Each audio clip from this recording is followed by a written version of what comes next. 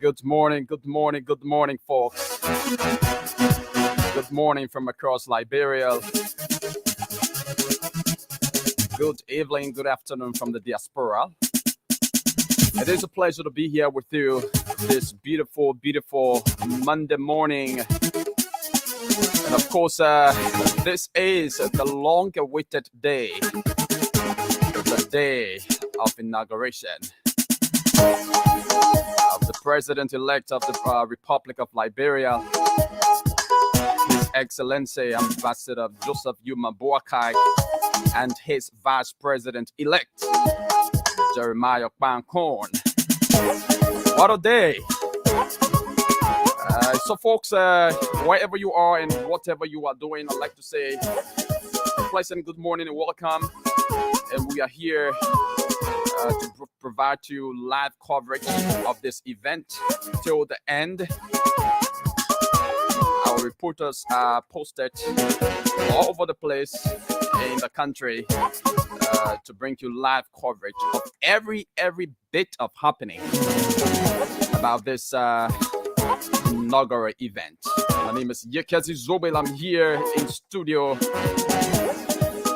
alongside Lorena Honorary. Lorena, good morning and welcome.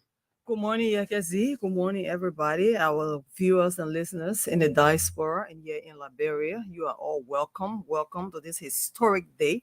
As Yekezi have said, welcome you. It is a historic occasion where Liberia's 26th president is going to be sworn into office. So in the next few hours, Yekezi, we're going to be having a new president. Yeah, sure. In the next few hours, the term or tenure of Ambassador George Manuia will be coming to an end right here. So, folks, we have our guys posted all over the place. We have reporters posted there at the Capitol. We have Nelson Collet and that of Aaron Kuban. They are posted at the Capitol. They will be providing us live coverage of every bit of happening there from where the event will be taking place. And we also have Diamond and Slanger. Diamond is assigned with the president-elect. He will be giving us report or telling us about happenings pertaining to the arrival of the president-elect at the Capitol and every other, information surrounding him. Diamond Slanger will be providing us with that here this morning.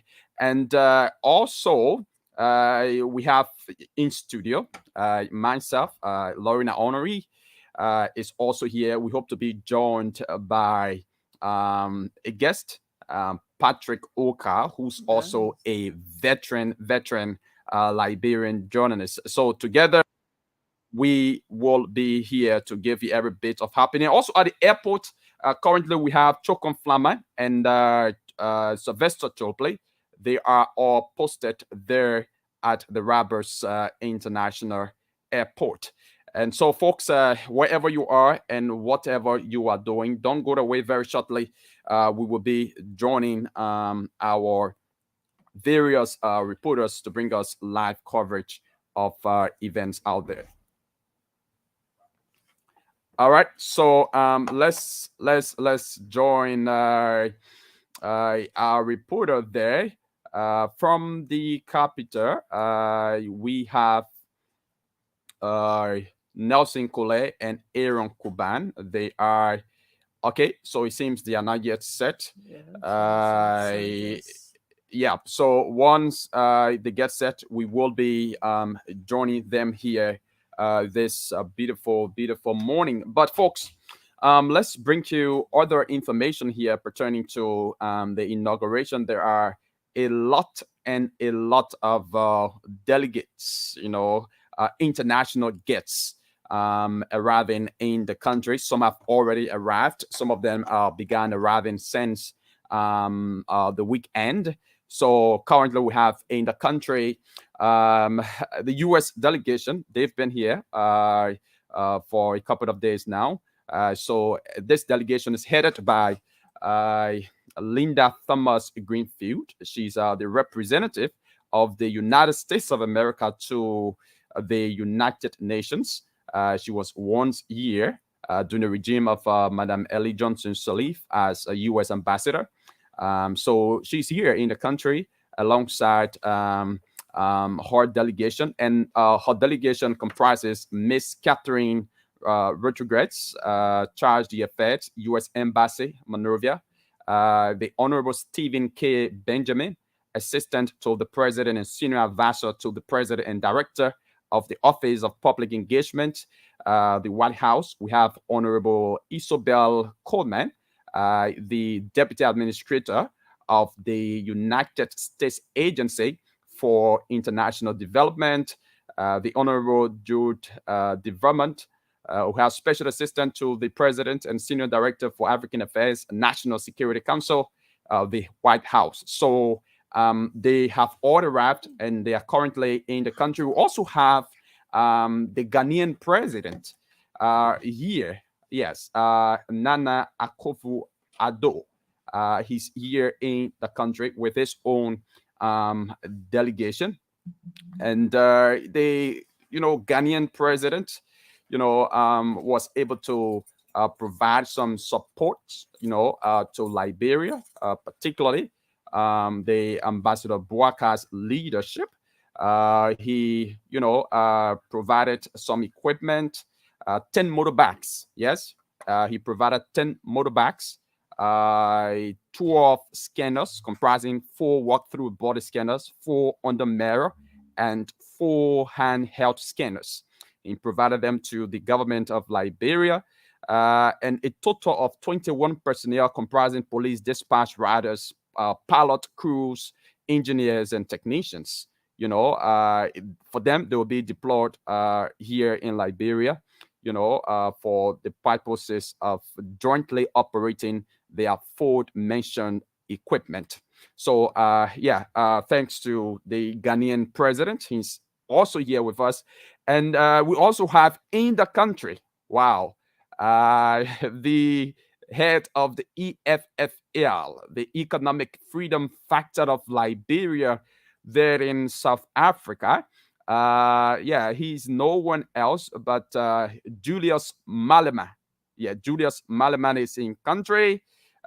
He's the head of the Economic Freedom Fighters, and he's also a South African parliamentarian. He's in the country as well, to grace this unique and magnificent occasion.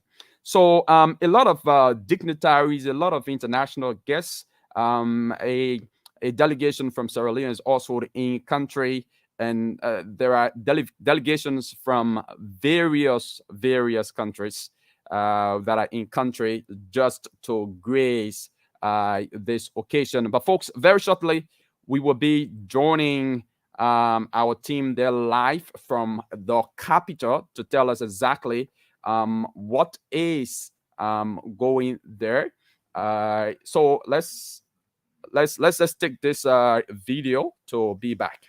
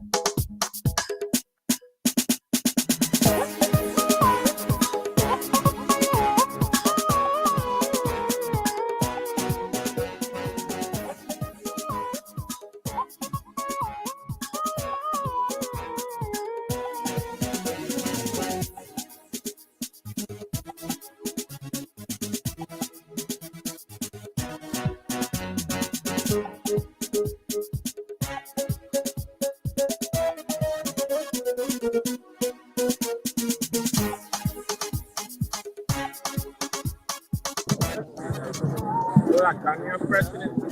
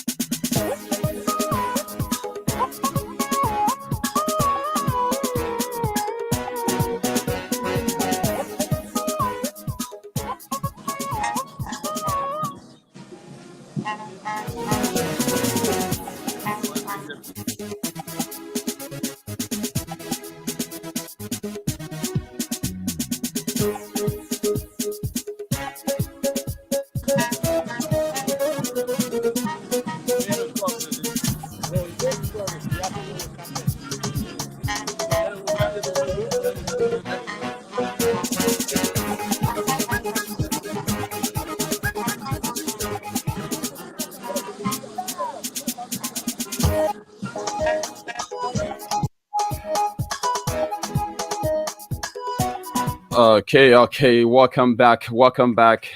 You are listening to a special broadcast of the 2024 inauguration of the president-elect and vice president-elect Ambassador Joseph Yuma Boakai and Jeremiah Kwankun right here. So, like I said, we have our reporters, posted at various points this morning to bring us live coverage of what is happening. So, at the Roberts International Airport, we have Chokon and Sylvester Choloplay.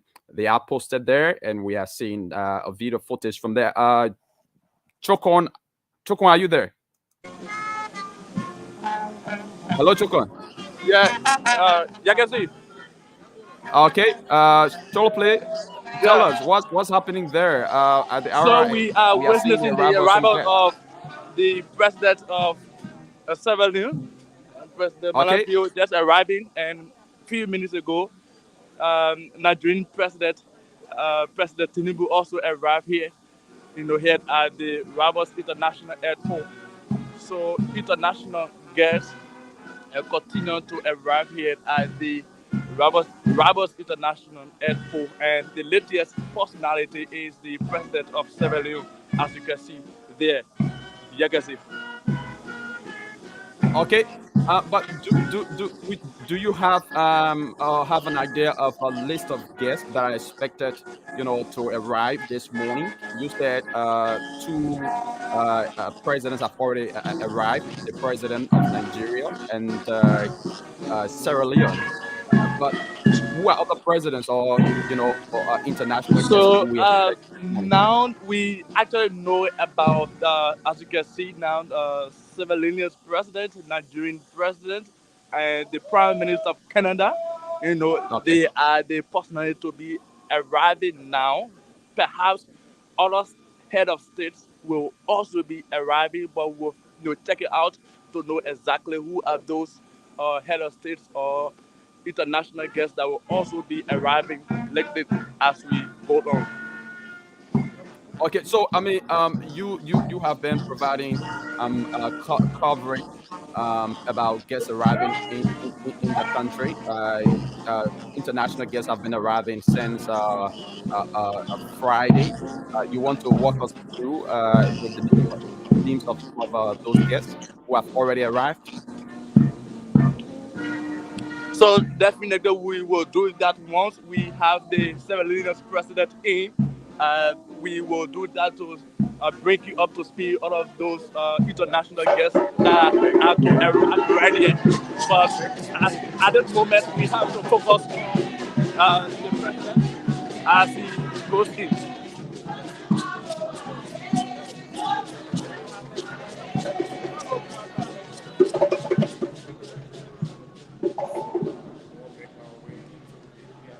So the Sierra Leone's president is now making his way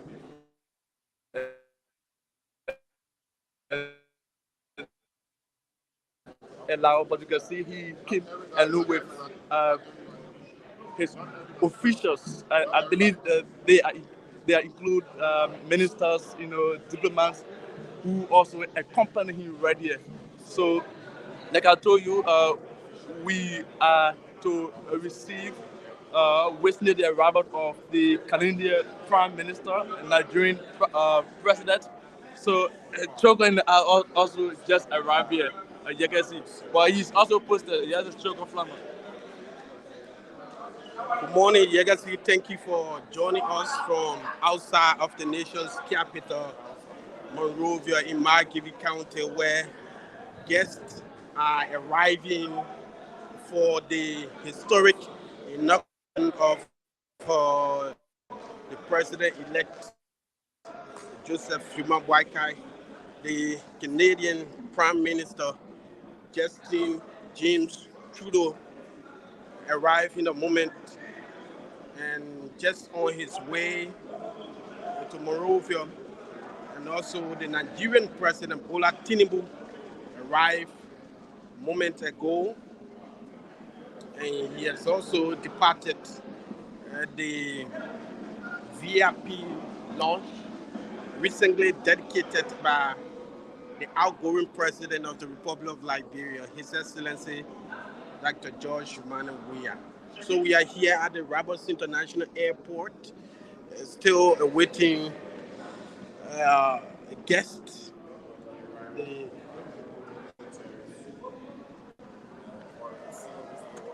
The Armed Forces of Liberia by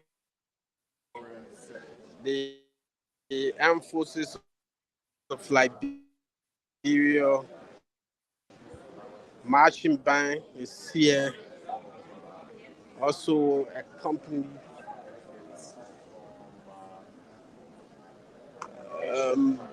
by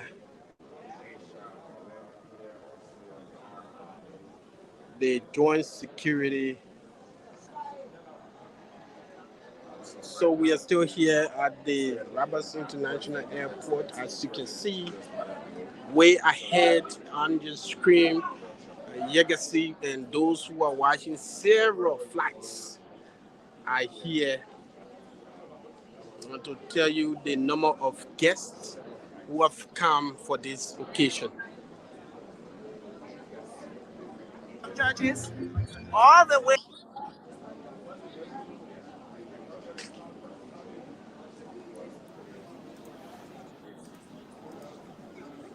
Okay, so Chokon, we will hold you there to cross over to the capital where Nelson Kule and Aaron Kuban are to bring you live coverage of what is happening there. All right, so folks, we are going to, these are representatives from the U.S. Embassy, very and long they're here to witness the occasion. they're heading And into I will take you a little bit. I will take you a little bit. joined by Mr. Patrick Silva, veteran So the Liberian journalist. defense minister and the chief of staff, as you see you right know, here, and other members of the cabinet.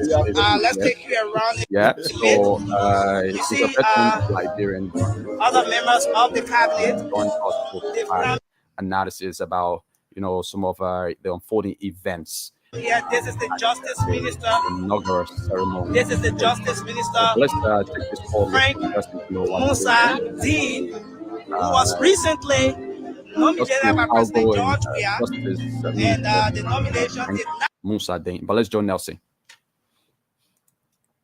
Justice Minister Frank Musa Dean. This is the Public Works Minister, Madam Ruth Coker-Collins.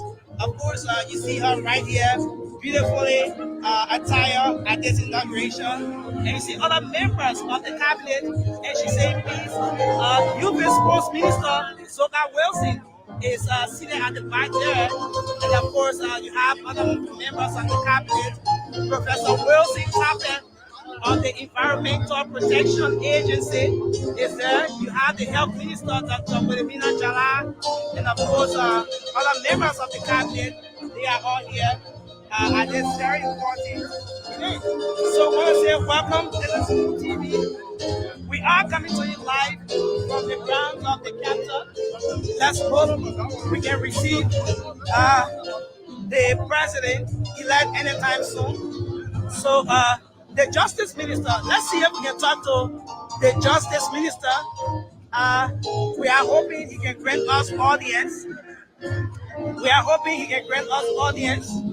Let's see if we can talk to the Justice Minister. Let's hope we can talk to the Justice Minister. Minister, welcome. You're live on us. You want to talk to her briefly? How do you feel about this inauguration today? Okay.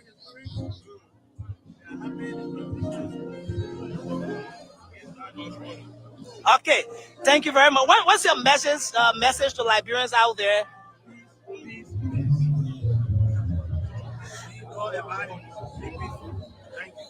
Okay, Minister, just a final one. Okay, thank you very much. The Minister says you want some peace. Let's talk to the Public Works Minister, Madam Ruth Coker-Collins. Welcome you live on Sport. Okay, so what do you make of this inauguration today? I see you were here early, beautifully attired. I see the smile on your face. I mean, what's your impression about the event today?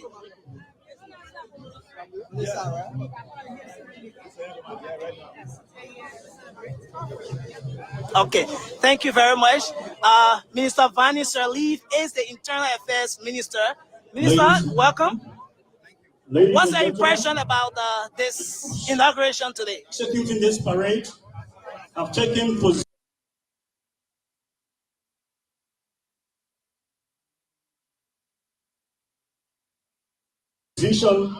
on the inaugural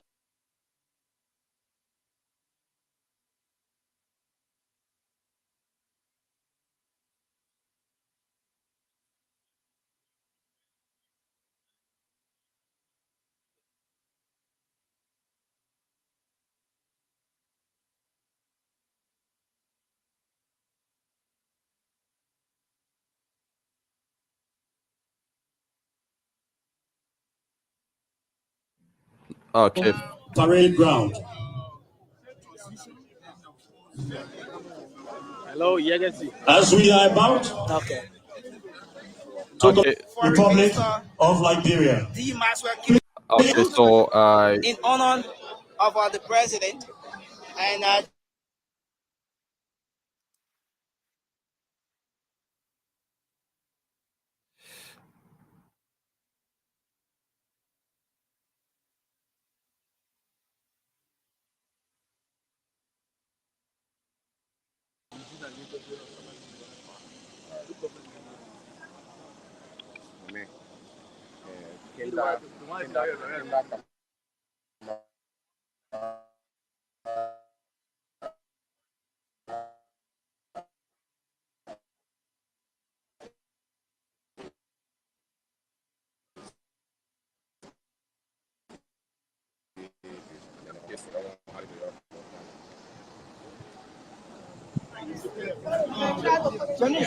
different tribes, different cultures, different traditions, different religions coming together and political affiliation.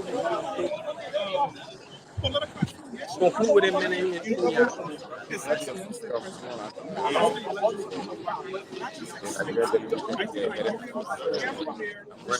accepts different ideals everywhere. Let's let us unite. Let's leave Liberia.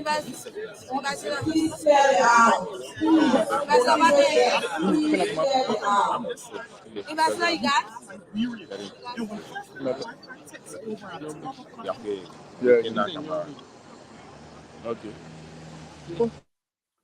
okay, folks.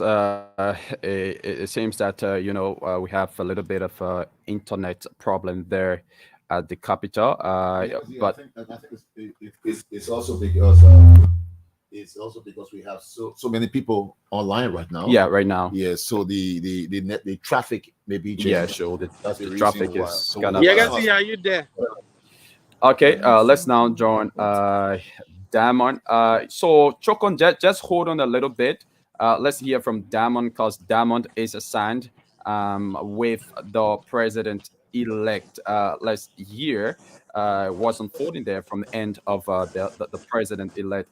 Damon, good morning and welcome. Let's hear from you. What's going on there from your end? Good morning, Yakezi. Good morning to everybody watching this coverage. We're live here just in front of the residence of the President-elect, His Excellency Joseph Yuma Boyka Sr. Okay. So tell us, what are some preparations being made there? When will the president elect head to the capital? Well, to start with the preparation question, as you can see, Jurassic is going to pan the camera just facing my front.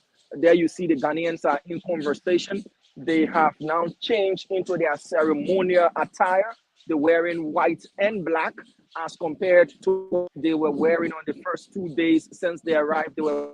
They are camouflage like kind of uniform, but they are in their ceremonial dress as well. So the Ghanaians are prepared. They are going to be using these ceremonial bikes to escort the motorcade of the president-elect as compared to other days as well. You would have seen a very large gathering of people here, but on today, the protocol has changed. and there are only few people allowed to be here, and they are nurses, they are security personnel, they are EPS, and there are those who have got their accreditation to be here. So as compared to other days that you would have seen this entire area crowded with supporters, today is all about those who are accredited to be here. Preparation wise, everything is quiet, calm, and this place feels like the residence of a president. Okay.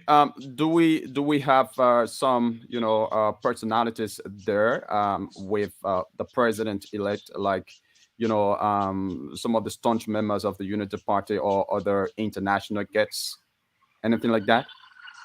No, so far from what I've seen, the answer is no. I was earlier in the compound of the president-elect. There wasn't anybody of notoriety that I did see, because there is a protocol as to when you should be seated. And earlier this morning, I was on Capitol Hill, and the queue was a very long one. So if you've been served an invitation, it's best you go there early if you will not be forming part of this motorcade of the president-elect. So it's only the first family, that is the incoming first family, I should say. We still have got hours to when he will be called Unit 1 or President of the Republic of Liberia. So we just want to take you to the other side. You see all of the have been staged, and according to the protocol that I have here with me here, Kizzy, the president-elect, Ambassador Joseph Yuma Bwaikai, will make his way at about 10:35 a.m. That is what the protocol says. 10:35 a.m. He should be up on Capitol Hill on the grounds where the inauguration ceremony will be taking place here, Kizzy. Diamond, you've been around. You've been around there, I think, since last night and this morning as well. What have you been hearing through the grapevine, especially as it relates to appointments? Maybe you've been. I didn't get that question. Mind to repeat, Mr. Okai. I'm asking. What are you hearing through the grapevine as it relates to appointments? Are you hearing any gossip or anything? Your journalistic ears. What are they telling you? What have you heard?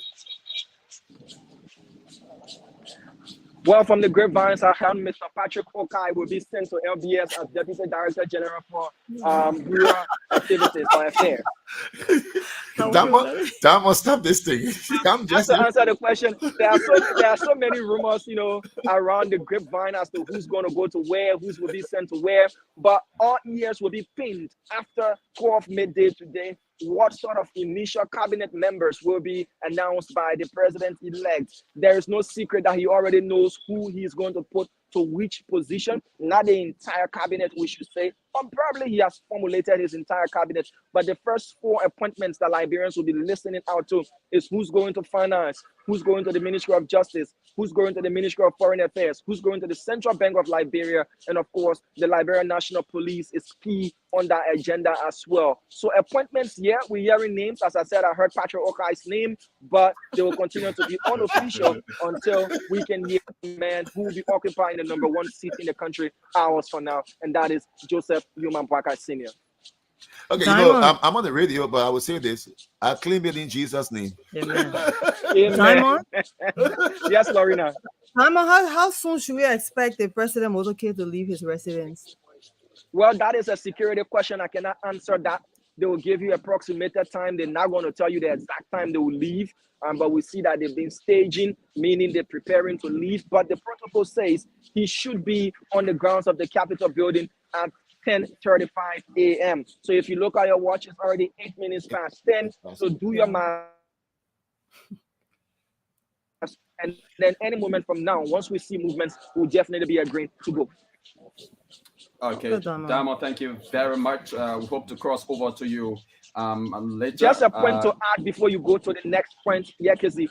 Joseph Yuma Bwaikai will leave his residence today as president-elect of Liberia. When he returns to this residence, he will be the 26th president of the Republic of Liberia. So this is a very, very, very historic trip he's about to take. Once he departs the gate of his residence, they call it Gulf.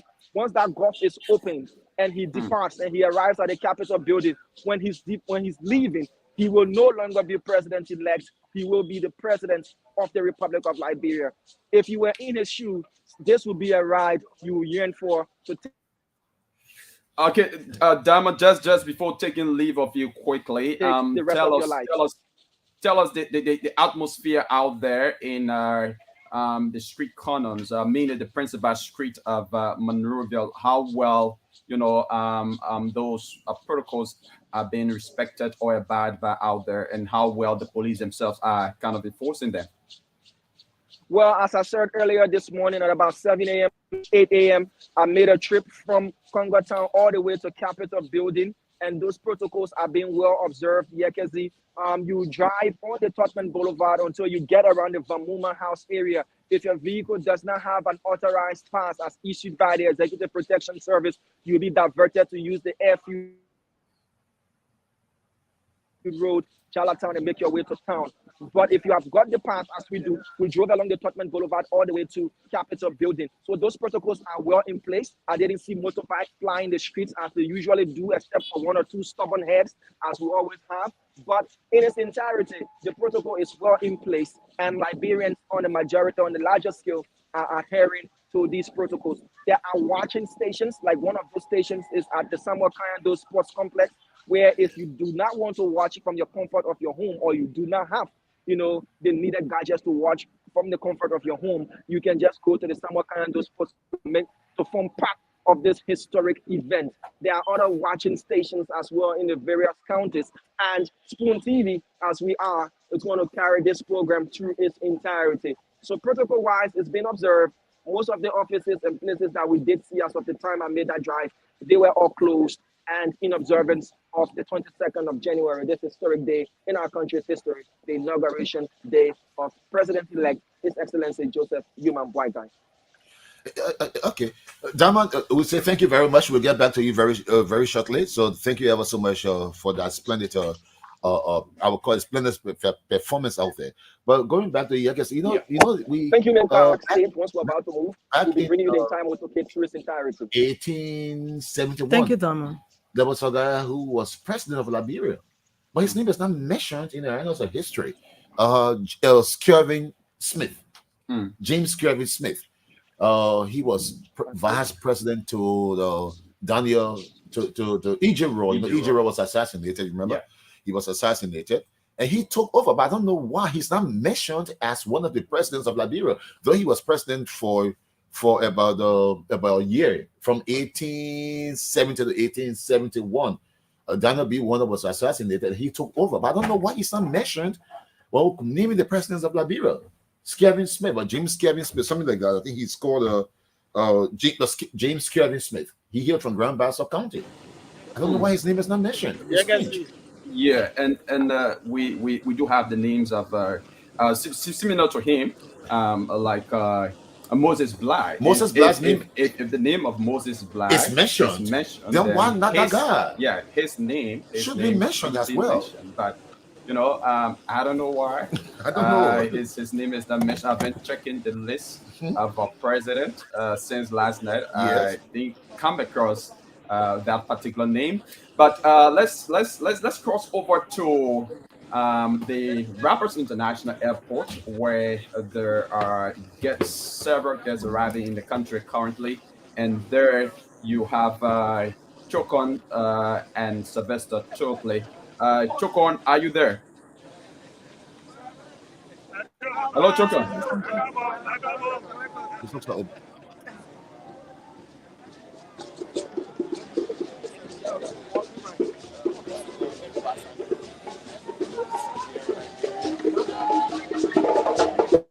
Obasanjo, right? Yeah, former president of Nigeria, Olusegun Obasanjo. Yeah, he's the one just arriving there. It's funny when you are pronouncing the names used. It's like you are speaking the dialect. You can't just say Obasanjo. You say Olusegun I love Obasanjo. it. No, I love that name. His name is beautiful. I love it. He's a godfather when it comes to politics in Nigeria and Africa as a whole. Yeah. He's an African statesman. Yeah. Okay, I don't know what's happening. The internet there at the Rappers International Airport is not serving us well, but like you heard, you just have former Nigerian president Olusegun Obasanjo arriving. I think he's also a special envoy of the AU. Yeah, is it AU or ECOWAS? Okay, he's a special envoy when it comes to African politics. Yeah, he's I tell you, the godfather at that. Yeah, so once the audio or the internet gets better there at the Rabat International Airport, we will get back to speak with Sylvester Chulple and Chokon Flaman. But let's get to know what is happening there at the capital. We'll be speaking to Aaron Kuban and Nelson are there at the capital. Aaron, good morning and welcome. Aaron, are you there?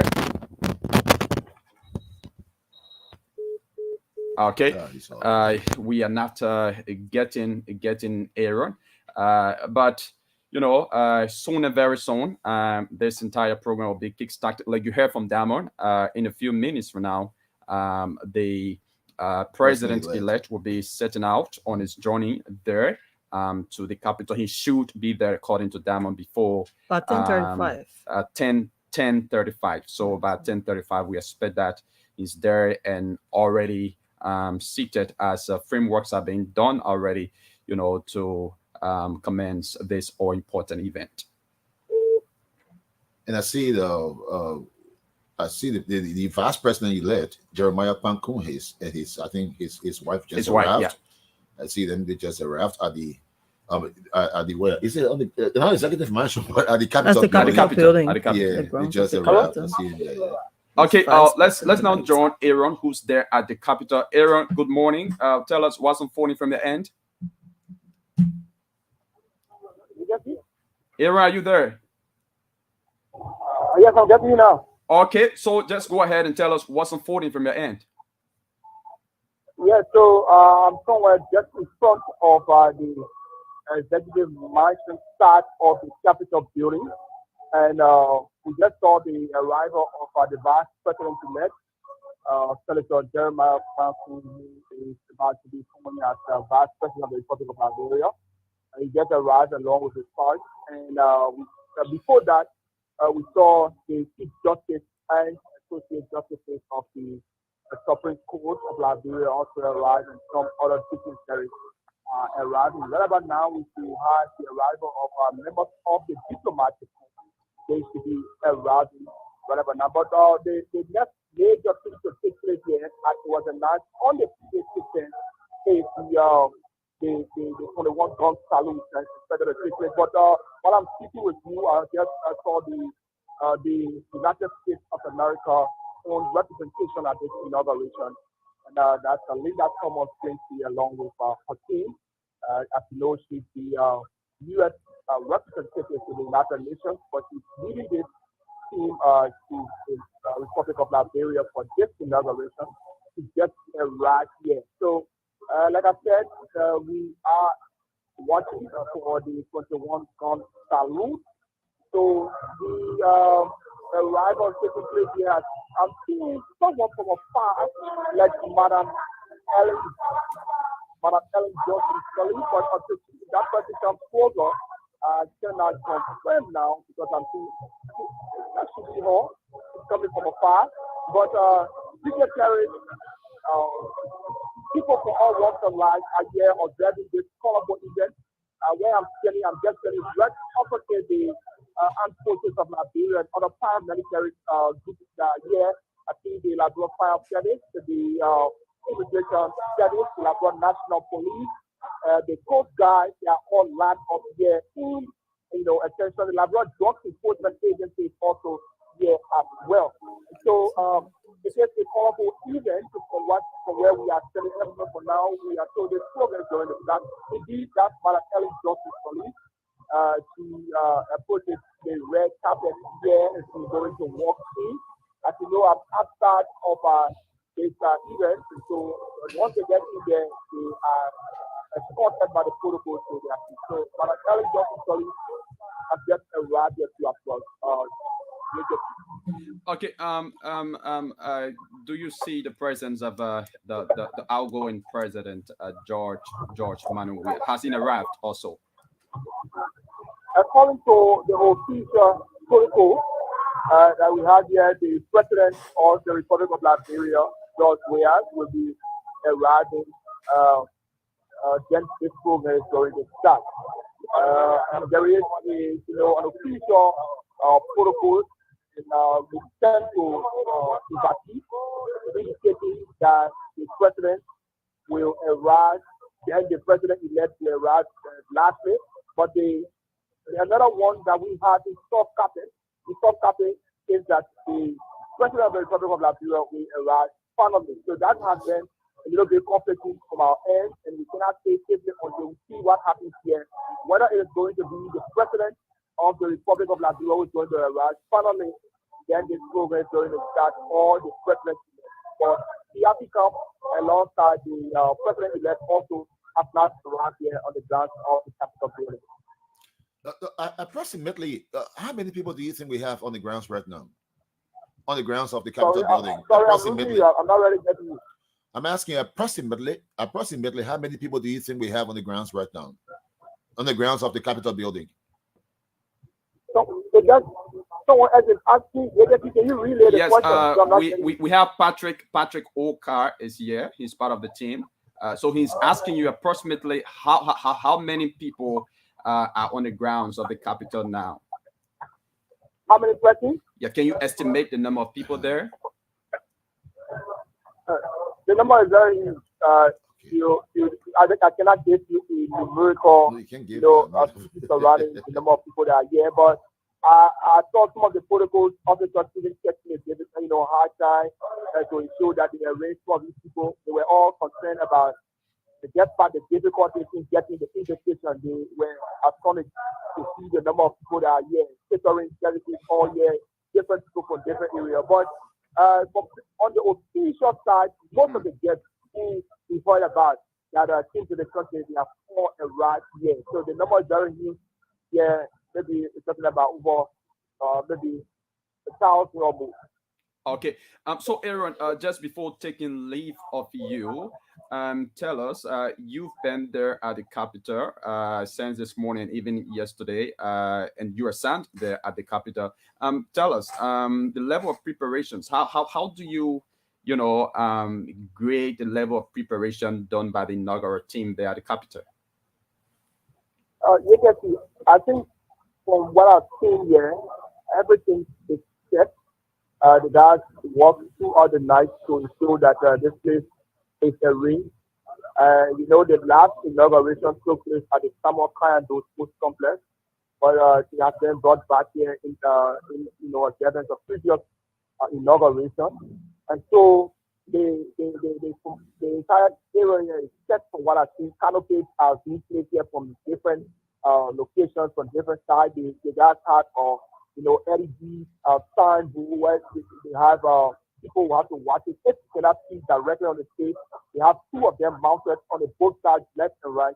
LED signboard there where you can watch the entire event if you cannot see directly on the stage from what I see here. So just to inform you, in previous years we saw Yeah, Aaron. Hello? Yeah, so Aaron, let's just hold you there to cross over to the airport. We were there earlier, but we have some glitches with the internet. So let's go back there at the Roberts International Airport to talk to Sylvester Chulaplay and that of Chokon Flama. Okay, so Chokon, are you there? Chokon and Sylvester, are you there? Okay, so maybe we should cross over back yes, to Zama so we are still having some internet issues there at the Roberts International Airport. Let's see whether we can get them back on. Hello, you can see. Okay, Chokon, welcome. How is it there now? Has the Canadian Prime Minister arrived? Yagasi, thank you so much for rejoining us here outside of the nation's capital, Monrovia. We are here on the airport where guests are arriving consistently here. We didn't witness the arrival of the Canadian Prime Minister. He arrived, like we got, he arrived late yesterday in the country. He's already in the country, but we've been witnessing the arrival of some guests. We just witnessed the arrival of Vice President. former Nigerian President Olusegun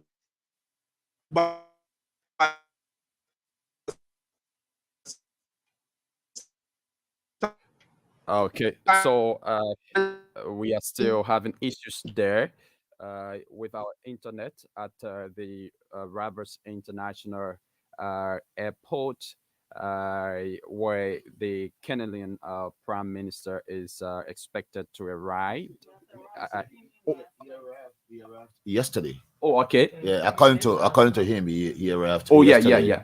Okay, I'm sorry about that. So he has arrived. He also just um, um, witnessed the arrival of the former Ghanaian president, Olusegun. That's Nigerian president. Nigerian president Olusegun Obasanjo, and the Sierra Leonean president has also arrived, and a lot of other, dignitaries. A lot of other dignitaries have arrived in the country, and they will be forming part of the program. So let's see whether we can go back to Diamond Slangor, because it's 25 minutes on the flip side, now 26 minutes on the flip side of 10 o'clock. Let's know what's going on there, whether the president-elect has set out on his journey to the capital. Diamond, are you there?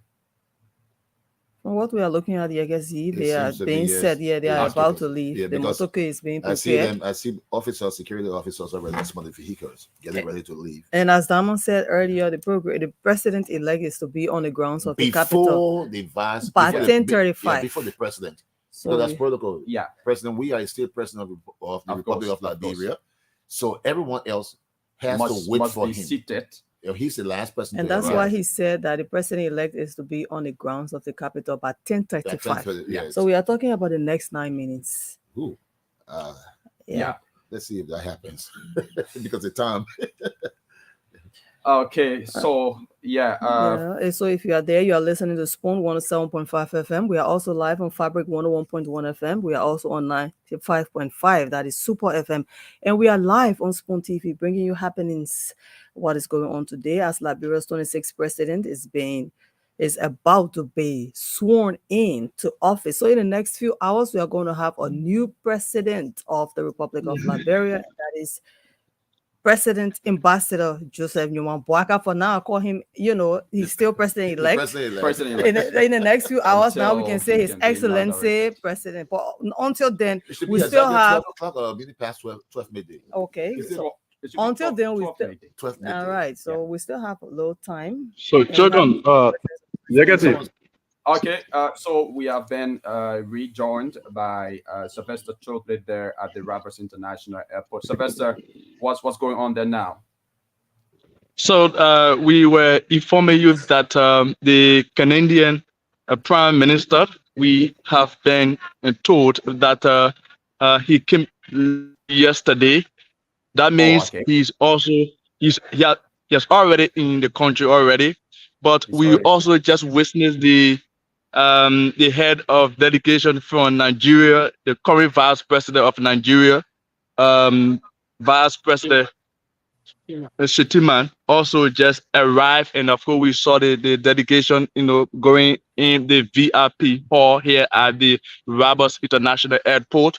So we also receiving international guests from different countries, but those are not, head of states, but we also witnessed the delegation from Africa Coast, which is being headed by the head of Senate in the parliament.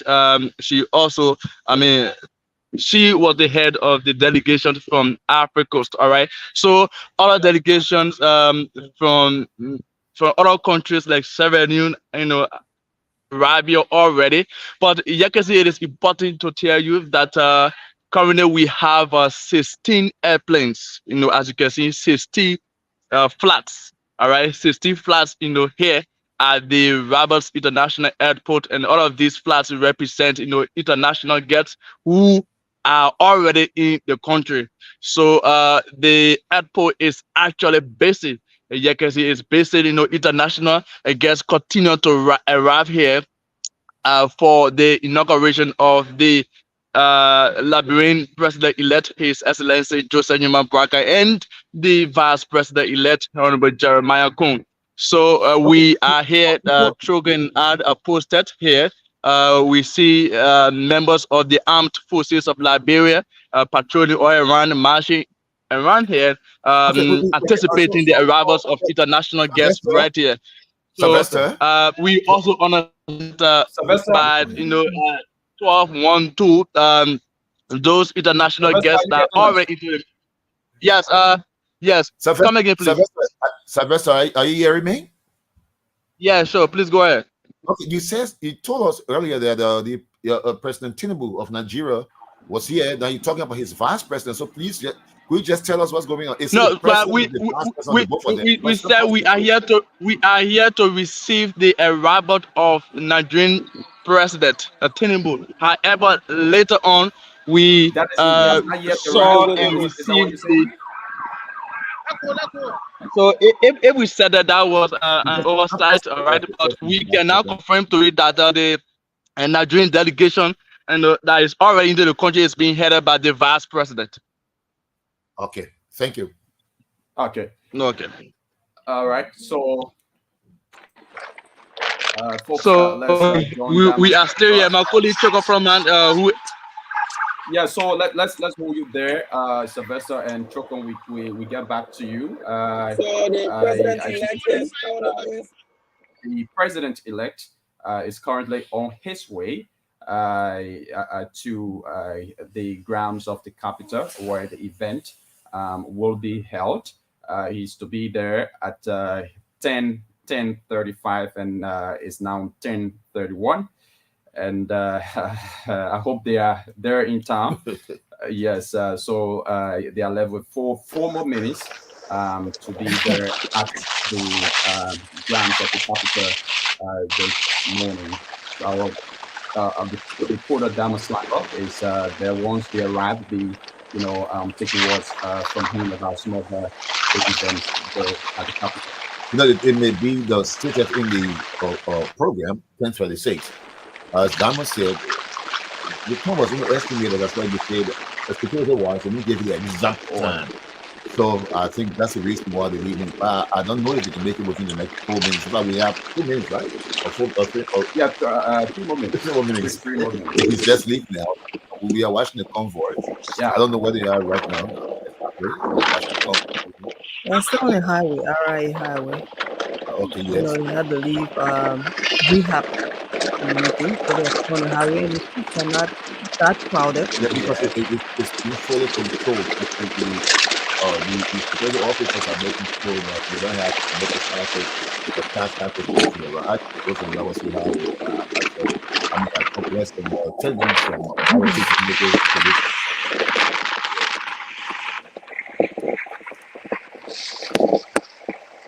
Okay, Right, so folks, if you just joined us, you are watching a live coverage of the inaugural ceremony today at the Capitol there in Monrovia, Liberia, and watching Spoon TV Live, or you can watch Spoon TV Live. Going to every bit of happening there from the Capitol. You can also follow us. Yeah, nice. I don't know if that diamond is distant. I think it's our audio. It's the audio. I don't think It's the audio because you're seeing it like you see the motorcade. Yeah, you know that I'm there not is sorry. Yes. the siren is at the back. It's a think- little I far. think it's From the camera. It's from Even if it's Diamond. faint, that we should pick up something. So it's either Diamond vehicle is enclosed, it's either his windshield are up, and so he cannot get the sound from outside or something. But We have Jurassic. He's there with the camera. He's the guy outside on top of the car. okay. All right, but whatever the situation is, the president-elect is on his way, and in the next few minutes, he should be there at the Capitol. So, like I was saying, you can watch this broadcast live on Spoon TV, Super TV Live, and Fabric TV Live. We're also coming to you live on our various radio stations: Spoon 107.5, Fabric 101.1, and Super 95.5 FM. But my understanding is also that you can watch the event at the SKD. SKD, yes, Yes, it's ELBC being is streamed live there at the SKD. So if you probably don't have internet or a smartphone to watch the event, you can just make your way at the SKD to watch the event live from that end. So yeah. And at the same time, you can use your gadget, even if it's not a smartphone, and just listen to the radio stations. We are also live on Spoon FM as we are bringing it to you live on Spoon TV, and 95.5 is Super as well. We are there live, and Fabric as well. Yes, we are on all the radio stations. When it comes to Spoon Network, that's what we do. I'm sure we also being relayed. That's what we do on some radio stations in the rural areas. Yes, welcome. I see U.S. diplomats headed by Linda Thomas Greenfield. Yeah, she's there. Yeah. I see her. She's fanning herself. The heat. Yeah. Welcome to Liberia. But the ecosystem today, the weather is really beautiful. It's so calm. It's so calm. Yeah. Yeah. And the sun is not scorching hot. Yeah, sure. God knows how many people it's just a today. cool day. It's a beautiful day. Like you said, you drove just in 9 minutes. You were already here. I was already here. Yeah, so it's a historic one today. Yes, today, the 22nd day of January, our 26th president is going to be sworn into office. I see Vice President Madam Joel Howard Taylor. We see her seated there. You guys seeing her, right? Yeah, she's there. She's talking to one of the diplomats. I'm sure he's from Asia or America. All right. So, if you are there, we are right here bringing you live everything you need to know today, because we know that you people depend on this network. And of course, we have supporting stations from the rural Liberia, so that our people in the villages, in the towns, in those different communities can be able to catch what is happening here, because everybody glued to the radio. People be like, we depending on y'all, like we depending on y'all for the election. So that's why we are here, to make sure you get everything. For the elections. Yeah, and that's we'll continue. Your coverage was so exceptional. I tell you. Thank you, Chief. If you can say so, we salute you. You are the boss. And if you're the boss telling us, because when you were on radio, Patrick, I was still like at a university. Giant, you interviewed me one time. You interviewed me, Melody, and the late Atricia once, and we were trembling on our radio. We were trembling, the people got, so we see former President, Madam Ellen Johnson Sirleaf. I tell you. And that is so beautiful, you know that? Yeah, I love the haircut. And then we also see is that Maxwell Kimia, our foreign minister as well. Yeah, is that Chief Justice? And Chief Justice, yes, CNN Yo-Yo. They say we always mistakenly calling her name CNN Yo-Yo. It's what? How do you pronounce it? I'm trying to pronounce it.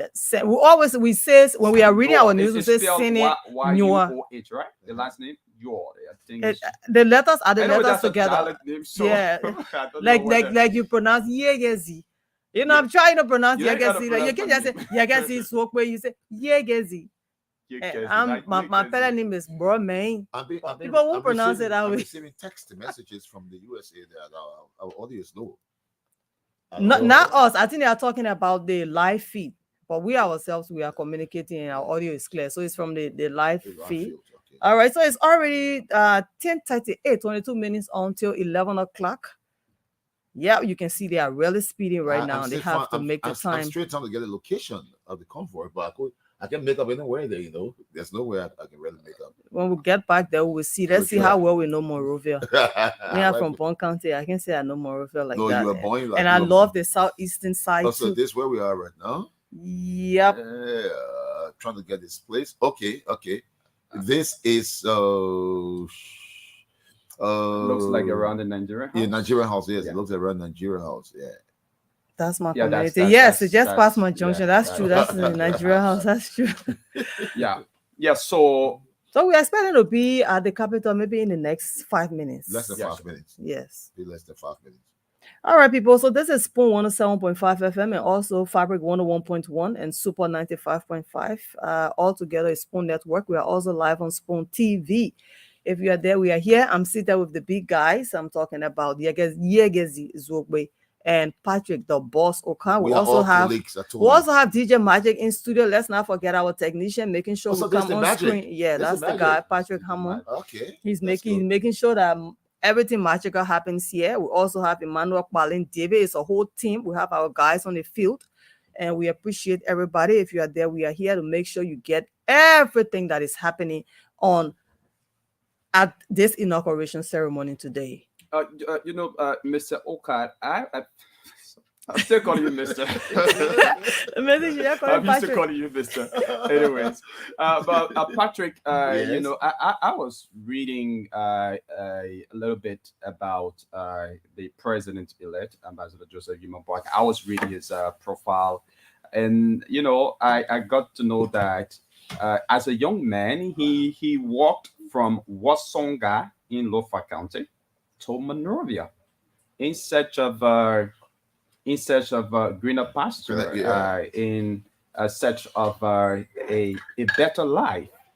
Imagine from Wasonga in Lofa County To Monrovia. to Monrovia. I can imagine his tools. Walking. His tools. I can imagine his Just tools. imagine. His sneakers might have all breast open. Seriously. because I mean, I heard the story of he got some story about goats. I don't want to talk about that. I don't want to talk that. Oh, I think he himself has narrated that story I think before. they just passed Ramoma, right? They just passed Ramoma. Yeah, Bamama. They just passed Bamama. Yes. Yeah. So they are on the right. They are on 24th Street now. I see the NASCAR building over there. These are first if you watch it, these are all live feeds from this is from the Capitol building. Yeah. Now we're going back to the Comfort. Yes. And but the President-elect Joseph Yoman Boaka, he struggled for what he's about to achieve today. Of course. He struggled for it. He struggled. And it's a lesson that we all should learn. Perseverance pays off. Don't give up. Consistency gives you a whole lot. Don't give up. Keep pushing. Keep going for it. And you should always be humble. Humility, I tell you, humility. That's one key attribute. Humility. If you are not humble, if you're arrogant, you are not going to succeed. Even if you succeeded, I don't know how long you're going to hold on to it from. Yeah. So humility is one key attribute that a lot of people who interacted with the president-elect have ascribed to him, that he's a very, very humble and calm man, and that is very, very important to succeed in whatever endeavor. And no one has told me this. I guess we all have seen it. He's not an extravagant person. No, he's not. He's not that extravagant or flamboyant person showing off. No. He's always this very cool and very calm gentleman. Not out there bragging like now we are seeing others who do. People along the streets, I think, they're waving. But they just passed 12th Street. Yes. I remember, just before the elections, President-elect Joseph Yoman Boaka, along with Jerry Arma, with a few others, in the President Pro Tem's bedroom in Lofa County. I mean, in Grand Bassa County. Yes, Senator Young Kanga Lawrence. And we're in her room, and we took a piece of paper to him to read something, wanted to record it. And he said something. All these houses people got, people want to build this, want to do that. How many rooms can they sleep in at a time? How many beds do they have to sleep on at a time? He said some things that I won't see on the radio right now, but that particular thing touched me. Yeah. He said you don't need many houses to have a perfect night rest. You just need one good house, a decent house, a peace of mind, and things will go fine for you. Sure. He said, but people, you have 10 houses. Of the 10 houses, you have one there that you sleep in. And in that one house, you have one bedroom. And that one bedroom has one bed. And that bed has only one spot there for you. And even that spot, you cannot occupy it altogether. Yeah, you can occupy it altogether. Yes. And I mean, it's something that he's even talked about publicly during the previous election. On one of his campaign trails, he, said similar thing when he was talking about, how he's going to combat corruption, when he was talking about basically he was criticizing, the George Weah regime, the too many reports of corruption in the country, and those reports, not being investigated. He says a similar thing, that how much does a person need, to survive? That you will have to go and embezzle countries millions of dollars, thousands of dollars, just to enrich yourself. Yes. Everything, he said, in this world is vanity. Vanity. Everything is vanity. Vanity. Because you have it today, and tomorrow, the next day, you'll be gone. And everything that you've achieved or everything that you've acquired over the years, will, remain right here. Yes, a man who built a house. He's been in one house for almost 40 years now. Can you imagine? It's not that he's not had money. It's not that he's being cheap. No, but he sees it not that necessary that he should have tons of houses all over the place because of the news. So that means we're going to see a corrupt free government. No, it can't be. That is what we expect. No, it can't be. It's going to be minimized. Yeah, you can have a corrupt free government. Even the great United States. It's not possible. Even the great United States. It's not possible. The great United States has some corruption. United States. Even China that does not joke with corruption.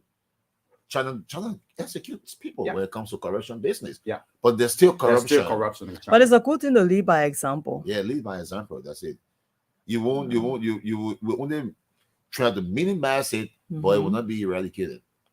Some people, just as we have some peppering and keke balls in the streets, in as much as the police have warned them to leave the streets, they stay around. They got some stubborn guys who still be around the still, man. I saw a few of them on the old road. So this is almost around the foreign ministry. Yeah, they are just passing Stella Maris. Okay, Ministry of Foreign Affairs right now. Yeah. So they are almost. Yeah, they are almost there. They are already on the capital bypass. Yeah, they're passing the UL campus right now. Yeah. Oh my God. No. Okay. Yeah, that's the back of the UL, the master program. Yeah. So later on, we hope to join Aaron Kuban to tell us, because prior to the inauguration, there was this report that folks were going to protest on inauguration day. Whether anything like that, we didn't see no sign. For me, where I came from, I live in District 10. I work in District 10, and where I came from, I didn't see any sign of anything. People were saying me, I would stay home because I don't want anything to happen. The people said they would do this, they would do that. There are no signs of that. Except what you're seeing people right now as we are watching, few people in the streets, to wave to the president-elect, to celebrate, jubilant. But to say you see people that are going out there to protest or anything, how can you protest on this day? If even there's protest, it's not going to be at the grounds of the capital because it's a whole restricted area right now. Yeah, because where will it be? Because the talk is free. Where will it be? We have foreign guests. Are you going to protest? So where will it be? No. Nobody's kind of stopping your right to protest. You can protest, but it shouldn't be within the confines of the capital. It's highly kind of it's restricted. They're already you can protest other places, fine, but we have dignitaries in the country. You don't want to disrupt such a historic occasion that's currently ongoing there at the capital. I think we need a John Diamond now. I just saw him. Yes, I think they're on the grounds of the Capitol building already. Yeah. I saw Diamond. He removed the coat. It's hot. It's hot. Okay, let's see whether Diamond, are you getting us? Diamond, are you there? Okay, not yet. Not yet.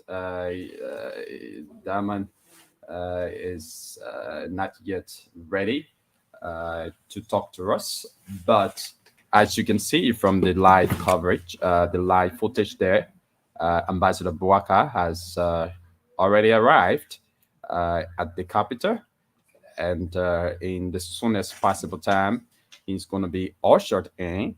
And following his arrival, we expect to see the arrival of the president of the Republic of Liberia.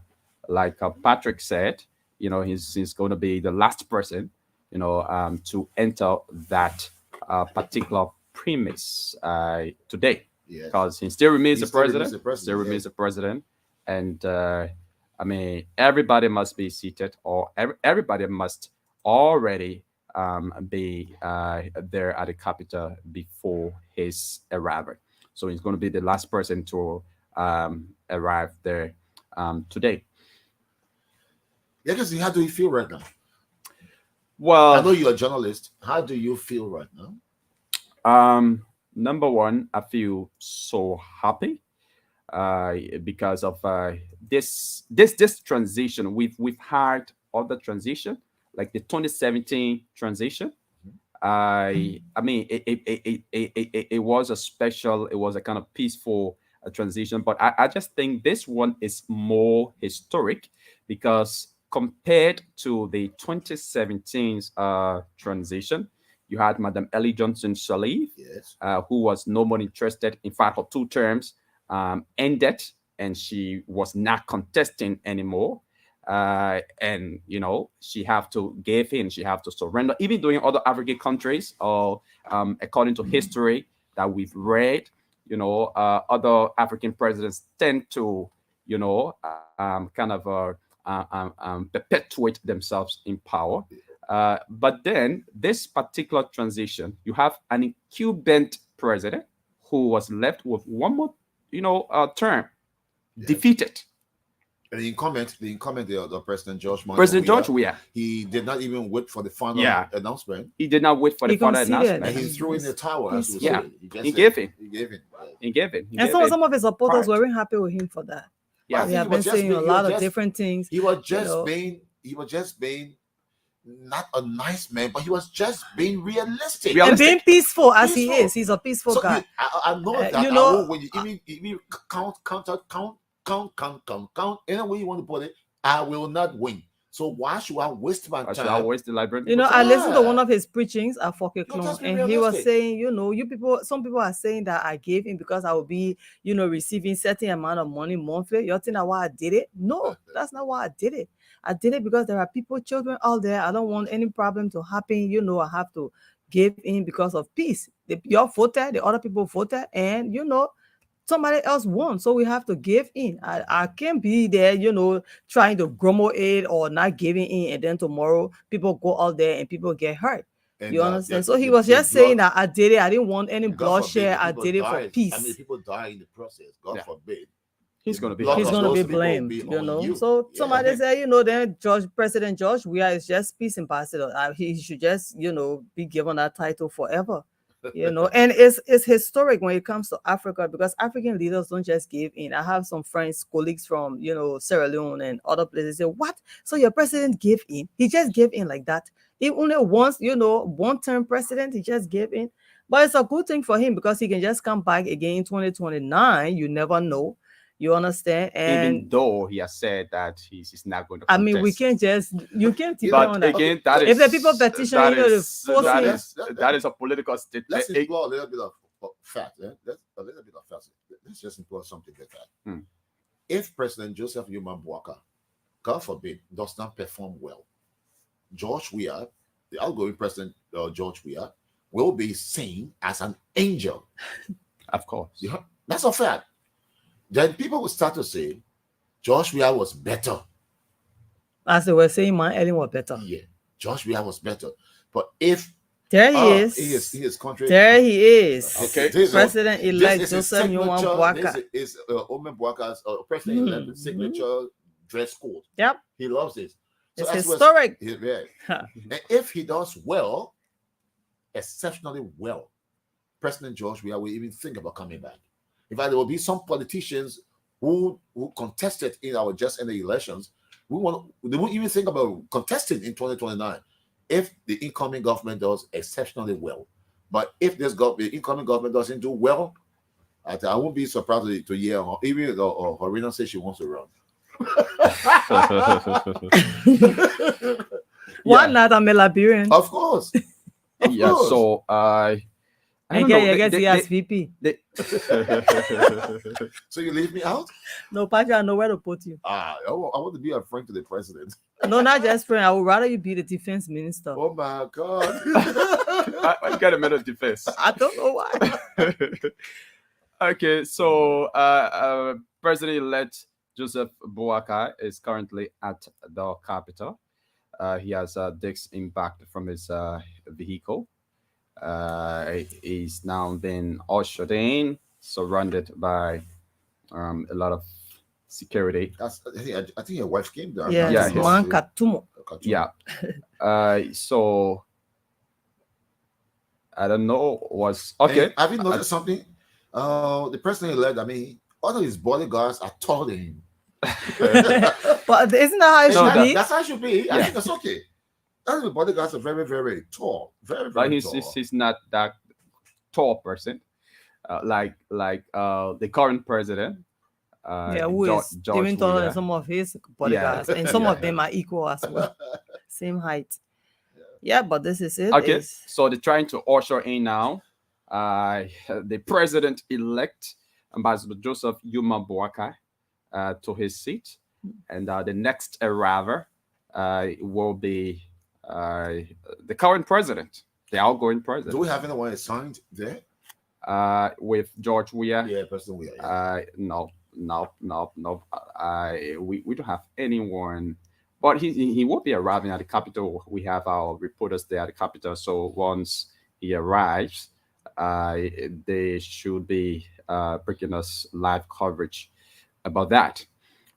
Did anybody listen to President George Weah's speech yesterday? Oh yes, I followed his speech. I've been kind of reading through his speech. But I have one criticism, not on him, but they didn't position the camera well on the teleprompter which he was reading from. No, He had his eyes were just in the air. Yeah, Like was you wrong. can remember one of What he did to him was unright. I don't know who did that. I don't know how He should- they should- when he they should have positioned the just- teleprompter was very, very wrong. similar thing happened at one of his presentation at the UN General Assembly. That pre-recorded recorded presentation at the UN General Assembly that he had. It was just similar thing that they did. You know, his eyes were kind of held up high in the air. I don't know. And not facing the camera directly. So it was odd. I watched it last night. Yeah, it was. It was odd. He only had, and he was just in one direction like this, and his eyes in the air. I don't think it was right. Then don't know who did that. outgoing first lady, hers was even good. Like she was sitting in her office. Did she speak too? Yes, Yeah, she she did. spoke. She Oh, said she that spoke. the Cloud We Are Foundation is going to continue to support girls' education. She also took incoming first lady, Madam Katumu Boagai, around the facilities that was built by her Is it the one foundation on as Marshall well. Road? Yeah. Okay. did she do any kind of form on turnover, talking about turnover of documents of money, possession, even though the first lady doesn't have a budget, but then But she's in the budget. yeah, she's in a budget, in the but budget. that The is first not time ever. lawful. Yeah, It's but not that- lawful. So that if is not it is not lawful. lawful, how can she turn over what is not lawful? And so yeah, that's You can't hold her for that's that. where the She problem didn't ask for them is. to put her No, but there. the fact is that's public money. Whether it's lawful, the fact that you are in a budget and you are leaving, you must give account, for all of your expenditures, all of the things that you did there, because everything that you ever, penny that you use is public money. you- And Yeah, I guess maybe this Are you time it's guys going to be watching? lawful. Are you guys watching what I'm watching? I'm looking at the toilets of all chairs over there. So who sits in that chair? President when- George Weah. Oh, he sits there. He sits there now when he comes, right? Yes. Now that's the I'm that's the seeing president he's elect, being yeah, ushered. into the No, he's passing by. He's so it's like passing- President George where he's going to That's sit President there. George Weah that's going to sit in that chair. And Okay. after the I don't know. turnover, Then after the they transition, will swap seats. yeah, they don't have Hopefully, to switch. this is historic. It's It's something wonderful. good Can to you watch. remember that in 2017? I didn't watch it. Oh, okay. Yeah, I didn't watch it. That's what happened exactly from the start of the program, the inaugural ceremony. Okay. You saw Ellie Johnson Sirleaf, the outgoing president, Okay, I seated, see. and the the current vi- vice president. Yeah, she's right beside the very tall chair, the tallest of chairs there. Yeah. Yes, she's right beside it there. History. Yeah. History. So, folks, if you just joined us, it's all happening right here in Monrovia, Liberia, at the capital, where the president-elect, your president, our president, is going to, in a few hours, be inaugurated president of the Republic of Liberia. Then you call him no more president-elect. They're calling He him will now be president. called His president. Excellency. You know, I Yeah. listened to him yesterday. He said that we should think Liberia, love Liberia, and build Liberia. So together, President you Weah? No President Wagon. elect You know Joseph President Nima Wagon say that Boakai. slogan. You can't tell. I Think know. Liberia, love Liberia, build Liberia. Meaning we are all going to be working together. The president, he got off his seat again. The president let go of his seat. He's speaking to some dignitaries. Yeah. Yeah, I think I see he's American. That's the U.S. group there. Yeah, he's with them. One person I'm yet to see is the speaker. And there's a Ghanaian Fonati president. Kofa. Fonati Kofa. I saw him. He was amongst those lawmakers when they were arriving earlier. Yes, I saw him there. And he's talking. With my Ellen. Oh, there's a beautiful That was a picture. long beautiful haul. picture. Long haul. At last. They hop for almost Finally. They hop for almost 30 seconds. So I got it now. I'm here now. But no, I'm Paga, taking over. You think that was you whisper in your ears? But she was at the Effort Baptist Church. Yeah, she was at the He Effort said Baptist some Church. very, very beautiful words to Madam Salif. He Okay. said That's what we expect from he said, leaders. just paraphrase, I can be ungrateful. I was brought into this by Her Excellency, Madam Ellen Johnson Salif, and she was present. Because he went on praising everybody, calling names, congratulating people. And the woman was sitting there, ex-president Salif was sitting there, and he didn't mention her. So everybody was concerned. And he finally mentioned her. He said the best for last. And the entire church, wow. A real eruption in the church on Sunday. Then now they hugged for about 30 seconds just now. That's a very long hug. Yep. And, We appreciate. and I think that should, to some level, if not reduce or minimize or dismiss this rumor about that kind of hostile relationship, rift between the two. Guys, everything is so peaceful. Can we go back to the airport? The airport and find what's happening there? The airport guys are not backstage. I don't know, but once the backstage, we will be getting back to them to know who are some of the guests still arriving in the country. Yes, but we also want to appreciate our viewers. They are there, they are watching, they are glued, and those listening to the radio. We appreciate all of you as well. Just keep glued. We are here to make sure you get everything that you need to know that is happening today in Liberia. And even mention some of the names won't be bad. Our viewers, eh? Yeah, man. Wow. And then we have so many things. Star Bay Bois. Star Boy said, wow, that's great. And Chisman Gate. Okay, what's going on? Ruth Nwai. John says, I'm watching from Upper Caldwell. Prince Diewe says, I'm watching from Omega Market. My homo president JNB, that's Emmanuel Colley. And San Diego, okay, people saying congratulations. Abeyomi, that is from Nigeria. Liberia is about to change. Kennedy. And D2 says, homo yourself. All right. The president Following will from be Old Road, coming okay. with the So, procession. What's this, brother? The armed forces of Liberia. Okay. I think I hear Aaron Kuban. Aaron Kuban is okay. So here comes President George Weah. Yes. Yeah, here comes President George Weah. Okay. So finally, President George. Well, it's not a convoy; it's just one car. That's right. That's what I'm saying. Let's watch and see. It's strange. Okay. Yeah. Okay. No, there are other convoy. cars coming there. Yeah, So it's a that motorcade. won't be at the back. Yeah. All right. But he might not just be returning a convoy. But you think they're going to exchange cars? there is First Lady Marie Weah. Yeah. Okay, and there's the president, George Manuel Weah. President Weah. George Manuel Weah. He has arrived with his wife. He has 57 minutes left. I'll tell you. Because 11 minutes, it's 3 minutes past 11. 57 minutes from now, he won't be president. They be a free man. Officially, he'll be a free man. But stay a diplomat. A diplomat, a well-respected diplomat too. In fact, when he might not might, but he will have a convoy, 1 or 2 car, A peaceful one. A 1 or 2 car convoy.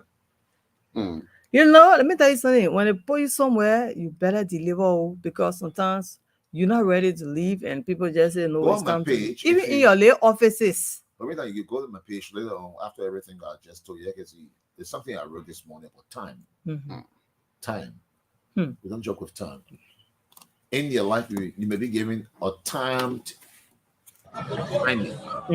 It's timed, TIMED, a timed assignment. That means you have time to complete it. You may have so much time to complete the assignment, but always say to yourself, I don't have much time. That just means, like always being here. Yeah, I don't have much time. Deliver. But if you say, oh, still got much time, we still got no time, this one, that one, you may end up not doing the right thing. You know? Okay, so it seems that the program is about to start, and the national anthem The ongoing is defense being sung. minister is there. Do we stand? Yeah. Larry, you want to stay? You can stay from the studio. As a matter of fact, you're even backstage. Who get a feel of it? Yeah.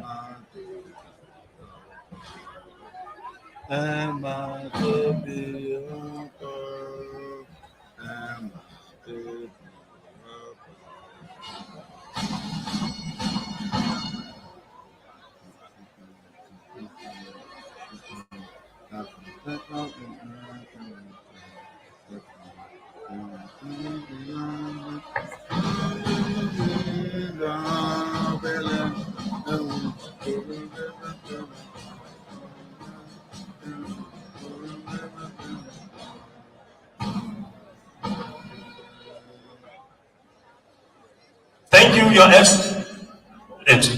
You may now proceed to the inaugural stand.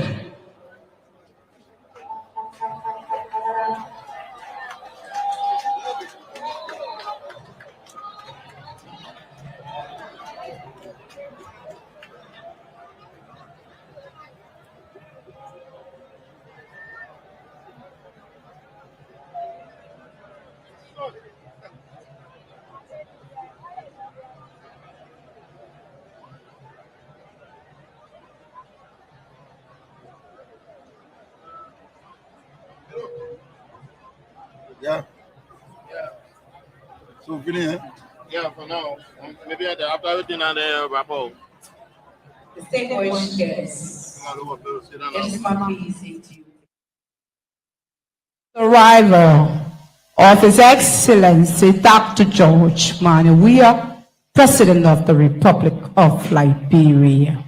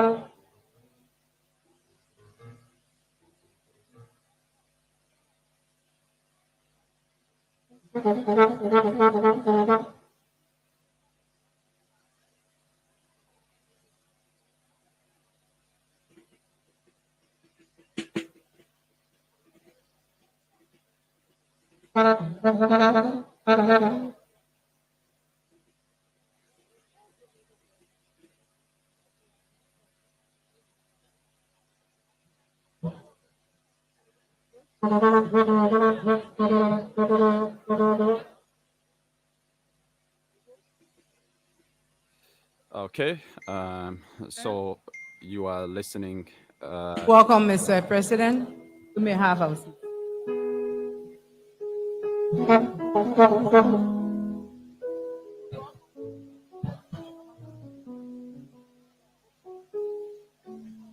We have selection at the Little White Chapel.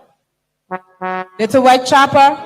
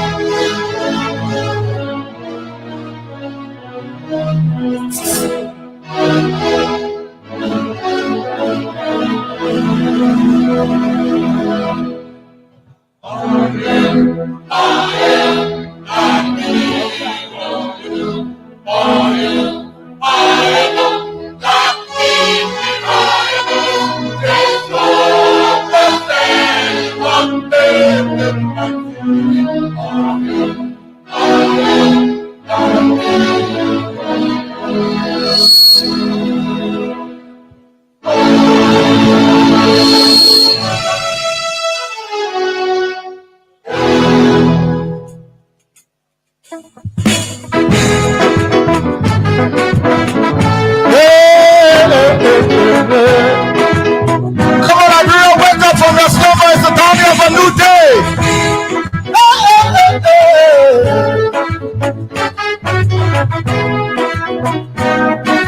I held the flag of Nigeria. Our sweet land of liberty.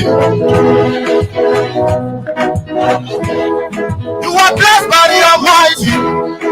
Oh, thank you, Lord. Arise and take your place. Arise, arise. No weapon formed against you shall prosper. Wake up, mama. Wake up, oh. Na na na na na na na na na na na na na na. Wake up, mama, Liberia. Na na na na na na na na. Na na na na na na na. Wake up, mama, Liberia.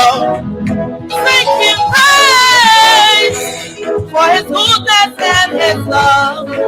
Oh. Wake up, sing him praise for his goodness and his love. Oh.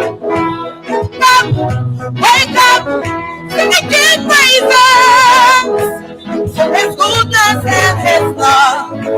Oh. Come on, all ye lights of our hands, give him thanks and adorations. For him restoring the restoring our dignity.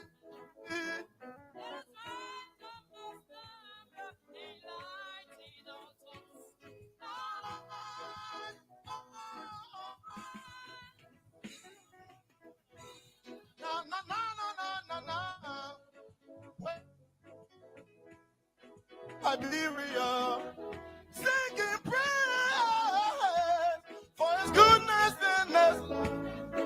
Oh, Wake up, sing praise for his goodness and his love. Oh, wake up, sing praises for his goodness and his love. oh.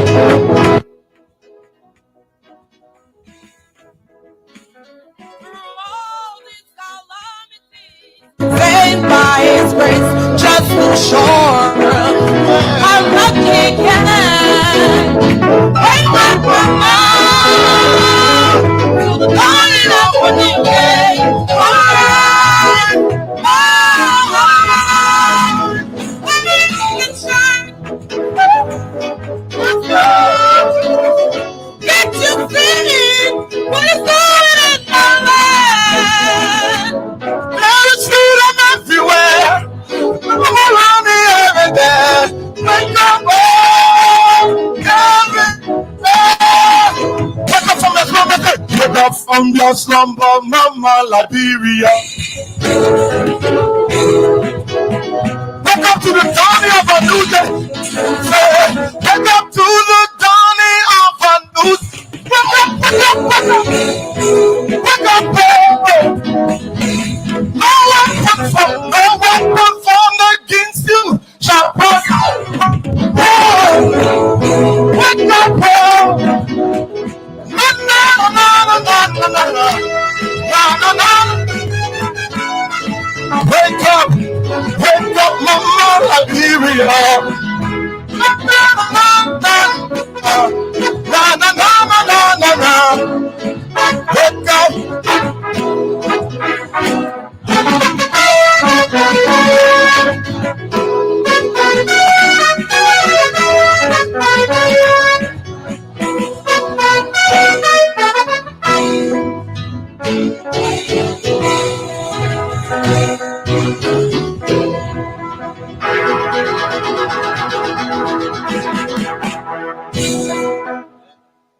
Thank you very much.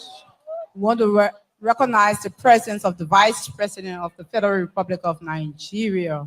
You are welcome, sir. And the former President of Nigeria. Invocation, bearing Emmett Dunn.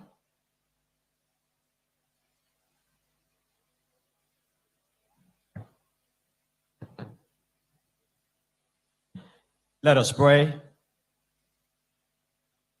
God of our forefathers, God of our foremothers, God of our mothers and our father, God of the southeast, the northeast, God of the east, south, and west, we, the sons and daughters of this great land of liberty, with our friends,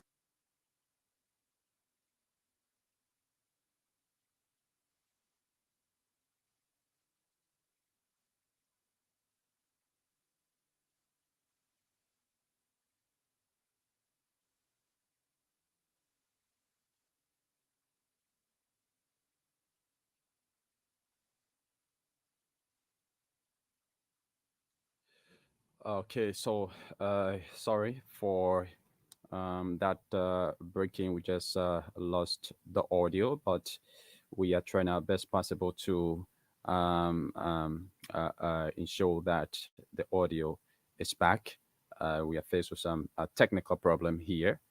So once our technicians sort that out, we'll be bringing you live audio from the capital. But as you can see, the program has already begun, and invocation is currently ongoing. So we apologize. Let's try to work on our audio here.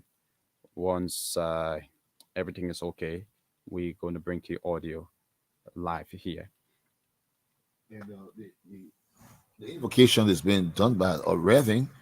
I didn't get his name, but I hope we can get it. As Yagasi said, I hope we can rejoin them and get the audio, not only the video alone, because those are really.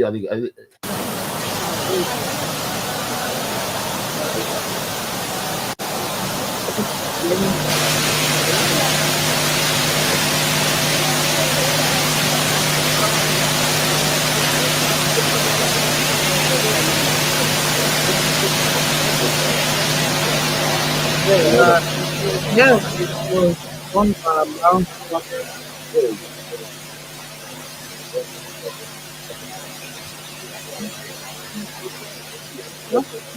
Oh, right? No, they are not the artists. They're artists. Hello, Kissy Choir.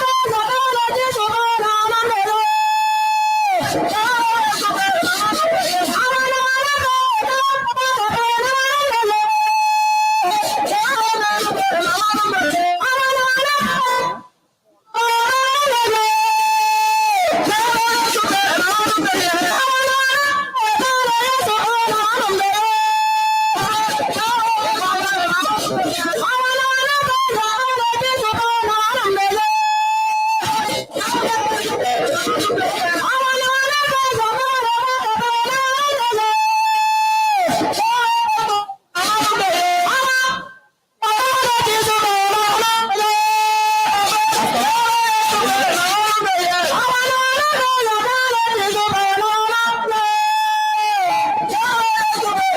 you.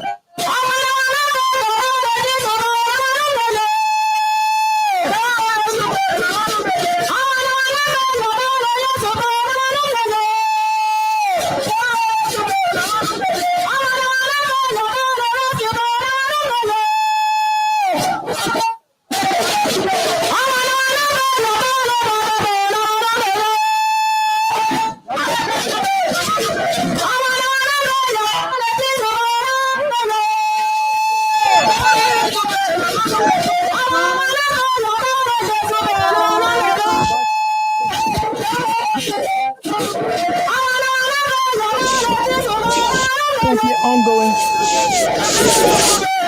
here at the Capitol building. The sun is up. The sun is. Yes. The folks have turned up in the audience. Those of foreign guests.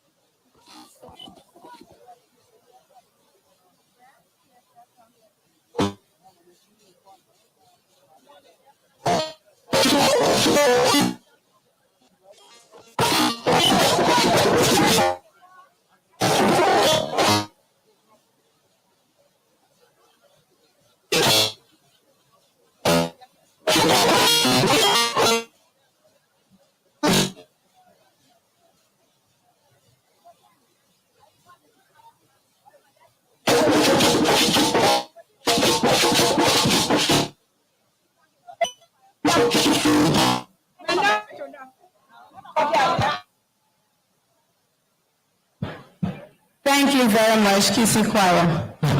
Little White Chopper, you want to do us another selection? Little White Chopper.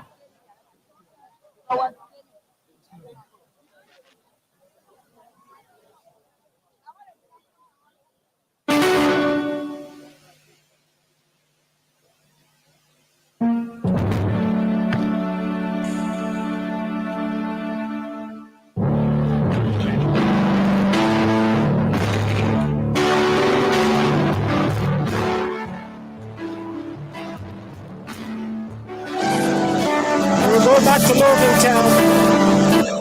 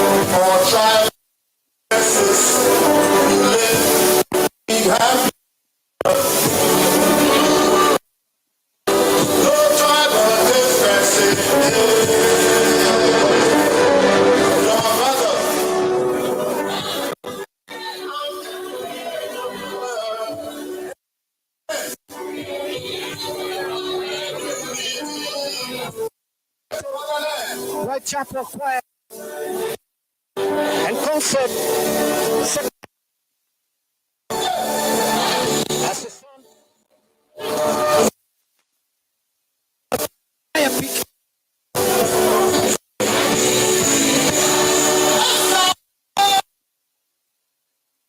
it's a break, very break.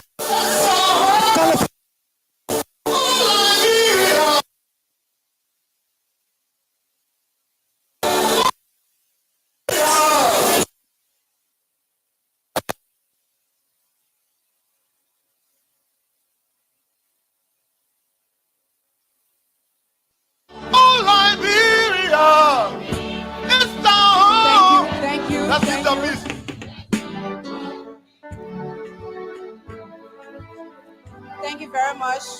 We want to welcome His Excellency, the President of Sierra Leone.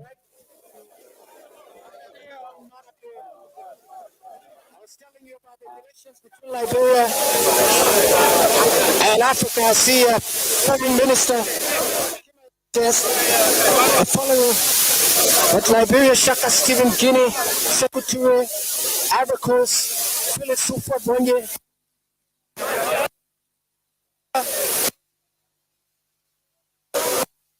Something like that. And the list goes on and on.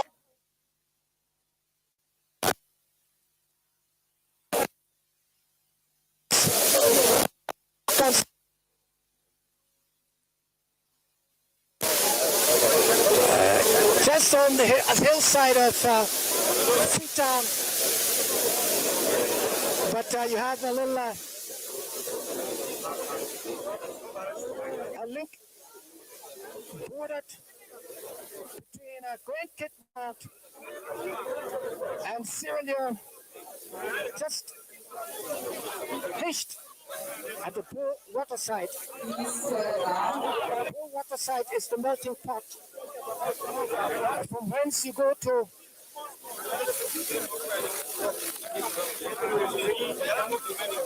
Sierra Leone. We have Mubaraka.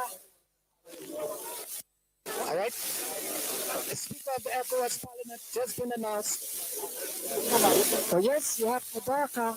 We also want to recognize the Speaker of ECOWAS Parliament.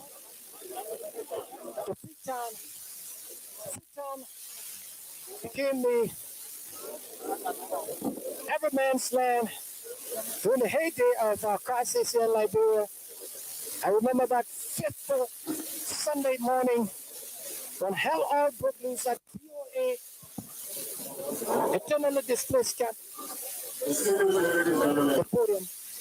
In fulfillment of Article 53 of the Constitution of the Republic of Nigeria, we have gathered here the purpose of administering the full Distinguished ladies and gentlemen, the legislature.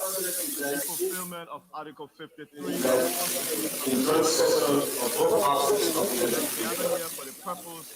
Therefore, I will now call the Sergeant at Arms for the session. All right, this is where the legislature, joint session of both Sergeant at Arms, called.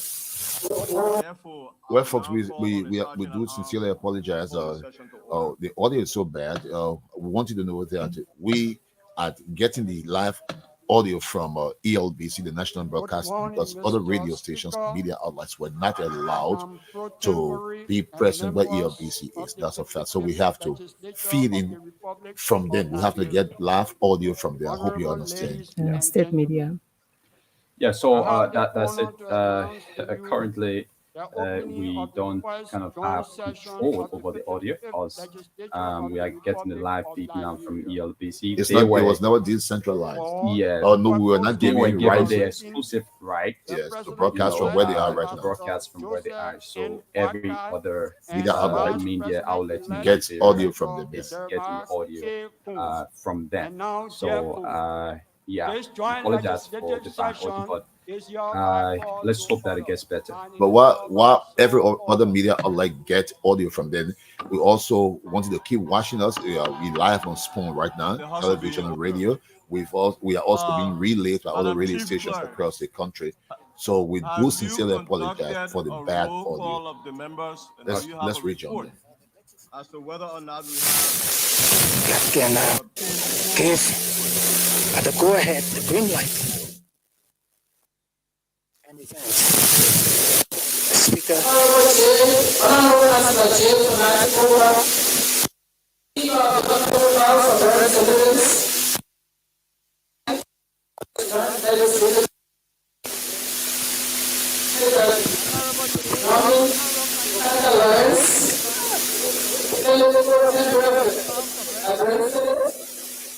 Presiding officer of this joint legislative section. Mr. Senate Secretary, Mr. Brent Senate, honorable ladies. Let's go on to announce Invitation wasted. Secretary of the Senate office that we do have the first for the transaction of this joint legislative session. First person inaugurating the president-elect, the vice president-elect of the Republic of Liberia, Excellency Pastor Joseph Nyuma Boakai, and Jeremiah Distinguished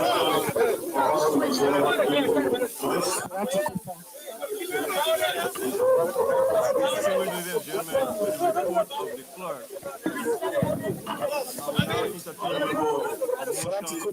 joint session And I'm quite African Ghanaian. Quite happy. Conducting this special session of the legislature for the inauguration of the president and vice president-elect.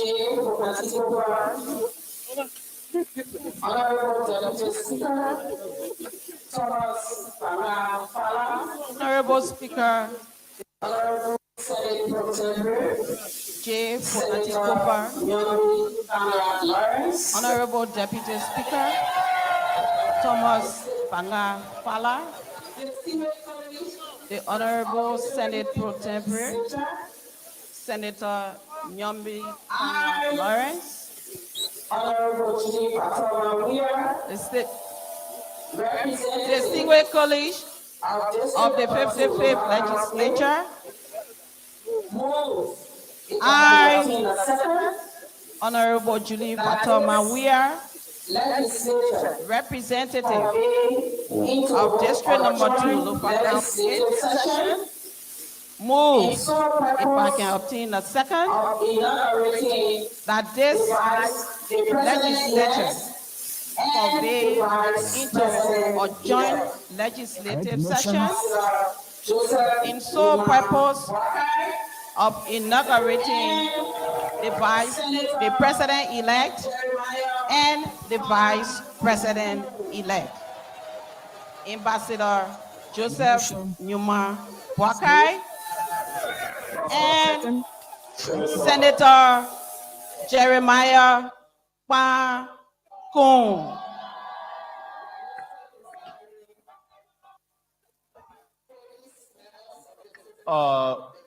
Senator. Okay, so folks, watching Spoon TV live here.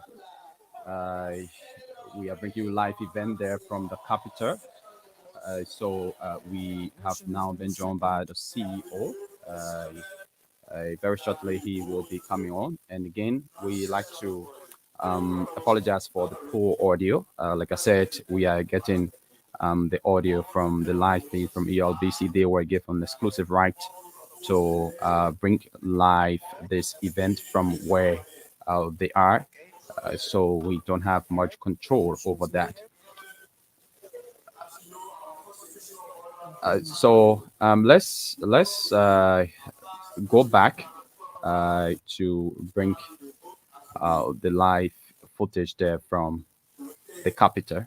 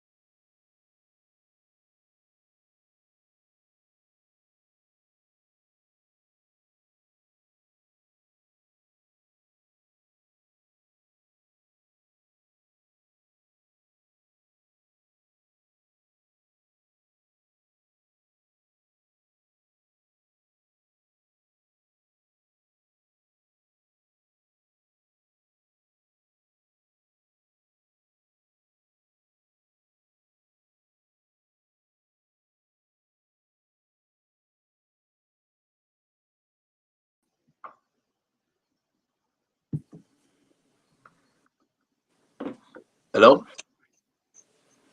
Patrick, how you doing? We're not hearing you, Patrick. Lorena, how you doing?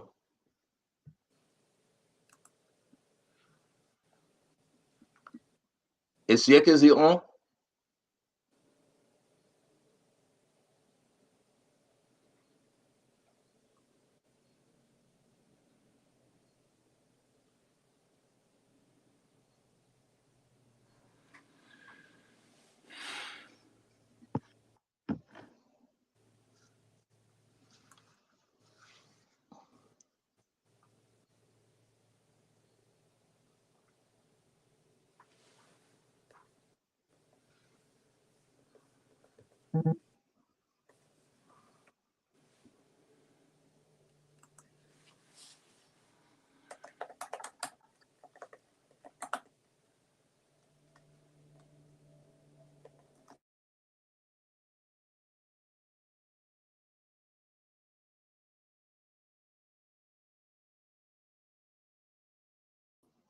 Fagon, you can hear me?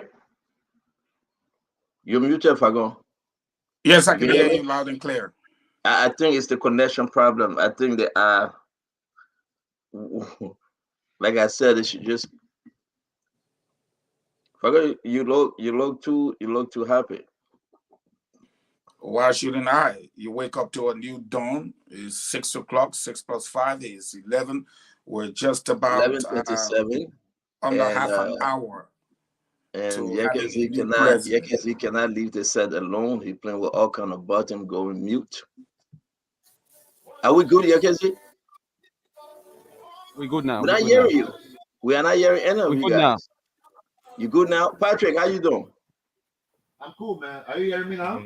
Yeah. Yekezi, don't touch anything. Just put your hand up. Yeah, come on. This is a big day. What's going on? Let's go now. Let's go back to the capital. We have a problem where we are getting our live feed from. Let's go live directly. We can't go directly. We must get it from ELBC. That's how it was set up. Forget about how it was set up, man. That's the people's What day. is this live? Forget about why it was set up. Who's there? We're not hearing you, Yekezi. You mute again? Okay, so we are trying to reconnect What kind of with the music, live feed from ELBC because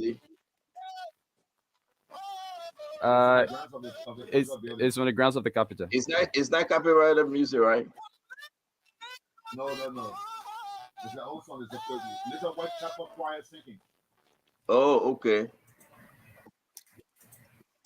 And I think we can come if we can go back live. And the guys there today. Okay, I think yeah.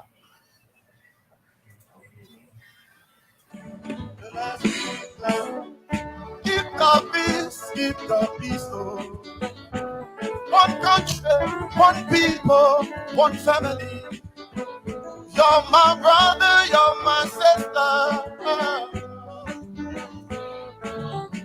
The love my man, the cripple man, the geek man, the pilot man, the crew man, and the fireman. The crew, Sapo, and the Madingos, and cripples are all one. Even the belly cry and fireman. Let's come together as one happy family and peace is sure. Put country first, deny ourselves. It is up to you and I to keep the peace.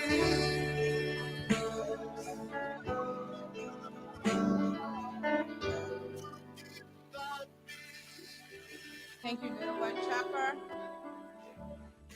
To dream the impossible dream. Sally D. Tech by UMC chopper.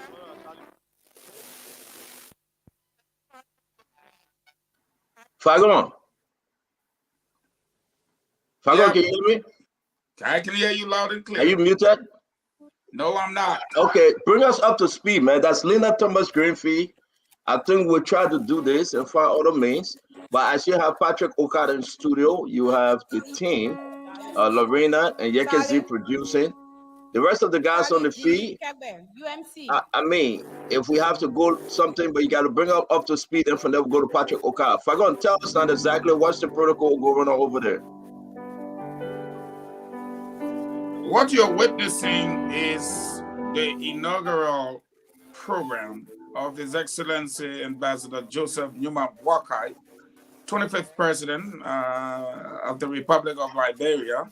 Although Patrick Okai and I will have some disagreement because we know there were presidents that were duly either continue a term or sworn into office that are not usually captured when we're naming our presidents. So sometimes we get confused as to whether this person is the 24th or 25th. But the inauguration ceremony is going on, and I think they are buying a little bit of time to get to where His Excellency can say a 2-3 minute speech, and that this swearing-in ceremony is supposed to occur, according to the Constitution, at 12 midday on this particular day, the third working Monday in January. So they are buying time with songs, the exchange of pleasantries, commentaries, as well as other source of entertainment, enlightenment, and appreciation, so as to get to that midday mark where the president elect will be sworn into office as president of the republic. And that's what you are witnessing right now, and that's what's appearing on your screen. So let's just understand that, Patrick, your take. I know the guys, people are doing the stuff. The main event is coming, the sworn-in. We are seeing the former defense minister monitoring. He's doing extremely well since this morning in the person of our own man, Brian Samuka. Patrick, your take from this end. Talk to us. I think the program is well coordinated, but the only problem so far is what we're watching. But those on the grounds of the Capitol building, they are all feeling, because we are watching the live feeds from there, and we all know that they are excited, they are happy, everything is going on as planned. Only for the radio and television aspect that we have the technical problems. So our people have to understand out there, it's not the problem they are experiencing from the audio and video. It's like the same kind of problems that people at the Capitol building are experiencing. So to be correct, Patrick, it's not any individual independent network. Is one feed from ELBS, correct? Can you talk to us on that real quick? Yes, we're getting live feeds because it was officially, people were officially told, all media outlets were officially told that they would get their audio and video from ELBC, the national broadcaster, from a particular place. Because at this point right now, there's no way any other media outlet can go there, because they set up this thing, I think, since last year. And the internet is very terrible too. The internet is very, very terrible. That's what I'm hearing. I think it's because of the traffic. We have so many people on today. I think it's because of the traffic of the internet. So as you can see, let me welcome Glennie, and I know the rest of the guys will be joining us. But talk to us right now. What are you seeing, Fagon, before we go to Lorena? They are showing all these. We just saw Madam Salif. Her mindset. Get into her mindset before I go to Glennie, Fagon. Well, again, you saw Madam Salif, and the historic moment was when His Excellency Joseph Newman Boakai hugged Madam Salif, and unlike the traditional hugging, it was for 30 seconds. Let's do one people. 30 seconds. Patrick, what's going on? For 30 seconds. I mean, I think the rumors, just to dispel the rumors, that's all. Dispel rumors, that's all. Maybe. I'm not sure that could be one of it, but she was talking clearly some words into his ears. Normally, you will hold the right hand of a woman, pat her on the back with the left hand, give her a gentle peg on the left and on the right side of her cheeks, and pull back. But this time, they held each other head to head, and she continued to speak words into his ears, as if to say, congratulations, let's let this thing go, let's govern our children, let the past be the past, let's come back together. And I'm sure it was based. Gentlemen, that Fagon eavesdropping on the people conversation. He's dropping, but that's okay. That's Fagon. We know that You say exactly what they were saying in there. Only if I gonna know that kind of story. We want to welcome every one of you. A very special day. But Stanton, what else would you say in the ears the of woman a said, "I'm man begging you, that don't you let did me not turn to." support in She said, "I'm begging 2017? you, don't let me turn to man." So that's what she just said. I think no, you just said. Stanton, that's Stanton. No, I almost had a post up this morning.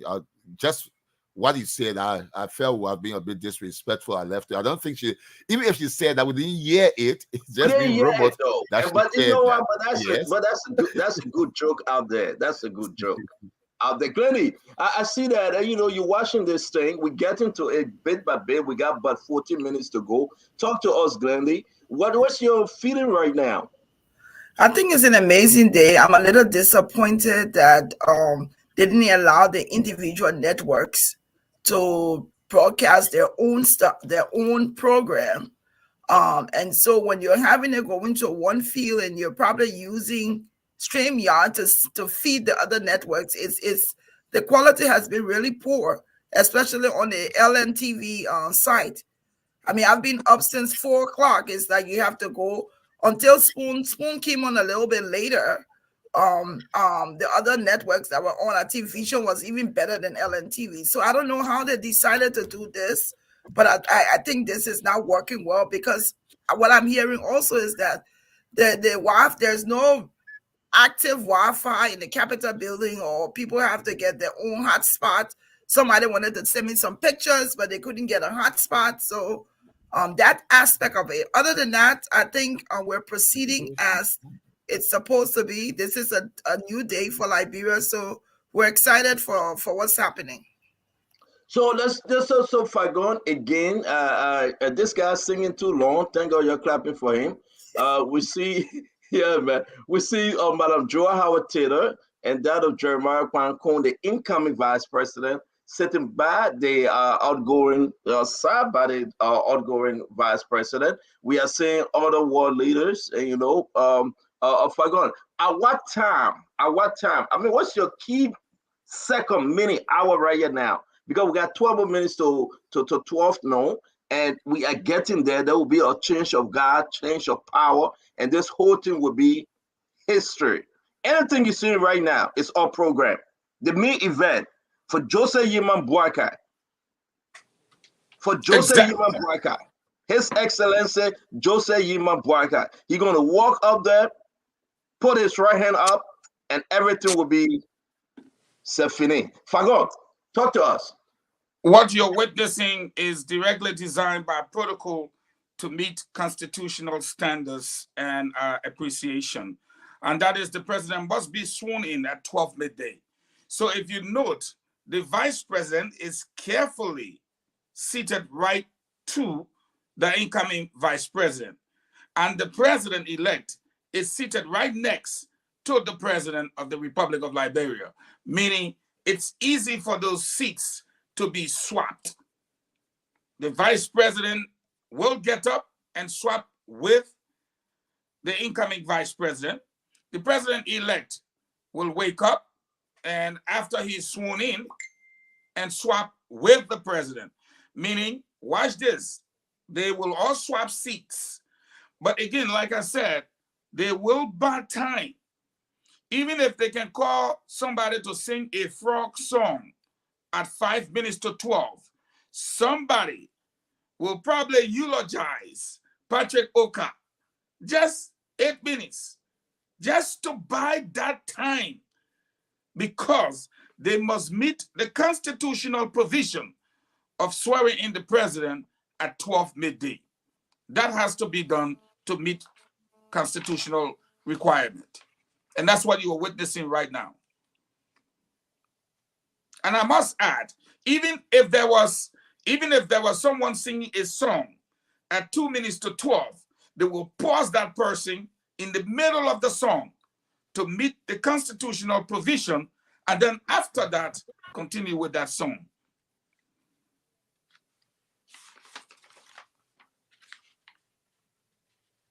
You are muted. Thank you very much. Now, as you can see, George Banner, we are Clyde, we are JMB, and our Omar Katuma. Let's talk about this. Put this in context. The man said, get into George Brennan, we are here for us. Talk to us about his after program. Patrick just left us. I think that's from the studio. So let me bring in Alex. Alex, welcome to the show.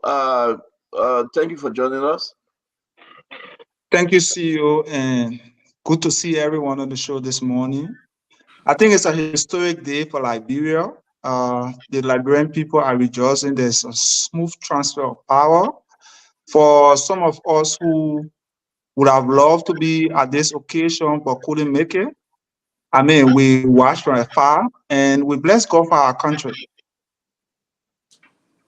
Thank you very much. So, Granny, let's listen in a little bit. What is Yekezi? Yekezi.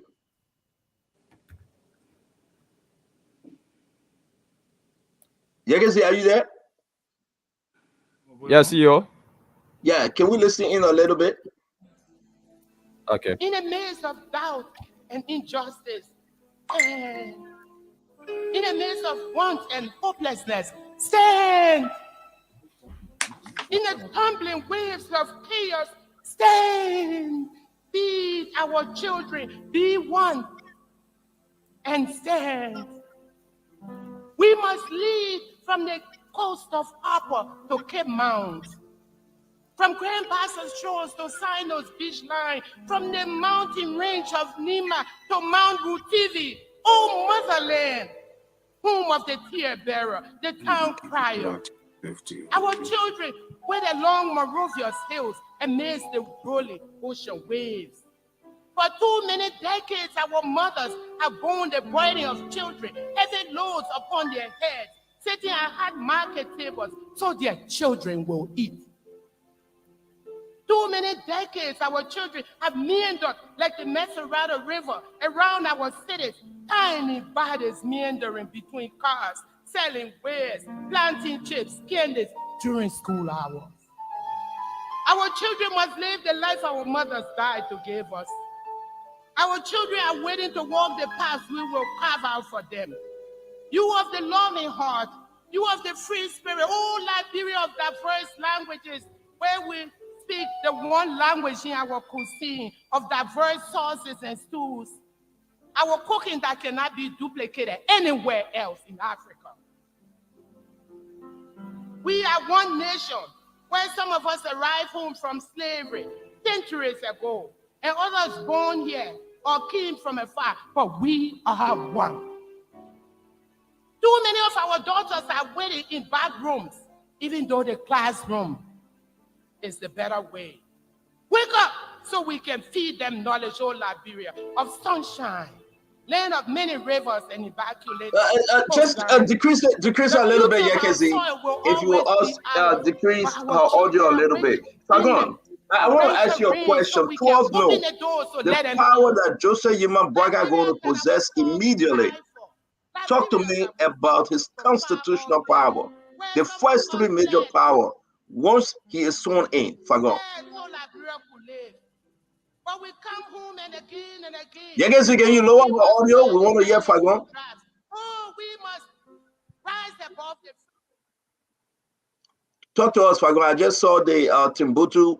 Tinubu is his name. Tinubu from Nigeria. I just saw him. No, I think the person you saw is Obasanjo. That's Obasanjo. Oh, I'm sorry. Yeah, I mean they look like two. They looked at twins. Sorry, that's Obasanjo. Yeah. Go ahead, Fagon. The president, according to Article 50, is going to be the chief executive officer of the republic, and that power shall be vested in him. He shall also be the commander-in-chief of the armed forces of Liberia. Somebody got to let us know to start taking selfie, man. Come on. That I know Spoon TV is going to capture that, and yes, taking selfie on kind of major event. Yeah, that tells you to go down. I'm about to text you and tell him to stop taking selfie, man. It's about to go down. So he's going to be the chief executive officer, and that power shall be vested in him also as head of state. He shall also be the commander-in-chief of the armed forces of Liberia, as of 12 noon. And the interesting thing about it, when the framers of the Constitution talk about the third working Monday, they never knew probably that a holiday will come and obstruct that process. But again, the Constitution is very clear. He has a hectic task ahead So of him. when I watch, it's about to happen. You know, we will interrupt gradually. What did I tell you? Patrick, I are you told talking you to can us? be reading the beautiful poem in the world. They will move you from there to meet constitutional. No. We have your studio gossip. Okay? What you said, Patrick? I said no. We're having a little off-air gossip, studio gossip. Oh, okay. You guys will be caught in a hot mic. Can't be, no way. Patrick is an old hand in the business. He knows very well how to cut his mic out. Who is there? Is that the Chief Justice? That's the Chief Justice, Senator Yu. Yeah. And I heard some people struggling with the Oh, name. it's about to happen. It's about to happen, gentlemen. Ladies and gentlemen, it's about to happen. Patrick, you are in and out. Give us audio, Yekezi. Give us audio, please. Audio. Let's see what's happening. I am standing here pursuant to Article 53 of the 1986 Constitution of the Republic of Liberia to perform this very solemn oath of office to both the President-elect and the Vice President-elect. I am sure by now you are all aware that I'm only waiting for time. You heard that? Everything from this moment is all about time. The Constitution says at 12 noon. You hear that? So although we have not synchronized our watches, but we will look up to the protocol who will give us the signal when that time arrives. There you go, Let me say Stanton. this quickly. As per precedent, we also prepared an oath, but we're made to understand by the protocol that the oath has already been signed by the President-elect and Vice President-elect respectively. So we'll forego that part of my duty.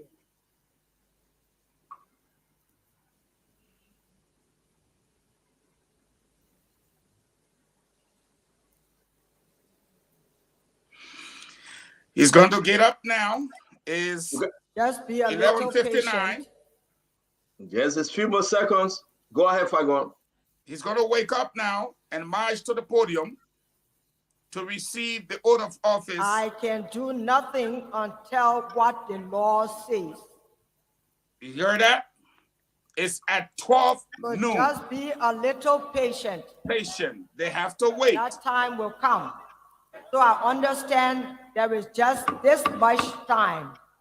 So, Mr. Marshal of the Supreme Court of Liberia, historic moment, kindly proceed to the President-elect, His Excellency Joseph Newman Boyka Sr.,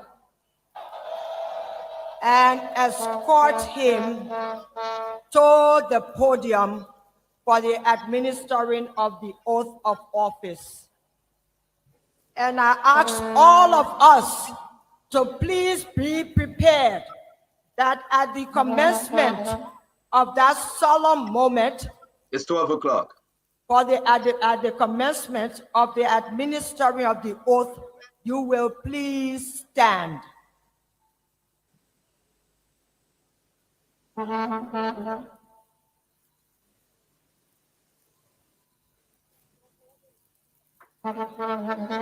As you can see, it's 12 noon.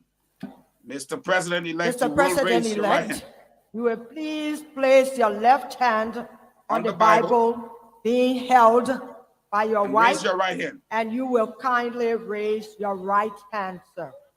Exactly. And repeat after me. All standing, please. I, Joseph Newman Boyka Sr., do solemnly swear. Can we hear him? No, they did I not have will a second mic. support, uphold, protect, and defend the Constitution and laws of the Republic of Liberia, bear true faith and allegiance to the Republic, and will faithfully, conscientiously, and impartially discharge the duties and functions of the office of President of the Republic of Liberia to the best of my ability. So help me God.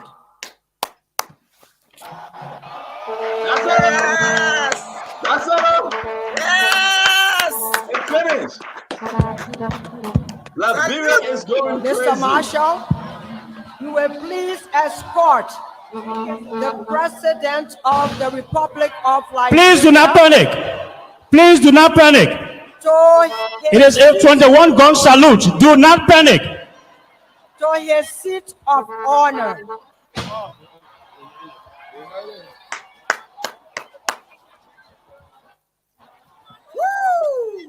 The seat of honor as President Joseph Yima Boyka walking away from the podium. We are now saying President Joseph Yima Boyka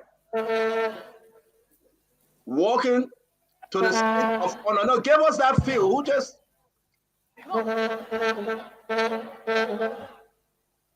President Joseph Yima Boyka is now going to sit in the seat that George Manuel would just seated in. Gone. Definitely, there's a little protocol.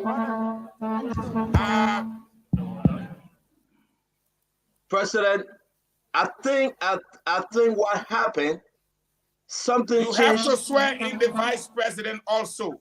Yes, yes. Are you hearing me, Stanton? I'm hearing you. Stanton, if I go in the rest of the, okay, there's something historical that happened a few minutes The Marshal ago. has Senator Yo, Yo, and from what I'm looking at, the vice president elect to take the oath of Chief office. Justice to administer the oath of office to a president of Liberia, to presidents of Liberia. Francis Johnson Morris did it for Charles Taylor.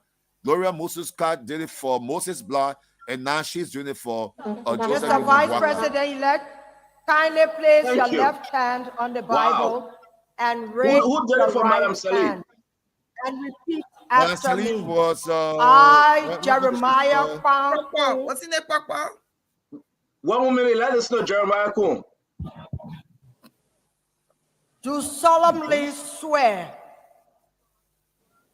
that I will support, uphold, protect, and defend the Constitution and laws of the Republic of Liberia. Bear true faith and allegiance to the Republic, and will faithfully, conscientiously, and impartially discharge the duties and functions of the office of Vice President of the Republic of Liberia. President of the Republic of Liberia. to the best of my ability. to the best of my ability. So help me God. So help me God. JK. That's JKK. I decided to take 1K from that out of business.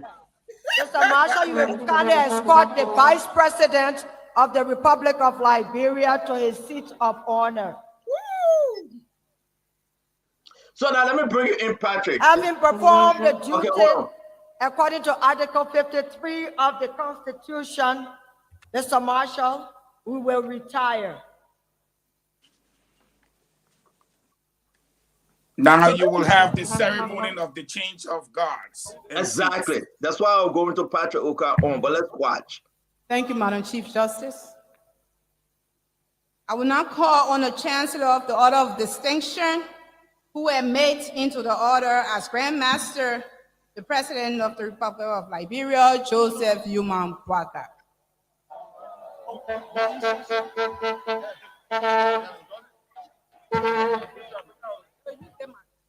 They're going to bring what looks like a scarf. And once that is placed upon him, we will proceed. As Your Excellency, I am honored with utmost humility to present to you the color of state, the grand cordon, and the star of the grand order of the most venerable order of knighthood of the pioneers of the Republic of Liberia. Your Excellency, I beg thee to now put them on your person.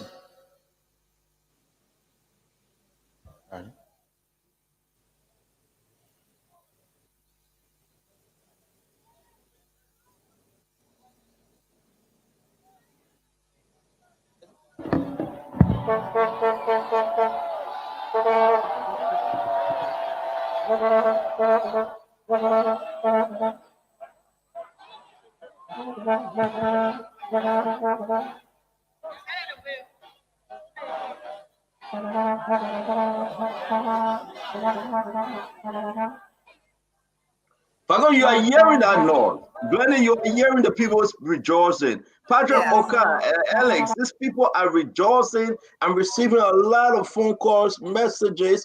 But again, talk to us about that moment, Fagon, why they are putting the scarf on him. It is indeed a historic moment. A statement is being made, in case no one has noticed it. The statement of Think Liberia, Love Liberia, Build Liberia is being made. What Joseph Newman Bwaka is wearing is a country cloth made by the traditional people of the Republic of Liberia. Nothing is from Europe. The cutting it's a tearful moment for me, because you cannot be saying one thing and meaning another thing.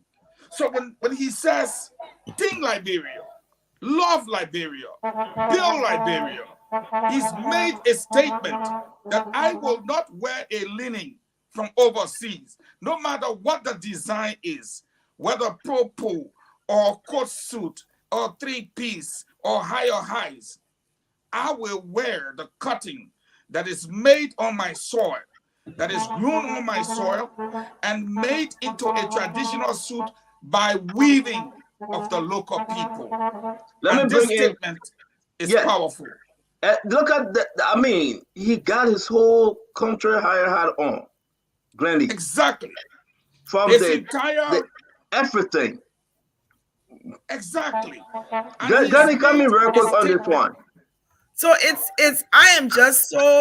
I'm so in awe with the fact that he decided to wear country cloth. I love African clothes.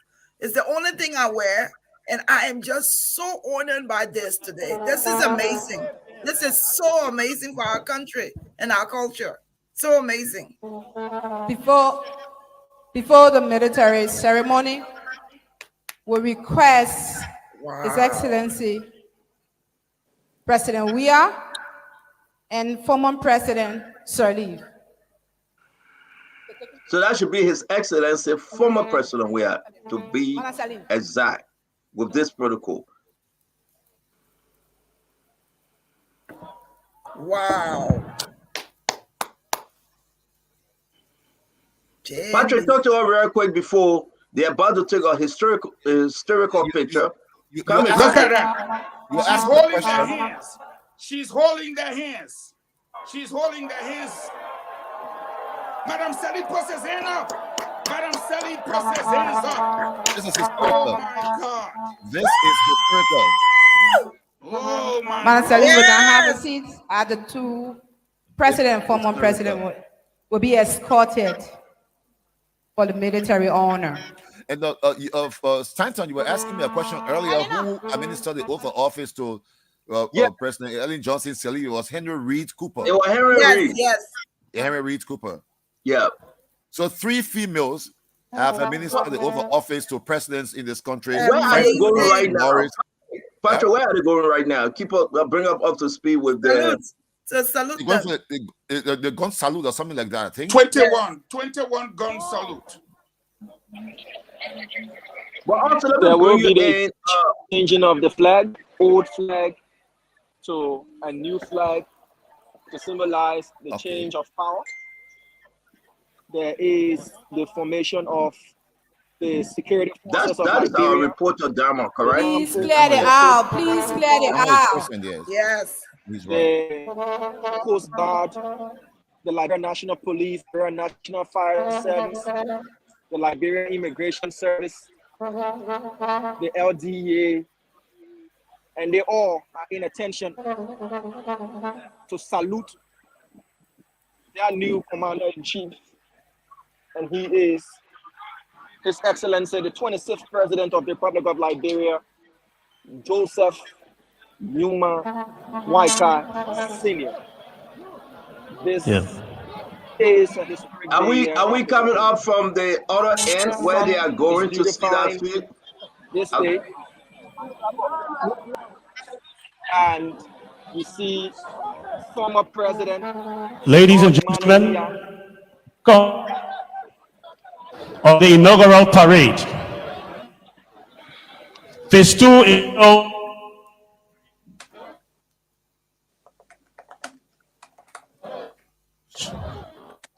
Yagezi, can you bring us the other? Fagron, can you mute yourself as you tap? Yagezi, can you bring us the other? Where are they going right now? And just change this feed out in here. Okay. We can see from this end.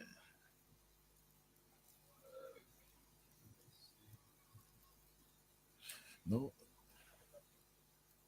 So, folks, if you're joining us, we are live from the Capitol building where the inauguration flag detail Excellency Joseph Numa Walker is taking place right now. He will lower the flag, be the 26th president. be presented to His Excellency It's 26, right? Manan Weah.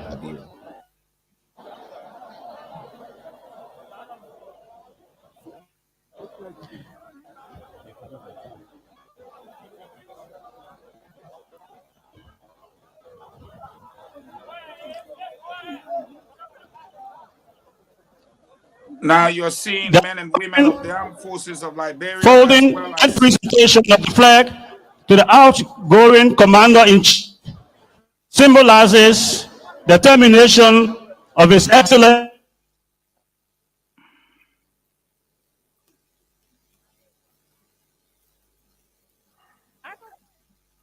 Patrick, you are giving us an overview of what we are watching. Can you continue, please?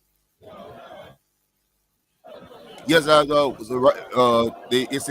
are exchanging flags right now as we heard the lady speaking, and all flag will be held by President, the outgoing President George Mann, the former President George Mann, and Weah. You see how time flies. Things change so quickly. Few seconds ago we were calling him president. Now we call him former president. Yes, Stanton. You see how things just change like that. I mean, within the trigger of an eye. That's it.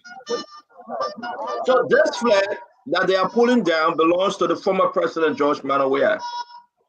It's an old flag. A new one will be hoisted, or should be hoisted. So what is symbolized, Fagon? He is now taking his all. He's done. That's it. No, it's not like the Liberian ensign will continue to remain the Liberian ensign, but under his presidency, he was the commander-in-chief of the armed forces. And that's why you heard Diamond saying the LDEA, the Liberian National Police, all of these groups come together under his bannership, his commandership as commander-in-chief of the armed forces. They will pull down the national ensign. You heard the 21-gun salute, and then they will fold it and give it to him. He leaves with that honor and pride that when he was commander-in-chief, they hosted that flag. And they will host a new flag for His Excellency President Joseph Numa Boakai. You can see them carefully folding that flag. It is carefully folded. It's not just, oh, let me fold this thing, wrap it, and give. No. It is folded militarily and handed to him as the commander, the former commander-in-chief of the armed forces.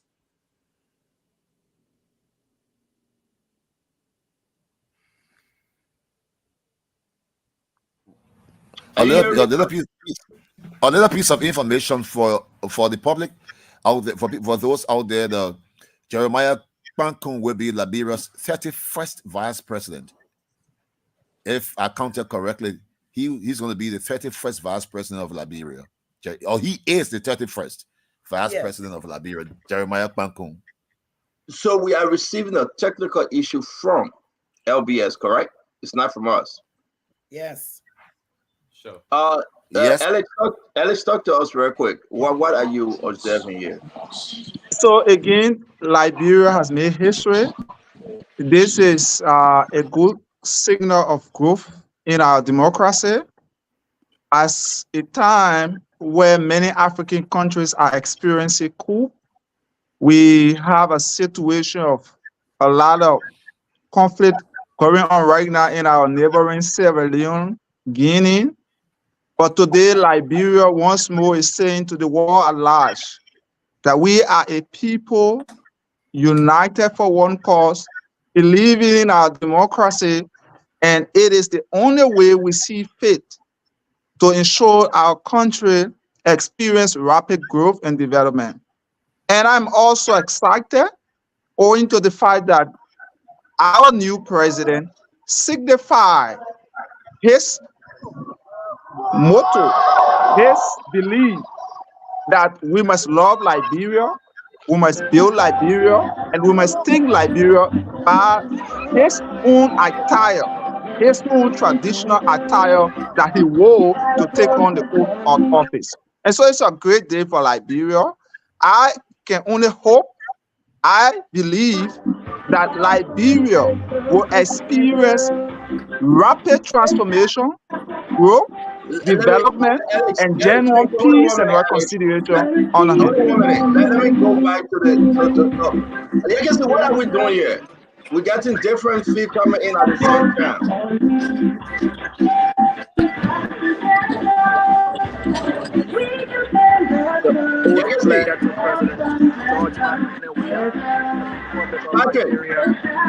New flag handed from the chief of staff to the bearers. Patrick, are you there? Going to unwrap it. I'm here. I'm live. I'm okay. Yeah, we're not hearing you. I don't know if Yegesi stay in the studio. He's not answering. No, that's not because we have this problem right now. I'm still here. There's a little glitch from. Okay. Yeah, ELBC. But I must admit that it's been a very colorful occasion so far. Though we never had the smoothness that we wanted, but at least the message got out there. Thank God. In terms of our broadcast now, because we in terms of the broadcast, you guys messed up. That's a big blunder. No, we didn't mess up, Santos. We didn't mess up. You shouldn't have used LBS alone. That was bad. Well, we were forced. We were forced to use them. That's what they Forced told by, us. forced by home.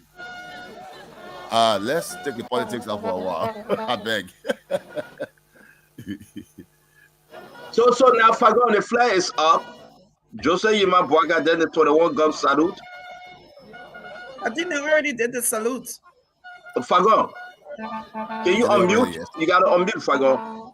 Yeah, I'm Leonard, listening. you're right. I'm following. We did it. They already did the salute. They won't do the You're salute right, after Gandhi. the flag. Okay, we didn't hear that. Yeah.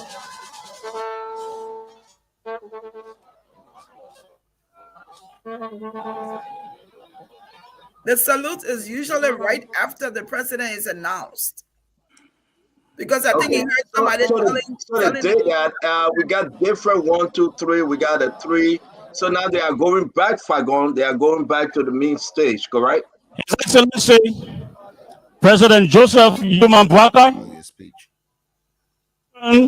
to the inaugural stand of the inaugural program. Thank you. So you got a new, hey Lord. Everyone, please spread it out. I am saying something though. I am saying that there's a change of seat. Fagon, Of course. talk to us now. George Manawia have been removed. You are muted, Fagon. You got to unmute. Yeah. What I was trying to say to you, the Constitution in Article 53 is specific. Now you have a new president and vice president that have been duly sworn into office and have assumed the mantle of statesmanship. That's it. Now, if you look now, you will see that Jua Howard Taylor have left that seat. She is now seated beside Nana Akufo-Addo. His Excellency Nana Akufo-Addo, President of the Republic of Ghana. And Jeremiah Kun to his right has his wife seated next to him. What you will see later now will be after the ceremonies, Joseph Numa Bwaka will retire to that seat, and then you will hear beautiful speeches, and then he will give his inaugural address. We are receiving information, if it is true, someone please confirm, that after this ceremony, former President George Manawia is leaving the country today. Okay, let me just tell you what I heard yesterday, Stanton. Because let me just say, this is no more secret. I'm going to serve as the master of ceremonies tonight for the inaugural ball at the executive pavilion. I was there yesterday. I asked someone why I'm not seeing a seat for the outgoing for the former president. Somebody whose name I don't want to mention said, our President George Manawia, ex-President George Manawia, right after this program, we'll be heading out of Liberia toward Italy. He said he's going to Italy. That's what we heard. I said, but maybe he could change his mind and stay. He said, well, I'm not too sure, but we heard he's heading for Italy. But two Sundays ago, President Weah himself. Alice, I gotta interrupt you, Fagon. There's a change of seat right now. Distinguished guests. Exactly. Ladies and gentlemen. The president is seated under the seat. Welcome to the of the podium. Republic of Liberia. His Excellency Joseph Yuma Bwaka, Senior President of the Republic of Liberia. You heard that announcement. You heard the announcement. He's now officially the President of the Republic of Liberia. Immediately after he took the oath of office, and now he's seated below the seal. If he orders now in his capacity as Chief of Staff, not Chief of Staff, as Commander-in-Chief of the Armed Forces, whatever order he issues now will be executed to the full extent in his capacity as the Chief Law Enforcement Officer, the Commander-in-Chief of the Armed Forces, as well as the Head of State of the Republic. So you can carefully see he's seated below the seal. Something I also want to add while he going at the podium, I want you to understand that Finabondo shifted, and all George Manawia crew shifted. Of course, he's now the president. He decides who move his speech. He decides who stand beside him. He decides who's on the podium. Stanton. So let's listen real quick. He's speaking.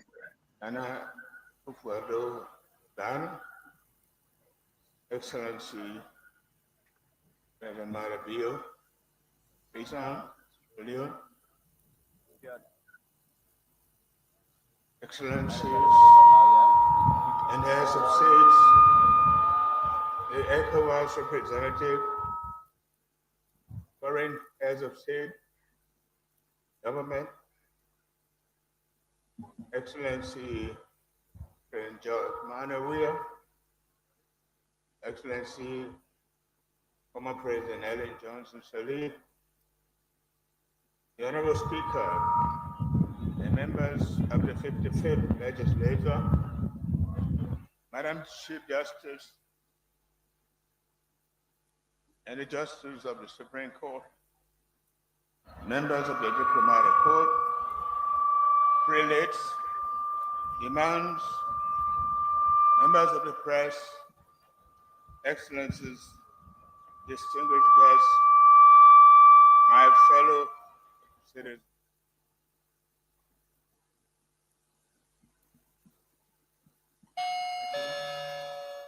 Benny, who ringing doorbell? I give I don't know. thanks My thing is and mute. praises to It's God not mine. Almighty, the great God and sustainer of us all, for the manifold blessings.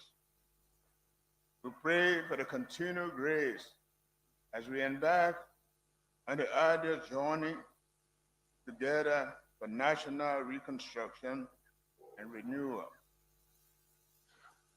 The sacred oath of office taken moments ago by me and my Vice President Jeremiah Bankun has now been administered for the second time in peaceful transfer of power since 2006. It is a celebration of a new democratic dispensation in our country. This must be a proud and historic moment for all Liberians, and we have in attendance at this ceremony a former Liberian president with another now in transition. It is a rare occurrence and a departure from our recent past. You, my fellow Liberians, have made this occasion possible by your determination to pursue and nurture democratic governance.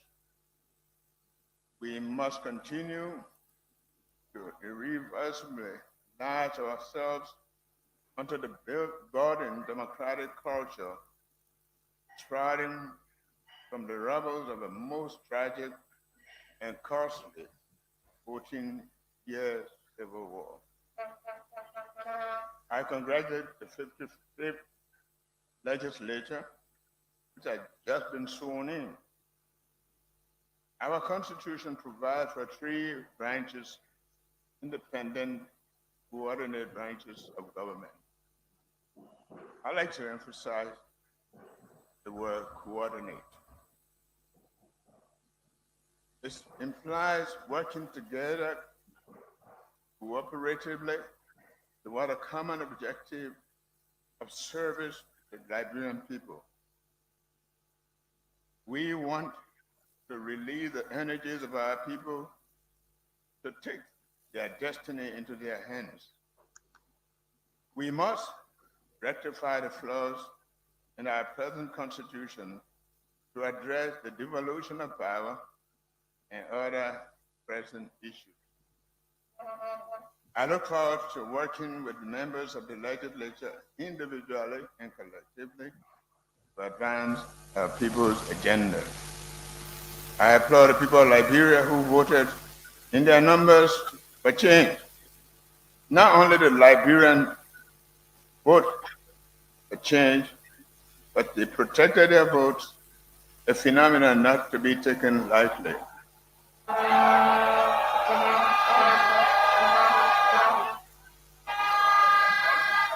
Hundreds became volunteers, poll watchers at polling stations.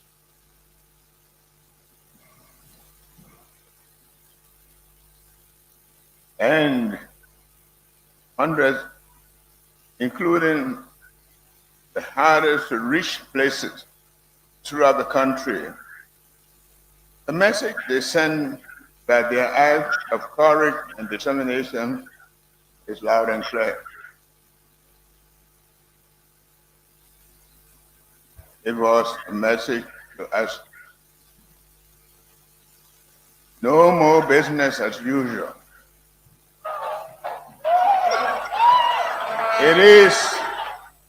This is a clarion call for new Liberia, a different Liberia, a Liberia that genuinely practices the rule of law and adheres to the tenets of democratic governance in the interest of the people. This historic vote by the people has given me the mandate to serve 26th President of the Republic of Liberia. The mandate makes me the president of all Liberians within our territorial confines and diaspora at large.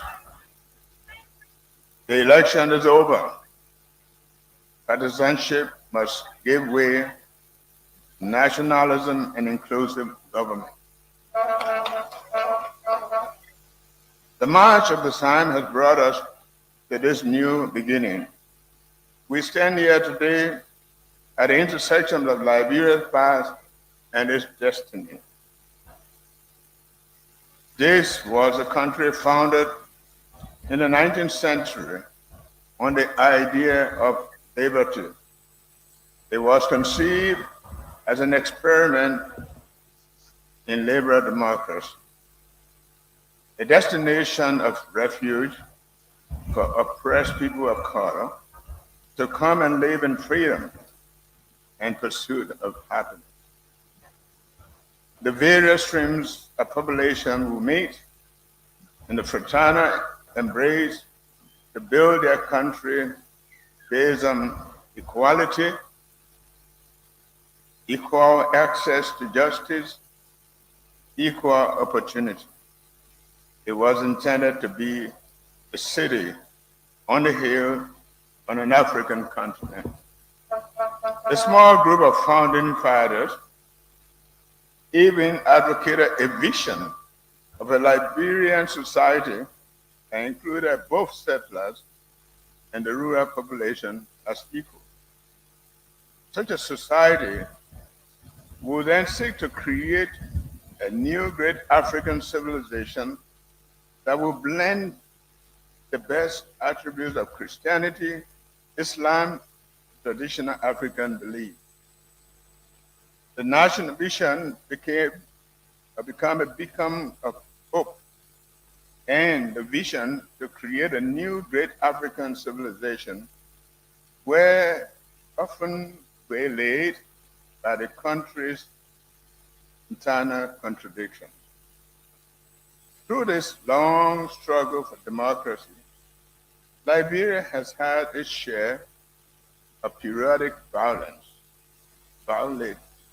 manifestation of historical antagonism within its body policy. The 14-year civil war, for our recent past, has perhaps been the most dramatically challenging. It nearly brought us to the knee and inflicted near total self-destruction on our country. We cannot thank enough the African countries whose citizens made the ultimate sacrifice to save us from ourselves. We will forever remember the peace we have today come at a great price to many. Thousands of our people fled safety all over the continent and were welcomed with open arms. Now, many of our young people realize they were African first and foremost. They appreciate their African heritage as they travel freely along the continent in search of a trade and opportunity.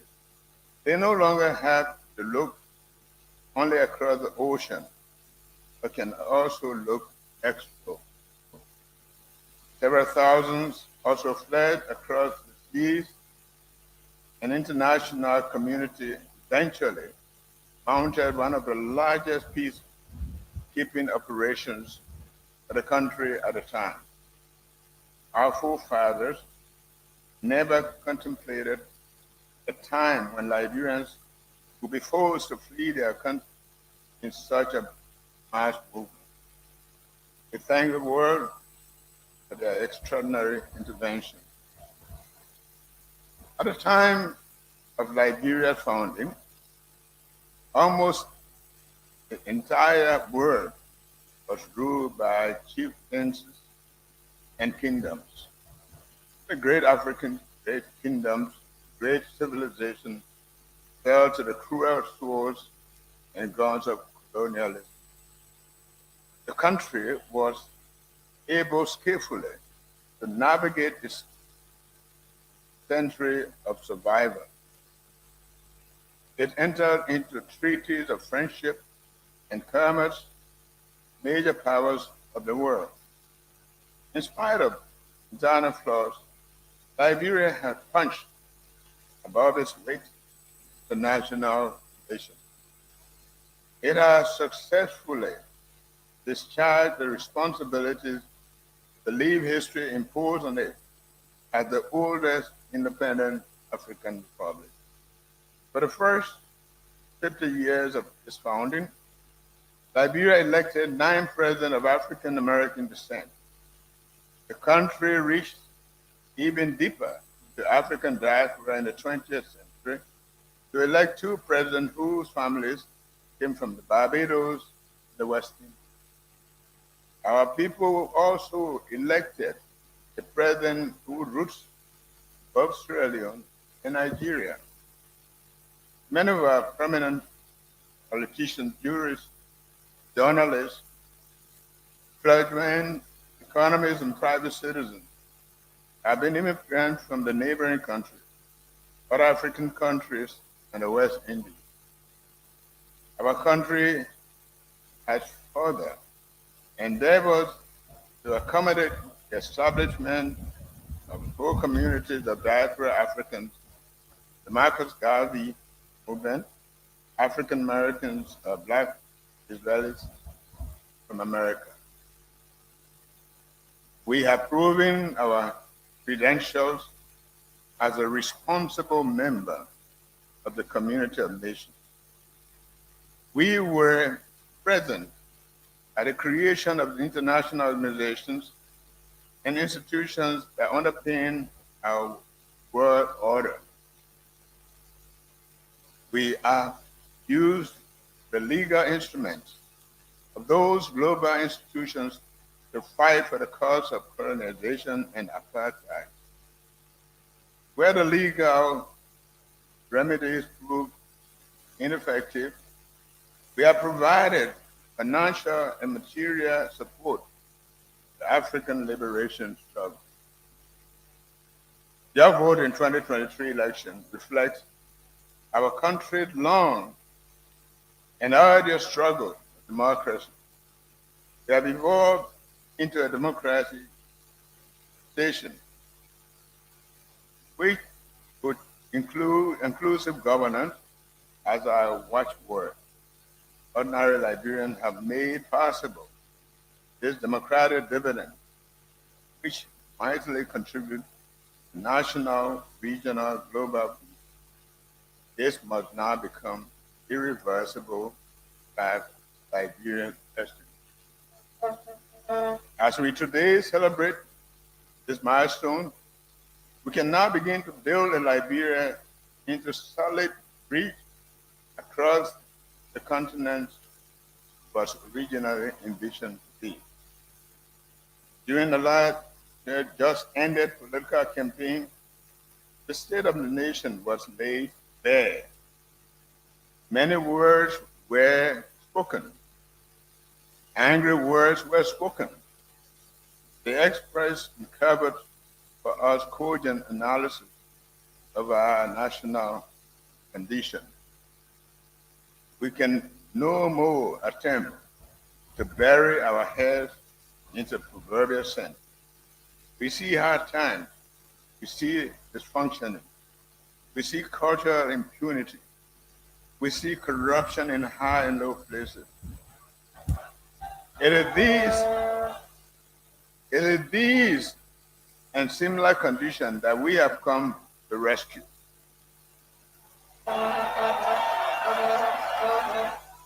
But we come with false assurances to no one. Our plan to fix the ills we are inheriting must go together with realistic expectations. We will act in the first 100 days of our administration and then diligently pursue the rescue mission. I began my quest for the presidency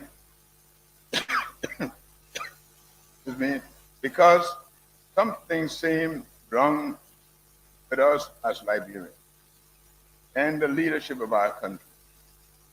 Rather than the positive, we were accentuating negative about our country and about each other. We were initiating false start, building poor foundations. We were deepening our differences, creating new social false lines. Inclusive and accountable governance was at all times low. We created a culture of unfinished business, engaged in an ad hoc undertaking, making the behavior new normal. We were chevalier about the rule of law. We lowered our standards in many domains of our common life and people. We seem to have lost our way, lost hope. I come to rekindle hope. We are here to rekindle your hope, to reposition us as on the national pathway.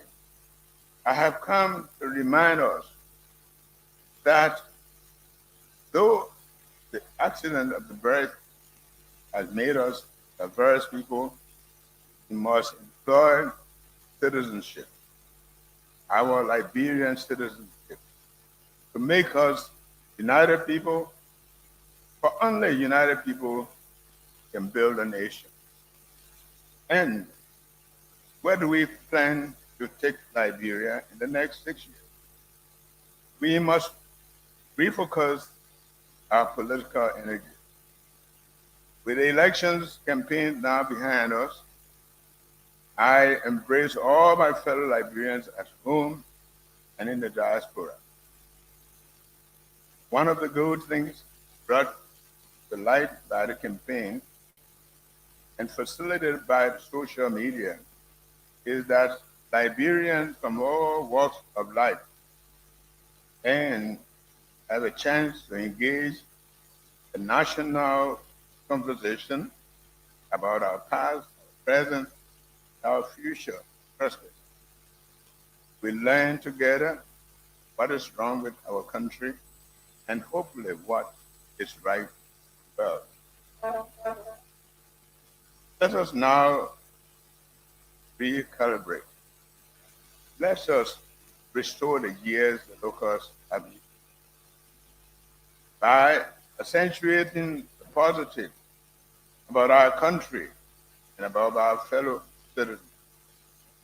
And we think, Lord, and build Liberia. Let us take the state of mind, the business of national healing and reconciliation, both the old and the new, merging social privileges. Let us restore inclusivity, transparency, accountability to governance at all levels of our society, including government. We must discourage the culture of unfinished business, doing things in a haphazard and unserious manner.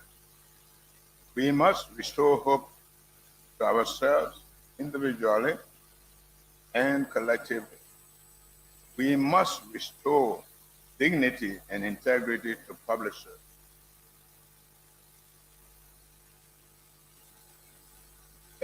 Favorable remuneration and pension schemes to civil servants and foreign service government workers. We must restore respect to our law and respect to officers of the law across our three branches of government. The 25 inclusive who have held this office before we have each made a contribution to our common patrimony. We must build upon their strengths and correct their shortcomings. I thank President Ellen Johnson Sirleaf, my former boss, for stewardship, and the country needed to come out of the ruins of the war. I commend my immediate predecessor, President George Weah, for living up to the dictates of the Constitution and the laws in ensuring the smooth transfer of power.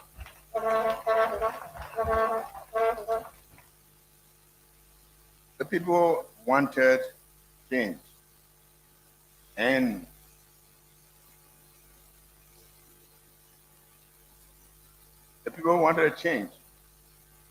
we have no option but to do the people's bidding. International history and destiny, my fellow compatriots, permit me to say a few words about my person and this political journey. First, Katumu, my wife, friend, and confidant over 50 years. And I humbled and moved by the overwhelming demonstration of love, affection, and support from you, the great people of this country.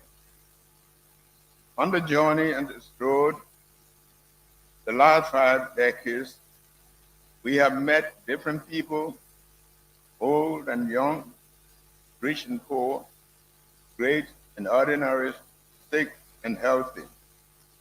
We have been in your houses, in your farms, your businesses. We have mourned with you and shared in your joy. Felt your pain, your frustrations, your hopes. The experience of our journey and the stories of resilience, determination, courage, the success have provided me with a profound insight into the soul of the country and the inspiration to forge on to the future by serving you. But this journey has a beginning deep in one of the remotest regions in the northwest of the country, in Wasanga, Tufa County. As I have profoundly referred many occasions, I was born to a mother with disability, Madam Lusu Kumba Betu, the father, Munda Tambayamba, who was absent. My childhood, like many of you, was anything but normal.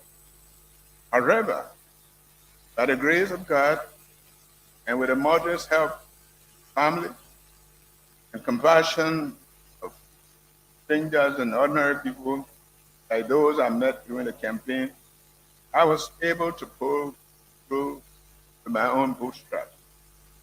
I worked hard in menial jobs, finding for myself a country at a time cheap, the patronage, the class system, determined that family in which one was born and associated. In Monrovia, I attended the College of West Africa, one of the most prestigious and elite schools in the country, where I worked as a janitor, became a book salesman, librarian. There, I won the election as president of the Student Council government.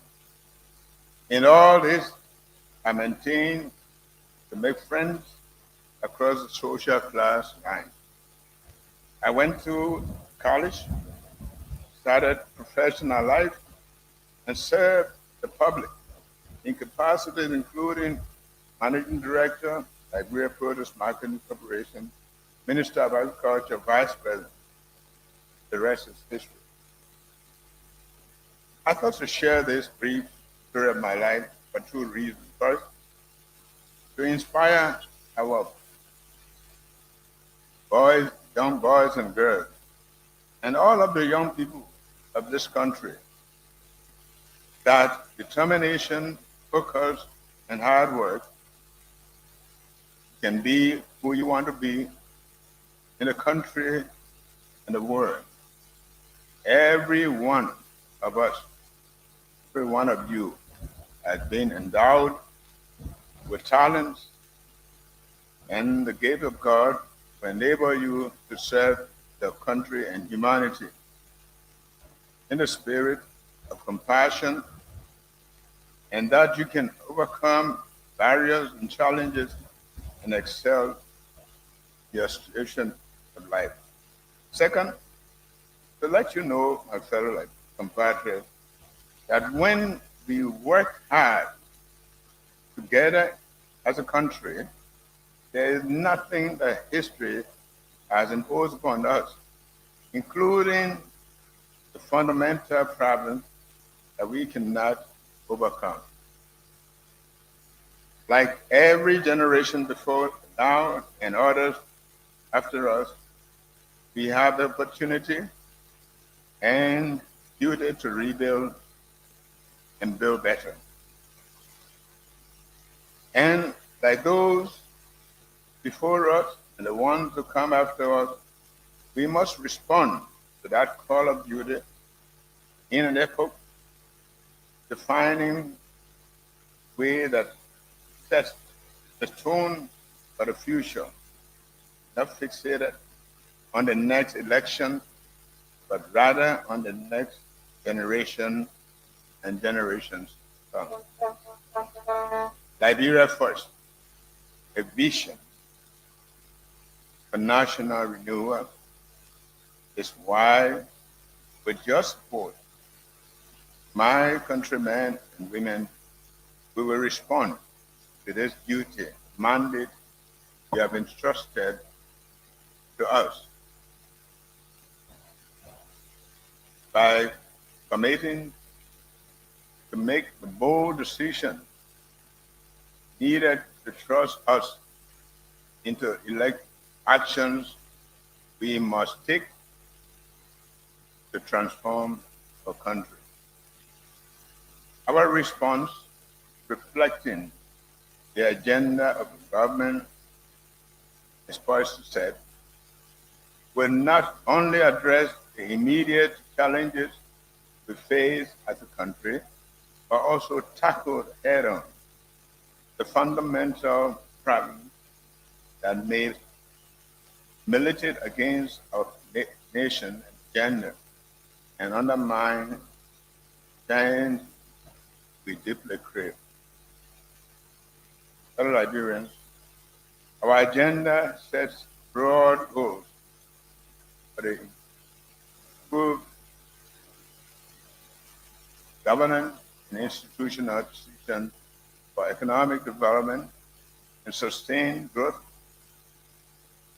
including increased productivity. It will ensure we rebuild the broken infrastructure and improve the delivery of health social services, such as combating the drug epidemic affecting our youth and eating away the future of our country. It will address crimes and security and decision-making process affecting the welfare. Fellow citizens, while we look to the future with hope, it is also important that we view the future, including the aspiration, this attending agenda from the prison of past, the historical foundations, which for our society, near 200 years, faithful. I believe the success of Liberia also depends on the examination of national institutions' historical context. In addition to our strength for system-wide weaknesses, the existential threats we face as a country, the potential we have and that our country being endowed, and the opportunities we must seize to build a great country. How to confront this, move proactively to help drive transformative process forward. The truth we must face is that, like many countries, we too are divided socially, with some of the differences triggered by the historical narrative, ethnicity, exclusion, and marginalization, all having been exploited for the years to create social, political, and economic disparities and intense adversarial political division that deeply feed personal aggrandizement to conflict. As our history has shown, and generations Liberia have experienced, despite these sanguine aspirations of the founding fathers, its vision in the Declaration of Independence was promise of liberty. The most grinding oppression and deep degradation suffered in the United States, and with every one having coverage effectively, it is counterintuitive that every fundamental thing of our country, the nature of its statehood, serve at the very core of this vision and create dividend by the society. As it seems now, and for our country, the vision only applies to a few. The descendants of the colonists and settlers class. For class domination, economic and social inclusion, or marginalization of the majority of the Liberians did not end with the 130 years of the oligarchy. It later transformed into a new era of domination by a small ruling elite, made largely of elements across the indigenous and the settlers divide, who sought to maintain the trappings of the old order using the state and centralized system, marginalized people for personal gain. The effect of the perpetuation of an unjust and unequal society by a new elite and their informal network. At the first, independent republic in Africa, Liberia was hailed as the beacon of hope for the African continent and for African diaspora worldwide. However, I've seen over the years at home, the social superior condition of the country's population have not reflected that hope because of the entrenched predatory behavior of the state, the various governing elites. Today, with all the conviction that we have worked this road too far along, and it is now time that we make a change. That change comes when we unite. When we unite and work together in nation building, rather than continue to build an impervious state that is not responsive to the needs and the dreams of most Liberians, but for those prevailing over them. We have been building this state and this capacity since the independence and after the war, but must equally now embark on nation building, accommodate each other, and leverage share value and beliefs for the promotion of a just society, equality for all.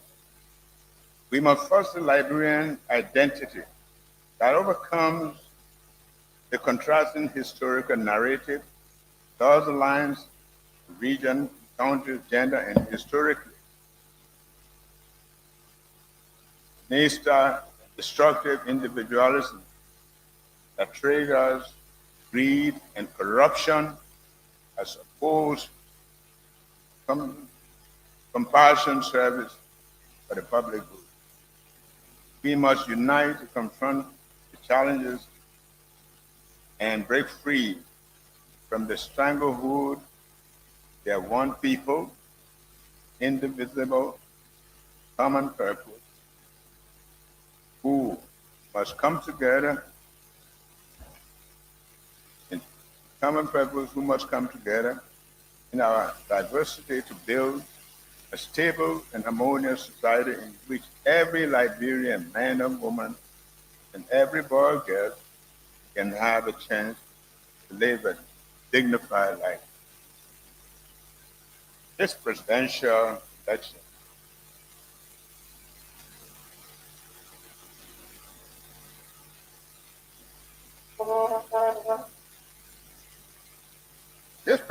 election was hard fought and looked to have further divided the country politically and regionally. But what unites us is bigger than a divider. Therefore, extending the hand of cooperation and peace to many political opponents, knowing the common bond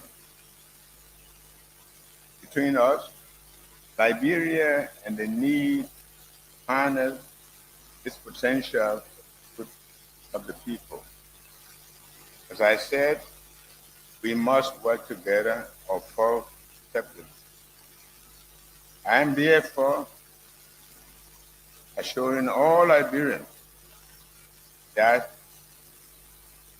whether you voted for me or not, party affiliation, country, religion, gender, and region, socio-economic status, there is no contest between us now.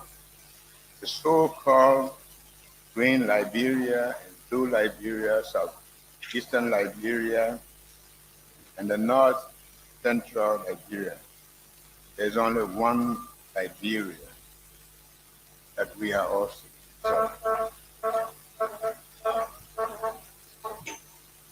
compatriot and distinguished guests. We have managed to withstand the checkered history. We experienced economic growth, the 50s and 60s, experienced growth. The state alive challenging times, gone by political crisis, serve all of it despite the balkanization world.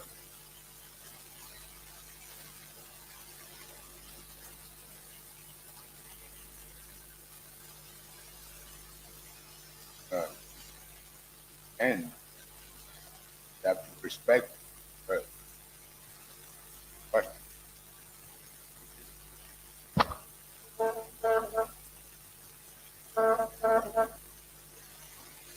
seek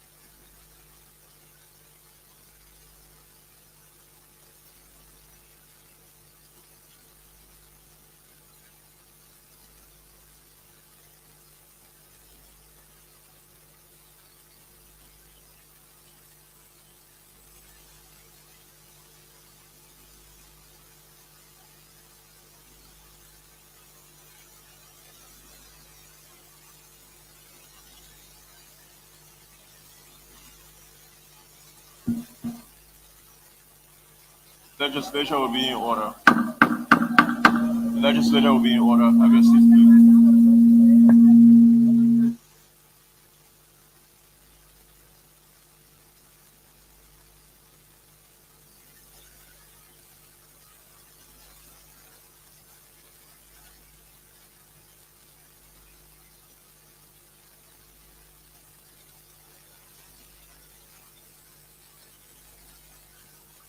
Okay, Patrick, are you there? Yes, I'm here. I'm here. I'm here. All right. As you can see, the heat. Yeah, the heat. Yeah. The heat, and we have to say this, but Joseph Yimabwaka is fine. I have him an ear. He's pretty good. His heat exhaustion, and the place is pretty hot. It is pretty hot.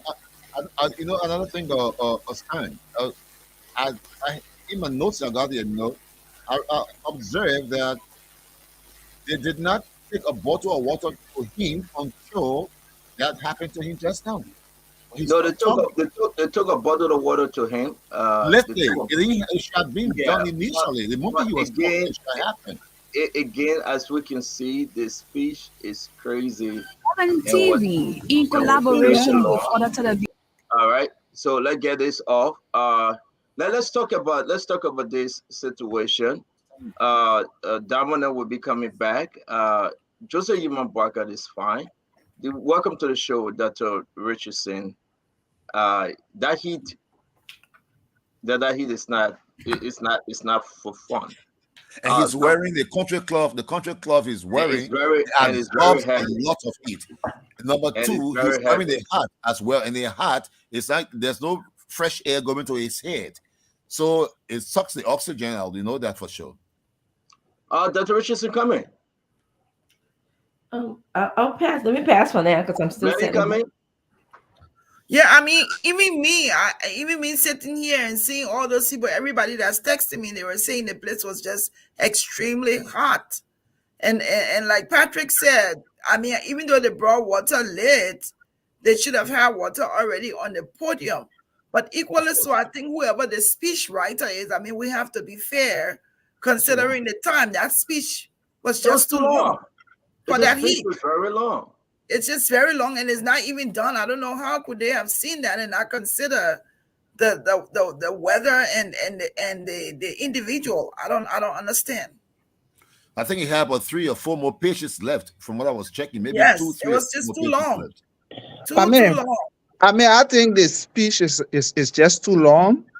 And I don't know for whatever reason we have to, have such a long speech. I think today is a symbolic occasion, basically transferring power from one president to another.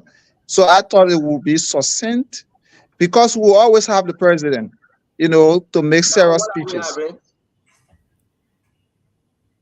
Sir? Stan, we're not getting you.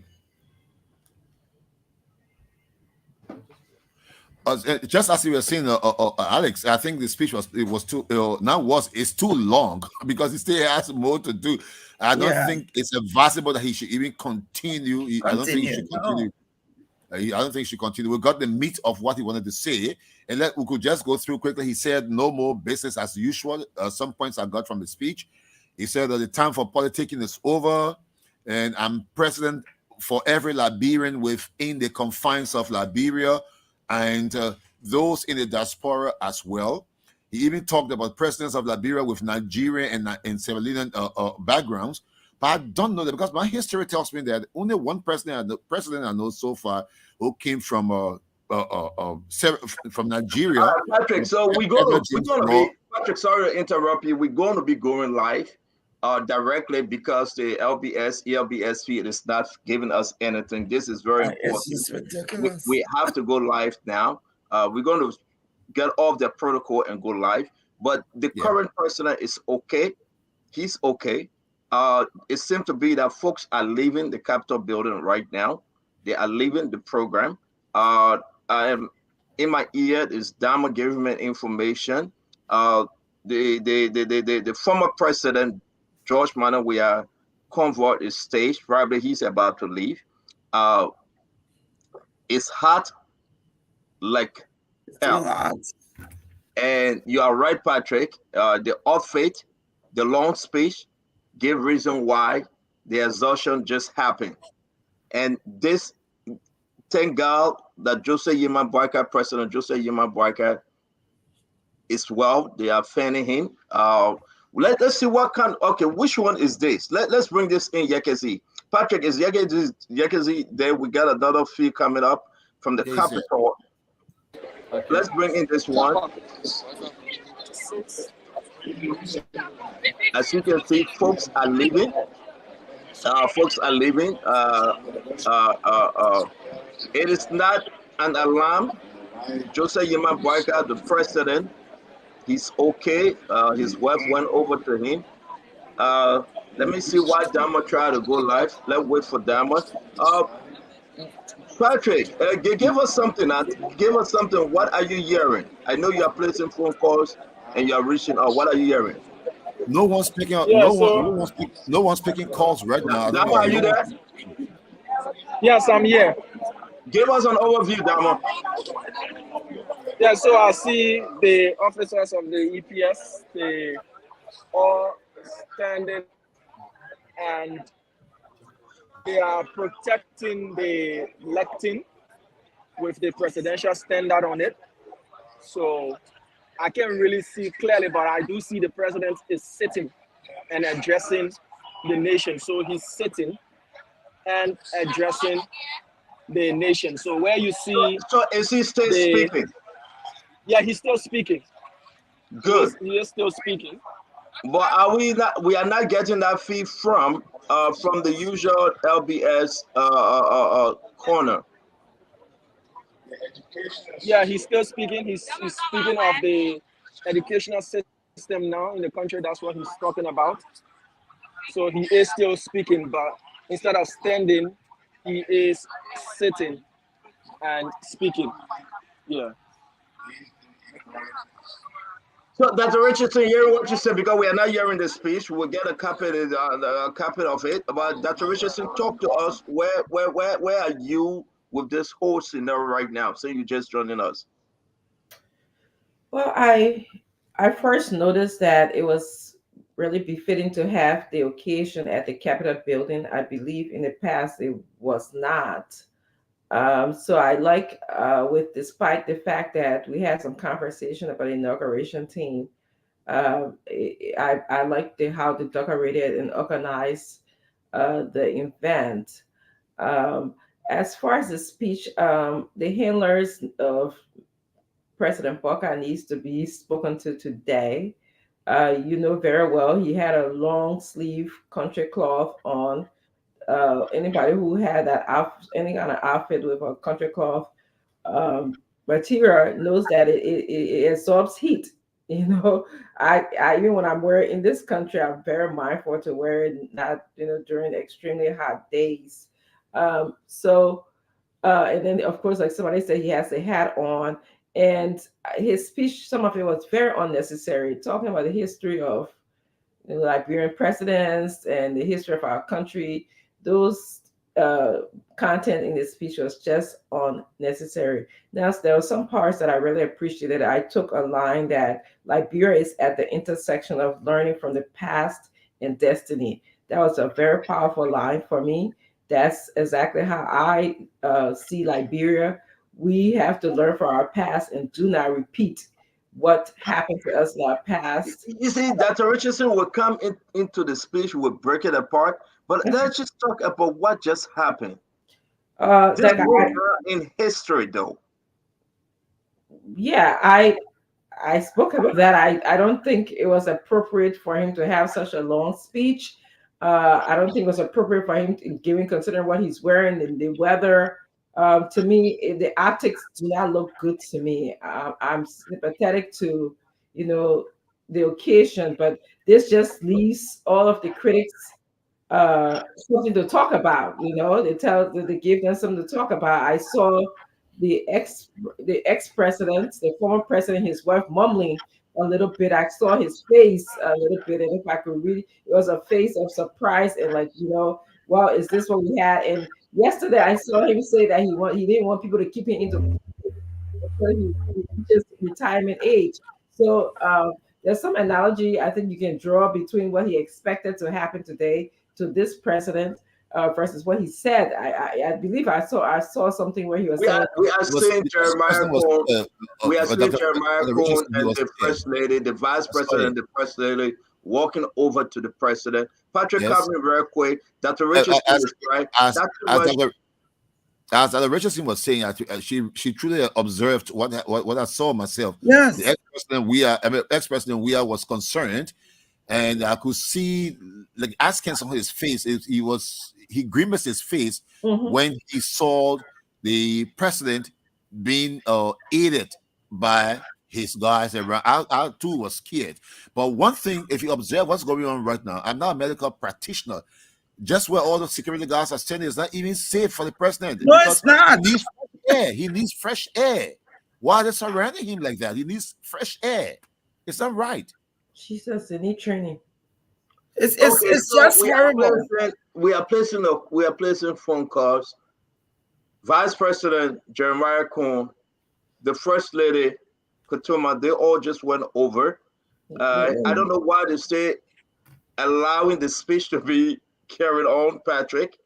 And you are right. Why is it that all the security guys standing around, they are not medical practitioners? Yeah, we are talking about, as you can see, Jeremiah Cohn is going back to his seat. Jose Yiman Boyka, the president, is okay. People were clapping. Alex, this is somewhat an embarrassment in history. For me, I don't want to see it as an embarrassment. What I think because even if you look at that place, even though the president had to sit to continue his speech, but you see there are a lot of other people who are like fanning themselves. That alone tell you that the place is hot. And we have to be fair enough to take into consideration the age of the president and the length of the speech. For me, I have got concern in terms of the length of the speech, but I think the president is pretty good. He had all of the care he can. And as you have heard, he continued his speech. That signified the president is healthy, he's strong, he's well. And I think this is just a normal situation that will happen to anyone, and we can move forward with that and have a colorful occasion.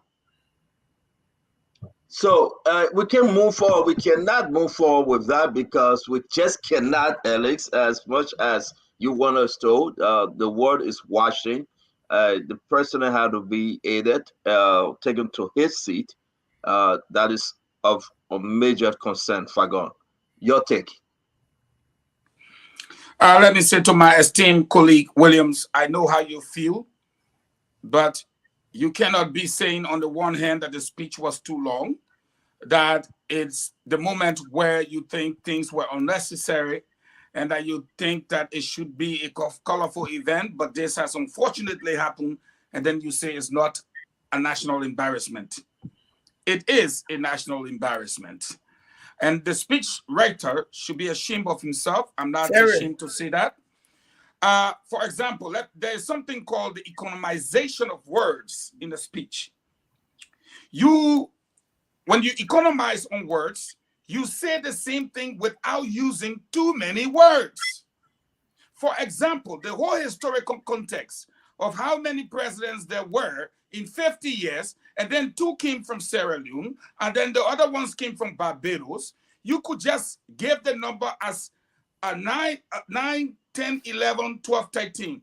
There were 13 presidents over a historical period spanning 60 years, 9 of which came from the Americo-Liberian descent, 1 from Sierra Leone, Nigeria, and another 2 from this. It's as simple as ABC. Why would you write a whole paragraph for one, then you write another paragraph for the other one, then you write another paragraph for the other one, when you can just sum it up and get everybody to understand that over a period of about 75 years, a total of 13 presidents came forward, 9 of whom were from the diaspora, 1 from Sierra Leone, 1 from Nigeria, and the others from this. Simple English. You made the president's speech so long, forgetting to note, 1, the factors responsible for this. We were in our peak season of the dry season, Stanton. Number 2, the clothing being worn is heavy country cloth. So you are profusely sweating under the country cloth. Your head is covered. You are exposed to extreme heat. And so you suffer heat exhaustion. Dr. Francine, you're the medical people. It's heat exhaustion. Secondly, it's dehydration.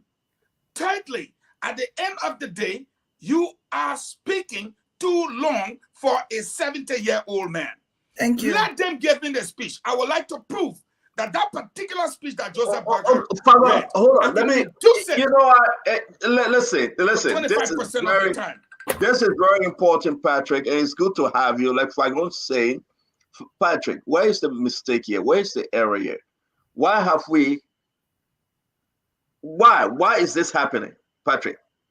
The very first thing, what we find ourselves that we're in a modern era, ladies and gentlemen.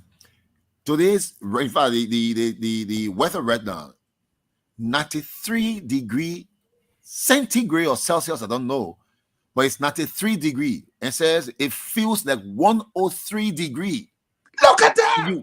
Can you imagine that? It's almost 100 degree hot. And you wearing that long sleeves, not even short, long sleeves, and your head is covered. You are not getting sufficient oxygen to the brain like that. I pray that everything goes fine. I tell you the truth. No, I think everything is fine. Listen, information I receive, everything is fine. But yeah, we are. But I'm asking you a direct question, Patrick. Yeah. Where is the mistake? Who blundered? I know we'll come to that. Josh Manowiak You are right. He leaned over. He shook his head. He put his hand on his face. He highlighted facial expression that seemed like, hey man, what this is happening? It was concerning to him. George Manuel was trying to have a good program. He's getting out, I believe.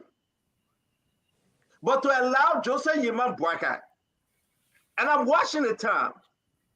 My son on his way to school. I'm watching the time. 30 minutes gone. I'm watching the time. And I'm thinking to myself, what's going on? The speech was too long. It was just too long. Stand under the heat. It was too The long. security guy went and opened the bottle of water and put it there. He didn't drink the water. But you saw his hands shaking. It's heat exhaustion. Dehydrated already because he's been sweating. He was It's heat dehydrated. exhaustion. Yes. And I didn't see anybody fanning him. I didn't see him fanning himself. But here's the key, folks. He's okay. But to have the country ground hot on his head, you are right. There is no flow of air, Patrick. That thing is thick. Very thick. And then you know, over 90-degree heat, and you are standing in the sun. Any Gibson with his evil will not do that. Gibson, the brother have called you, but you are not an evil man, and I will leave that with you, Gibson. You've been watching Gibson. What's your observation? Well, and I about to go back to Diamond because it's the reason why LBS is taking off this thing. The whole program now is. I don't even understand. The whole program now is ending in cheer. Gibson, that fly. Any fly. I don't even know why you guys are worried about this. We said it from the beginning that the help of a president. Didn't we say that? And you say it was not. Try to be nationalistic, yeah, man. Let's go ahead and let's go down. Those are things that people look at from the beginning and say, do not elect someone whose health is not good. Look, I'm not going to sugarcoat it. I'm also feeling bad because this is the man who's supposed to be the president, and this is happening to him. What happened today if it was going to be fatal? That was bad history for all of us. Yes. But we said it though. We said, do not elect a person with a bad health. Talking about the man read long speech. Well, the man will read long speech. He's president. They're doing the work of the president. Gibson, I beg you, let me interrupt you because we are now going back to Damo. We'll come back to you, Gibson. I Damo, will finish my thought. Because I got to finish this thought. We got to finish this thing. Yeah, so we're still here on the grounds of the Capitol, the motorcade of the president, His Excellency Joseph Newman Boakai is about to leave. And he needs air. He wanted to carry on reading the speech. No. But it's the advice of his advisor, including his wife. So he is about to leave. What we've been told is he is going to visit the grounds of the executive mansion. If that will still be maintained, that's why we are here on the grounds to see whatever unfolds. But he's okay. And that's the question of whether or not GMD is all right. Damo, we'll ask you to please come in by video, come in by stream. Y'all, let me let you go. Get us set up. Forget the protocol of the ELBS now. We're done with them because they are not reporting. If you can connect, that's fine. But coming by video, we want to go live from your end, please. You hear me, Damo?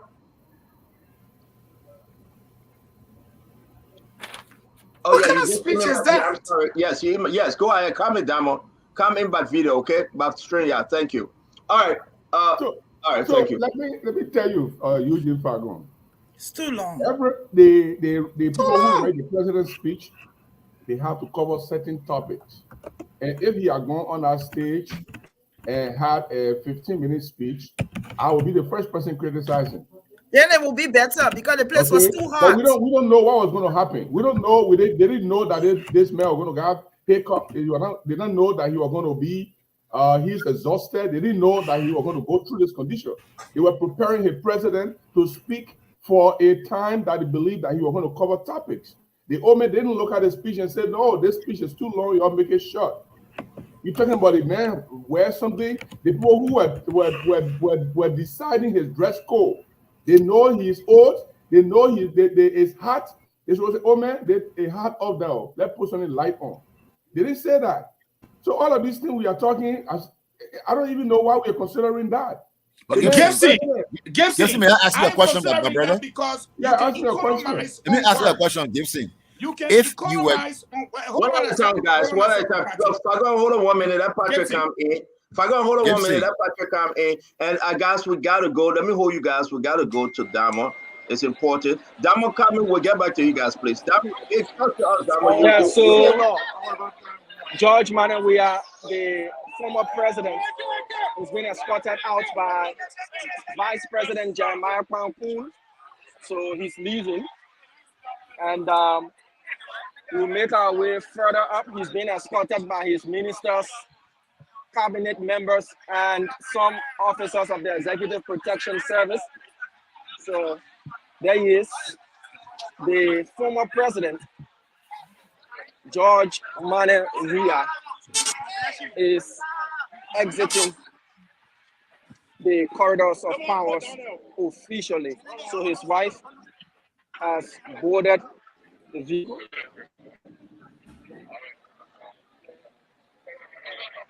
Patrick, do you have Yekesi there? Can he zoom in on this Diamond? Yekesi is here. Thank you.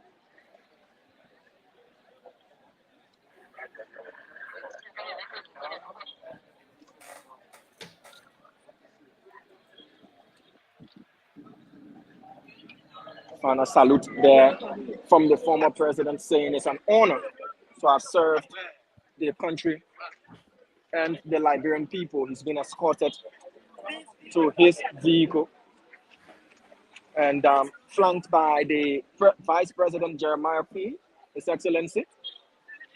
And as you can see, the former president's vehicle does not bear the presidential standard anymore. It does not bear the presidential standard anymore. That has been removed. And he will be given a reduced number of officers of the EPS. So this vehicle would have had the presidential standard on it, but that is not the case anymore. That has been removed. And you can see Zoga Wilson, former Minister of Youth and Sports, along with other cabinet members, former cabinet members, I should say. So, Begube Fokeplon Jalaya Wia is officially now the former president of the Republic of Liberia, and his vehicle no longer carries the presidential standard. He has been given the flag of service, and he's off. There is no more Escort 1. There is no more 64, 65, EPS 35. There is no more ECAP, and the rest, no ambulance, nothing. As yet, on the 22nd of January, that's the 18th of January or so, 2018, today, he's leaving as he arrived on that day. Well, I shouldn't say that. He's carrying along the flag of service, but all of the prestige that accompanied him, that made cars to stop left and right and center, is all gone. All of that power transferred to Joseph Yuma Boakai, the 26th president of the Republic of Liberia. So there you have it. There isn't even the blaring of a siren to let you know that the president is coming. The Sierra Leonean president, Julius Maada Bio, His Excellency, is getting on board that Range Rover there. He's been escorted as well. There he is, Julius Maada Bio of Sierra Leone.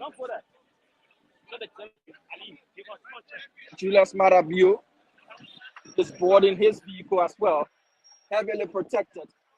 There he is, the president of Sierra Leone, boarding his vehicle, and he will be escorted out. The dignitaries are leaving.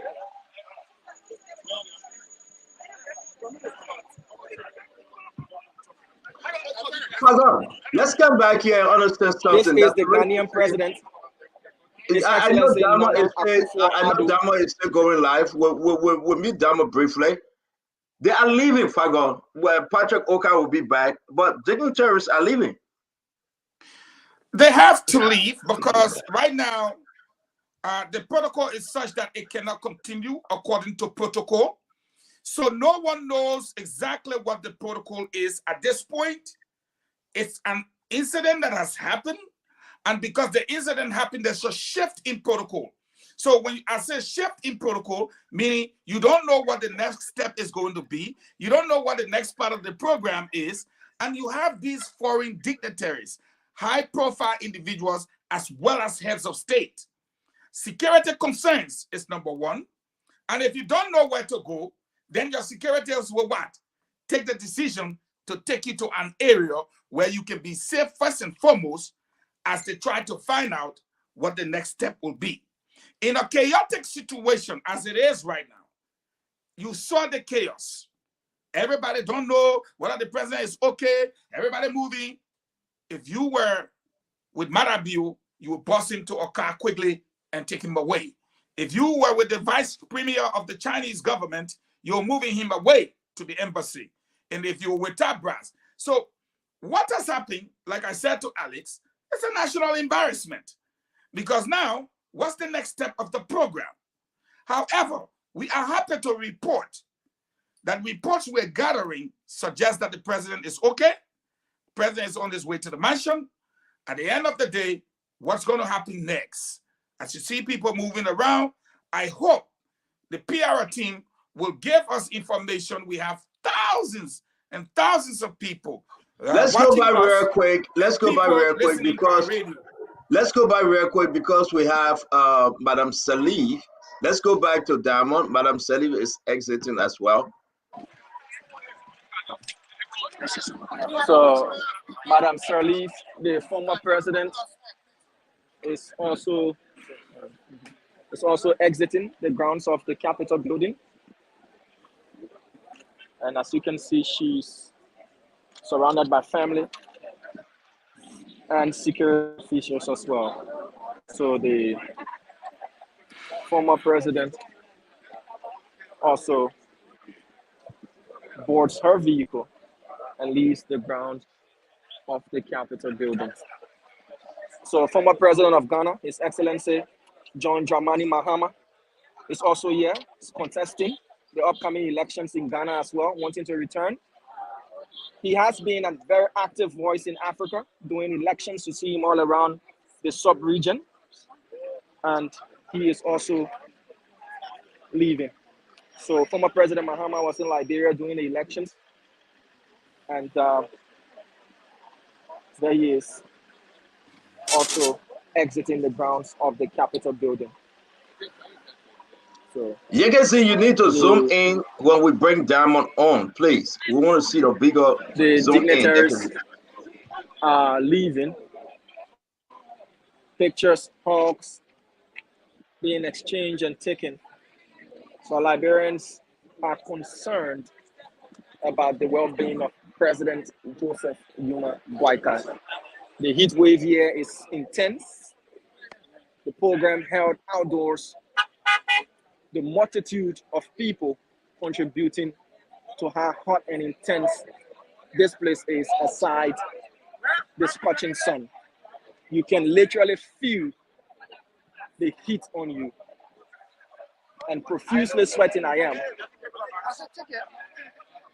As to the next step of this program, whether or not the president will make his way to the grounds of the executive mansion, we will know. But the vice president, Jeremiah Kwankun, is also coming up.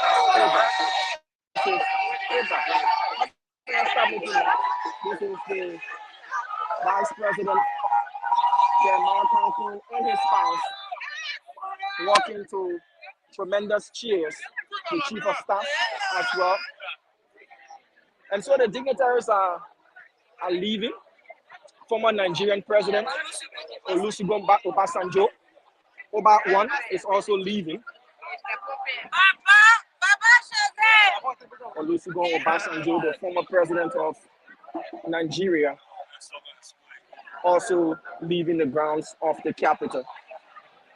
So we headed further to the stage, as we're showing you, those who are leaving, the dignitaries who arrived. We see Reverend Luther Tapper of the now ruling Unity Party, dressed in green. Reverend Tapper, flanked by Amos Sweat, also wearing green, the hierarchy of the Unity Party, leaving.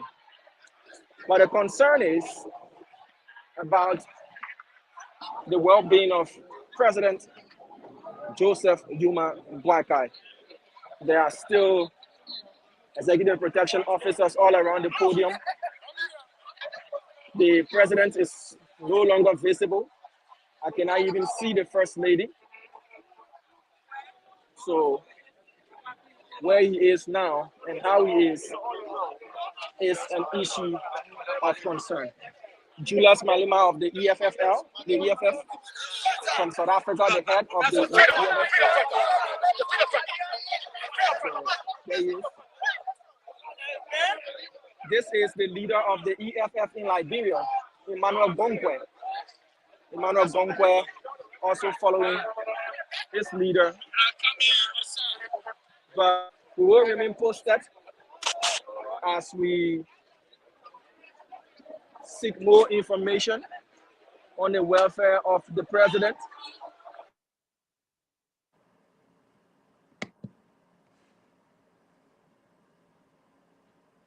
CEO, you are muted. Thank you very much. Let's come in. We'll go back to Diamond. We are at the Robert International Airport to see who's coming in and who's leaving as well. Now, Spoon has taken over fully with our own live stream, so we are not piggybacking from LBS. We are now moving directly because it's a whole shift and change in protocol. As a vibe, seeing what you're seeing, following us. Now we are having this conversation from something is happening here. World leaders are leaving, probably going back to their respective embassy. But yeah, we are. We are at the airport to see who's leaving and who's coming. Once we get information, we'll bring RIA in as well. But talk to us. Welcome to Spoon Talk, Isaac. Yes, greetings to all the listeners out there. Greetings to the panelists, and to you, Spoon, and also to extend our congratulations, regardless of what has happened. A shift in governance has happened, right? But it's important to note that the environment that we find ourselves in terms of that hall or wherever they were having that program, nearly everybody was feigning themselves. So I don't know where the fire code is, but it seemed overcrowded to me, for one. And ventilation is a problem in a lot of buildings. The presence of air conditioning, because I can remember the tent that they had the reception in at the 2017, the 2018 inauguration. There was a significant number of air conditioning in there. And that day, right before the reception, the program itself, it was extremely hot. And we're on the field, we're outside, where there was some breeze. So I don't know what the real temperature was in there. I don't know if the president had a medical team with him. They were outside, Isaac. They were not in a building. They were outside. All right. So that particular situation, it should have every eventuality around that situation should have been considered. Okay. Even earlier, somebody I was talking about ambulances because we were talking about fire before and ambulance not getting to the fire. I said I hope they will have an ambulance for tomorrow's event. They will have healthcare workers there, nurses, doctors, ready for anything that may happen because anything can happen. Do you see the presence of any medical personnel when this stuff was going on?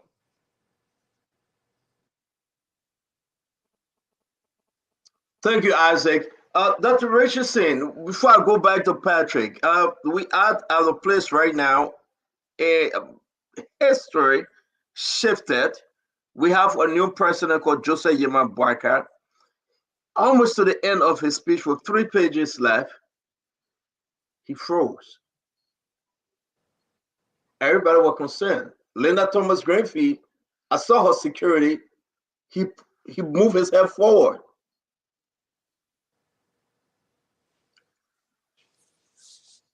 What's the mistake? What went wrong that Rich is saying?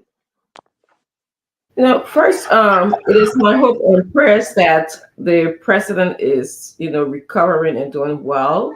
Secondly, Mr. Fagon, I just want you to note that when Glendy is on, she is the most experienced physical health practitioner. I'm a mental health practitioner, so we were taught to say that. So no, it's not you. It's just Liberians, we have to get used to making sure we call it doctor when people don't have a doctorate degree. So just you meant well. You meant well. So but to get back to your question, Stenson, for the life of me, we are in 2024. They have portable fans and air conditioning. So I don't understand why those materials were not taken into consideration. As Joseph Boca is not only President Joseph Boca, he is intertwined with the Liberian people. Anything happens to him, it's going to affect every single Liberian. So this is why we need to be very mindful and careful for the way how we manage these events. So I agree with somebody who said that every single mishap should have been taken into consideration. It was outside. It was beautifully planned. The occasion was going well. I even saw at one time there was a sense of acknowledgement, of honor on the face of his wife. As she looked at him, she was like, just staring at him, and it was just beautiful. And then when he started stopping, there was a part where, I don't know if you guys noticed, he was kind of tripping on his words. He started to stop a little bit. I got very concerned at that point, and I was like, okay, this is enough. This is enough. Yeah. To come in and just have this speech, that is so long, put him in his clothes that we know that is that maintains heat. And we know that in 2024, there's no portable heater that could have been mounted onto the podium or have some kind of air condition, blowing from somewhere. It can be done. It can be done for the amount of money they had in the budget and for our country that we have. So that's kind of what I wanted to add to the conversation.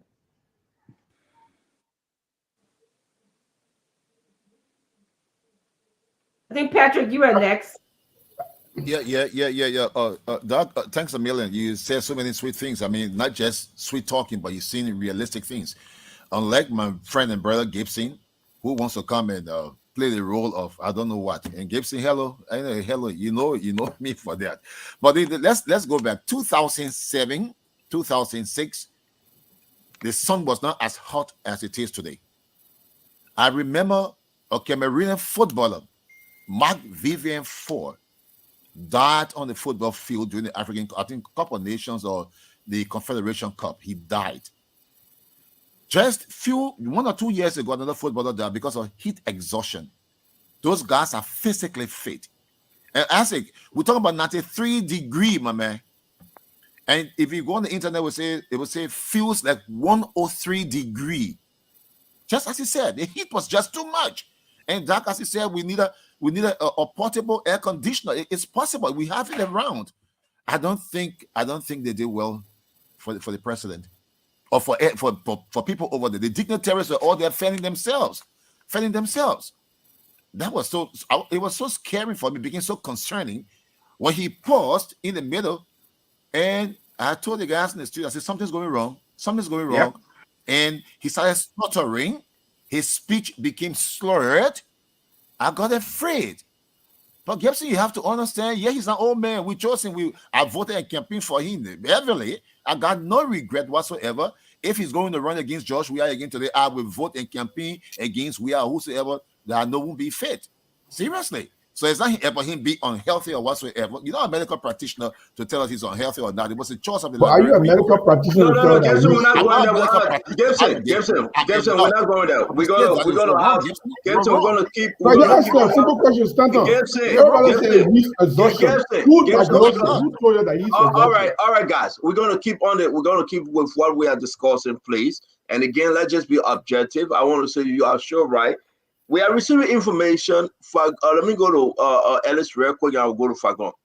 Alex, the same for everybody. 24 pages. 24. Someone just told me the Stanton Latin was almost, because they had to make it in larger font or larger print and 24 pages, and they are saying probably the president is going home. The AC, raise the AC in the car. He's doing well. He bounced back, and probably if they choose not to go to the executive mansion at this time, he is going home. Fagon, 24 pages. Can you imagine? So, CEO, what I can say, the first thing when we made our initial comment, we had earlier have the reporter informing us that the president was seated and continuing his speech. The fact that it has now come to a situation where the program had to be abruptly ended and the president could not continue anymore, it is fair to say at this point that it's a national issue. And like you said, 24 pages is just a lot of pages.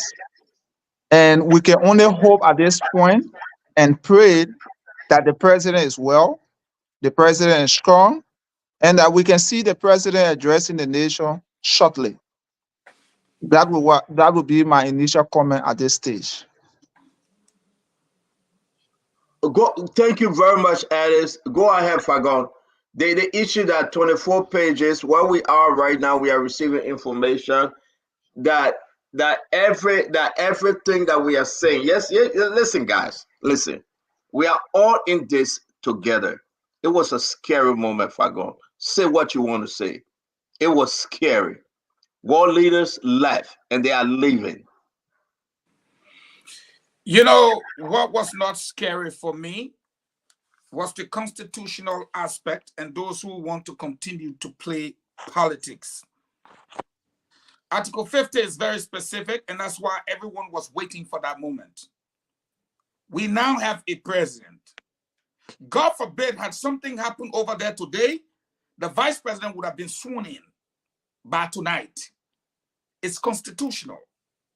The next thing I want to say to you is that what was so big, and Stanton, permit me 1 minute without interruption, to tell the Liberian people that you are going to have a government of inclusivity, transparency, and accountability, that you are going to restore hope and dignity.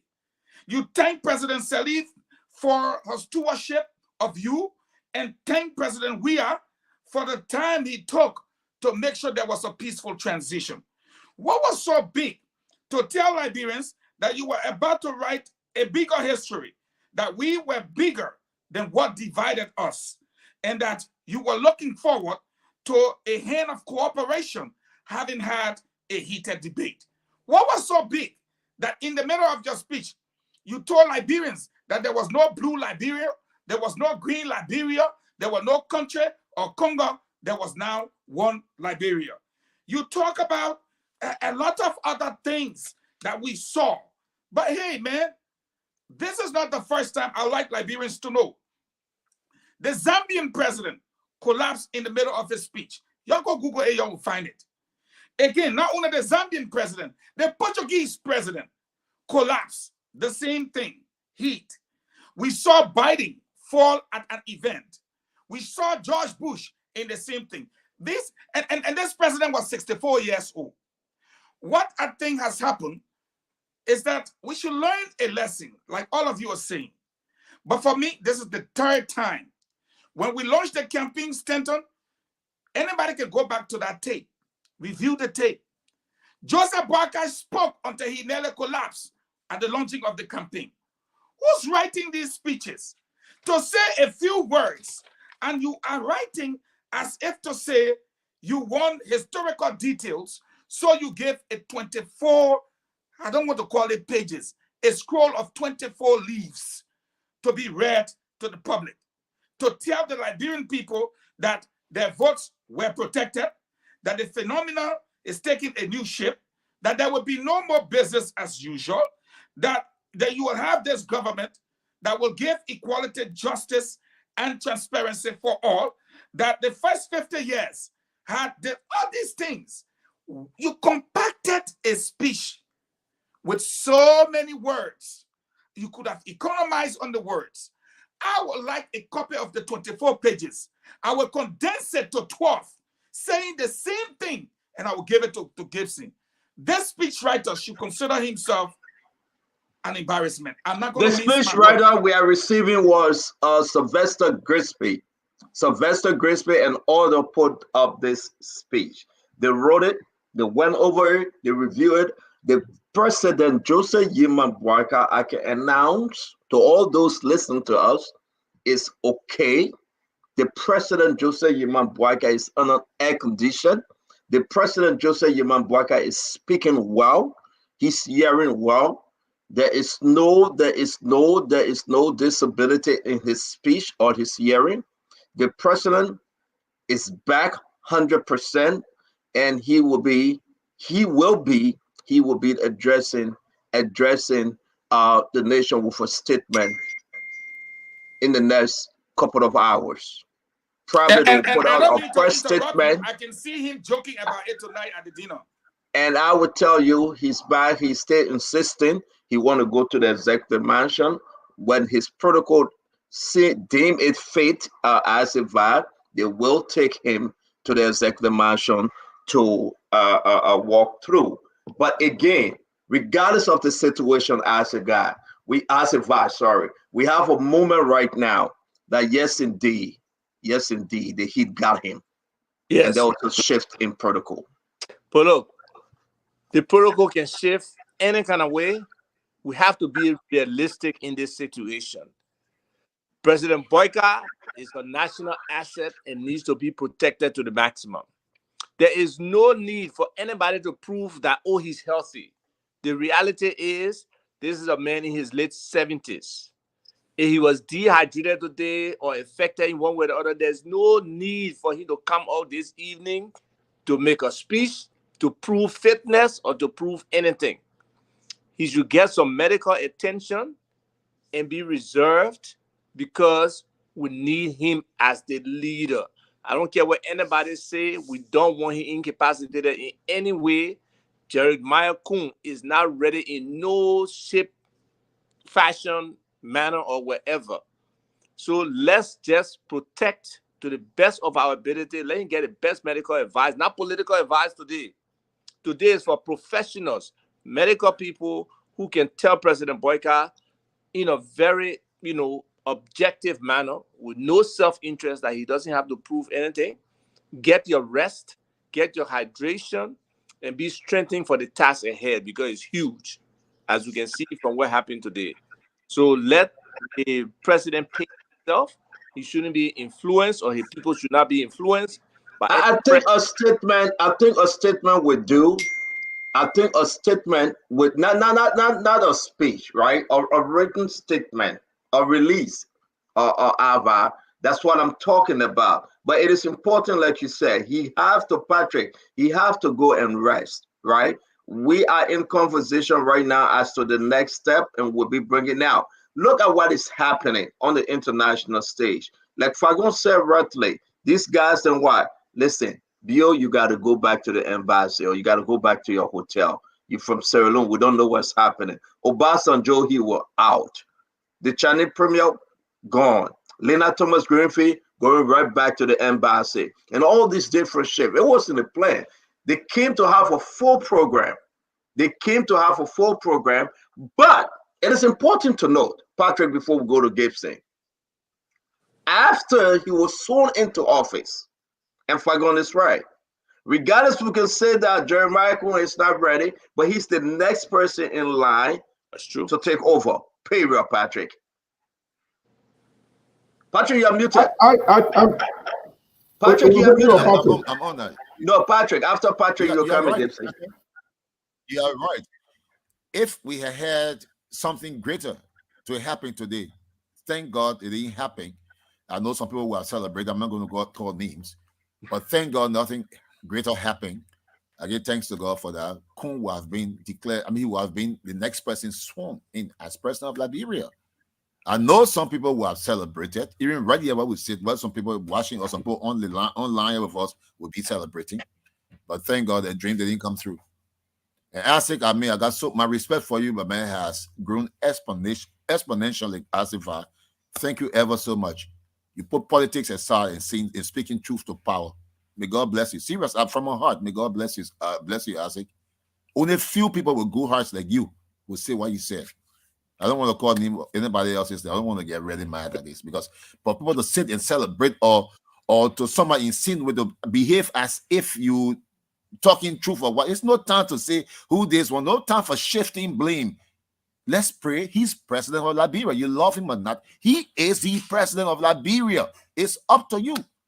If you don't like it, go and hug the transformer. He's our president. I celebrating. I'm so happy. I got no regret serving as pool washer. Got no regret serving as supervisor in the second round. I got no regret campaigning for him. I got no regret resigning from ELBC because of politics. Thank God. Now I'm vindicated. Thank you. Look, Alex? let me just say this. First of all, I say you need to stop insulting Jeremiah Kun. That what you said just now was insulting. Don't say that. Don't say Jeremiah Kun is not ready. He's not competent. He's not ready. Listen, no. When you're speaking, I will not speaking. Please. No, but you don't tell when me you are what speaking, to say. I will not speaking. You Please. tell me what when to you are say. speaking, I will not Express speaking. yourself. When you are speaking, I will not speaking. So you said things here that I could have jumped in there because they were not even right. What you said was not right. Jeremiah Kun was elected alongside JMB as a competent vice president. Okay? Patrick Okaya campaigned for Jeremiah Kun to be vice president. So you can't come here and can't tell us that Jeremiah Kun is not competent, he's not ready. That's an insult to the man. And I will stand for my brother any day. Okay? So here is the thing. We have not diagnosed what happened to JMB, and all of you are already saying is his exhaustion. Whose medical report you are giving us? How do you know it's his exhaustion? How did he even know too that he was old? It's not a symptom of his exhaustion. Hiccup. Gibson, you told us during the elections, during the campaign, you said he was old to become president. How did he know he was old and he was frail, he was weak, he had heart problem? Are you a doctor? Are you a medical doctor? Now you're questioning us if we doctors or not. How? I think the only person on this platform who is closer to being a medical doctor is Dr. Francine Richardson. You far away from it. You a pen holder like myself. Gibson, stop that. Stop pretending like you're a doctor. You're not. Okay, so you said it during the campaign that he was not well. Now you want to miss the word? Let me answer your question. I'm not asking a question. I'm telling you what he said. No. But let me respond to that. No, but during before the you campaign, stop your campaign, what was said during the campaign came from people who were close to him. People who all right, guys, we got to update. Gibson, we got to update the folks. We got to update everyone with information we're receiving. Again, listen, guys, it is important to know that we're still up here till we get final message from the president home. The president is on his way home. I have just spoken. Fagon and myself, I just took Fagon off air. I added him to the call that we were on. And Fagon can show you we have a direct communication. The president is doing extremely well. He's on his way home. He's not going to the executive mansion. He's on his way home. When the incident happened, thank God doctors were on the scene. We were able to speak to one of the doctors. The doctors were on the scene. You have over 5 of them. I'm giving you a first-hand information. We were just on the call. I told Fagon get off, join us. Doctors were on the scene. The president, they check his pulse. They check everything. He began to respond positively when they start fanning him. Now, all the things were in place that we are not allowed to tell you because I don't know what I will be breaching security advice, but Fagon heard exactly what they said concerning his worry. It was hard. But I can say it, Fagon, right? It's not anything hiding because the president is on his way home. What do you say, Fagon? No. I mean, he said they're going to take off all the clothes. And what happened is that because we were talking about his clothes, so let's just get this straight. The president had a bulletproof vest under his clothes, under his African. So it was really hot on him. Let's just get it real straight now. He had a thick African garment, and he had a bulletproof vest and other stuff under there.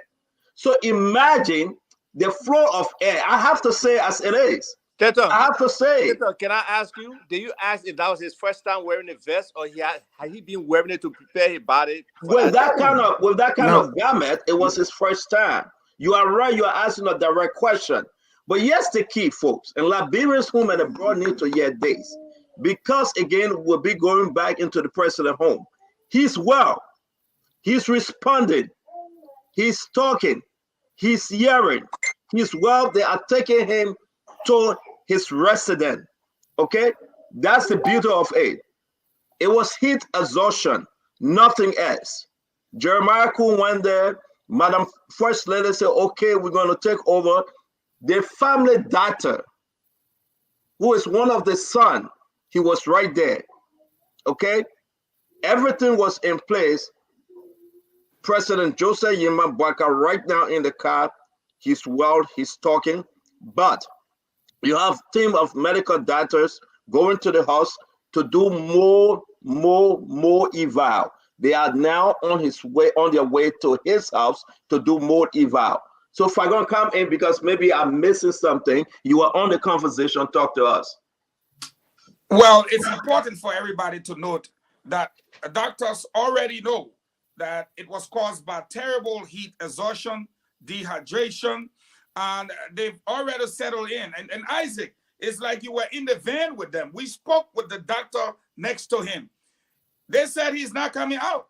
They're taking him directly home. He's going to get some rest, but he's 100% okay. They're just going to remove all those clothing.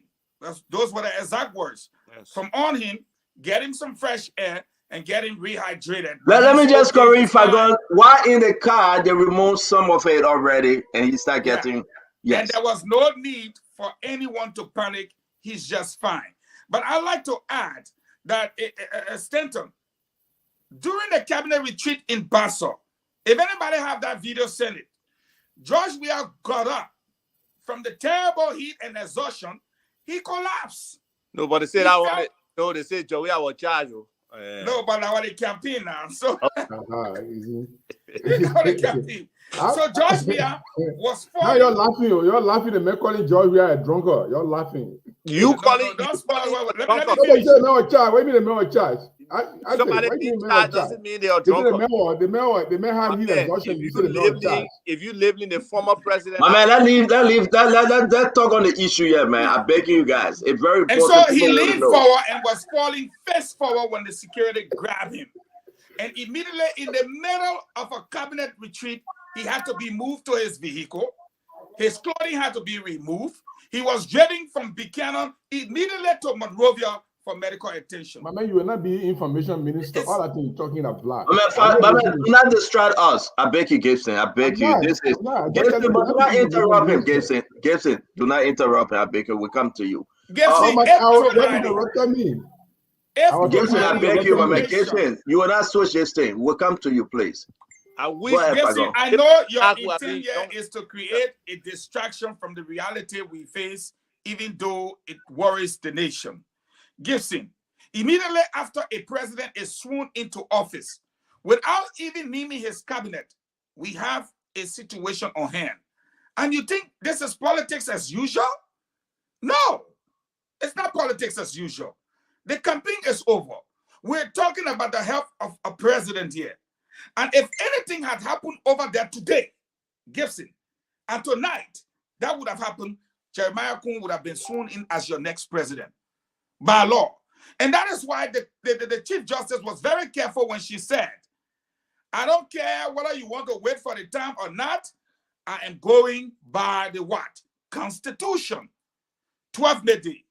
After that, we had a president. And don't forget, next week, Monday, not this Monday, today is Monday, this following Monday, this president will have to deliver the State of the Nation address again to the joint section of the cabinet. It is by law, Article 58. By law. The joint section of the legislature, right? Yes. Yeah, that's the State of the Nation address. So let me bring Dr. Richardson in, bring Patrick Oka, Alex William. 10 seconds. Yeah, 10 seconds real quick. Gibson, I'm coming to you. I'm sorry. After you, Gibson. Yeah, the president is okay. Stanton gave me the privilege. He added me to the call. Yeah, we spoke with the doctor. Gibson.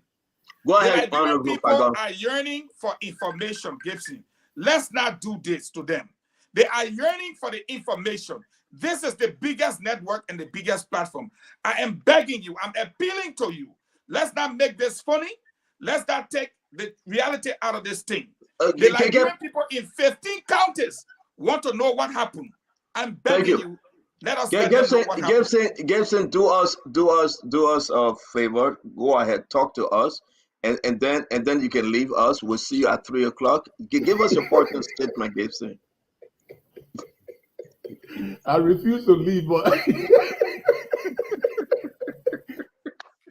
Gibson, Stanton, before Gibson comes, do you know we were on the air? We're on the air. Let me tell you all something. along. Gibson never came on the air until the old man almost collapsed because of heat.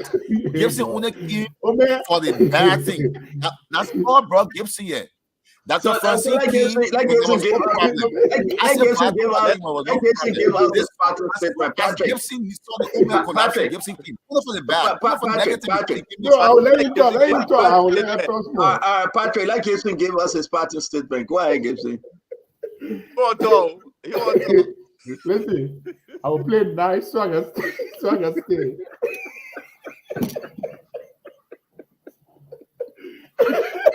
I'm gonna play nice so I can stay. Look, let me tell you, I am not being unreasonable here. Okay? The reason I'm saying these things is a stark reminder of the choices we make. Okay? You talk about somebody playing soccer on a football field and collapse out of heat exhaustion. It's like an apple and orange you are talking about. It's not the same thing. The old man, every one of us know he's not feeling well. They put, like Stanton said, they put a bullet, they put a singlet, they put a t-shirt, they put a bulletproof vest, they put a African clothes over him, thick African clothes over him. So they know already that it's going to be hot. Is it not possible that the old man wear one of these light African things, these light ones, and they put it on him for the day, just for the day? Does he have to wear that thick thing? So that decision was flawed. Number two, you're talking about a long speech. Okay, well, President, let Gibson finish. No, Isaac, let Gibson finish. Let Gibson finish, please. I said, let me finish and go so you can have your nice time. So I believe that, thank God that the Omer is all right. For me, I believe that even if anything happens, he's incapacitated, not that deaf, it could be anything. Jeremiah Kuhn is capable of running this country. And I will be the first person that will congratulate Jeremiah Kuhn. So let not pretend like Omer was not feeling well. They said that he's exhaustion. They talked to the doctor. What if the doctor says he's exhaustion? That's fine. But these things should have been prevented. They should have been preempted.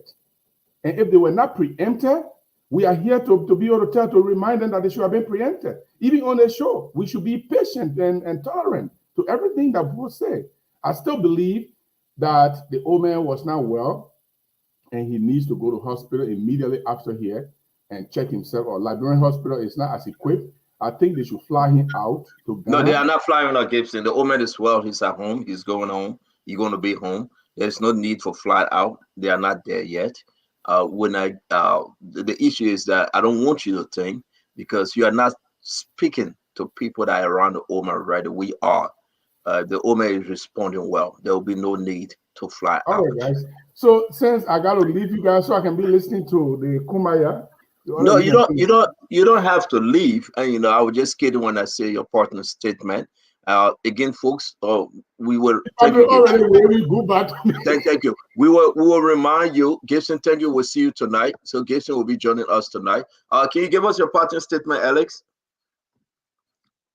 Yeah. So I was privileged to have spent almost 3 days with the president here in DC when he came just a month ago. And I know for a fact that the president is well. I know he also has a lot of support system. This could be anyone in such a position. Again, it is a national concern owing to the fact that the program ended the way it did. But we believe that he's in the hand of God. We know he's healthy. And we can only hope and pray that sooner than later he will speak to the nation and that people will understand exactly what happened and that Liberians who casted the ballot for him with high hope will be somehow relief of whatever rumors that might go around, and that for sure we can have a better, brighter, and bigger and stronger economy under President Joseph Yeman Boyka. Thank you. Thank you, Alice. It's good to see you. I know you'll be joining us later tonight. Folks, we can just announce that tonight will be very huge. We will be on Spoon Talk tonight, our usual time, 8 p.m. We'll be coming to you 8 p.m. on our usual time. It is important for you to understand everyone will be here. We are bringing in the ANC, the CPP, the CDC, the Unity Party, and everyone. And I hope, though Patrick Oka will be busy, we'll be watching from their end as well. Quick update, because we are privileged to information, Jose Yeman Boyka has responded well. It is important to note.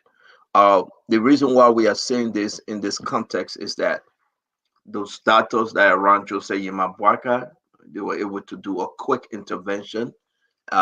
He just needed to be on the AC. Once he got into the car, he's bounced back. Now we have other individuals that fainted today. I'm receiving information, even some family members to Jeremiah Kuhn. I need to confirm that they fainted and they took them to the hospital. You have other folks fainted. Fatima just called and she said people had to leave because of the heat and they were dropping.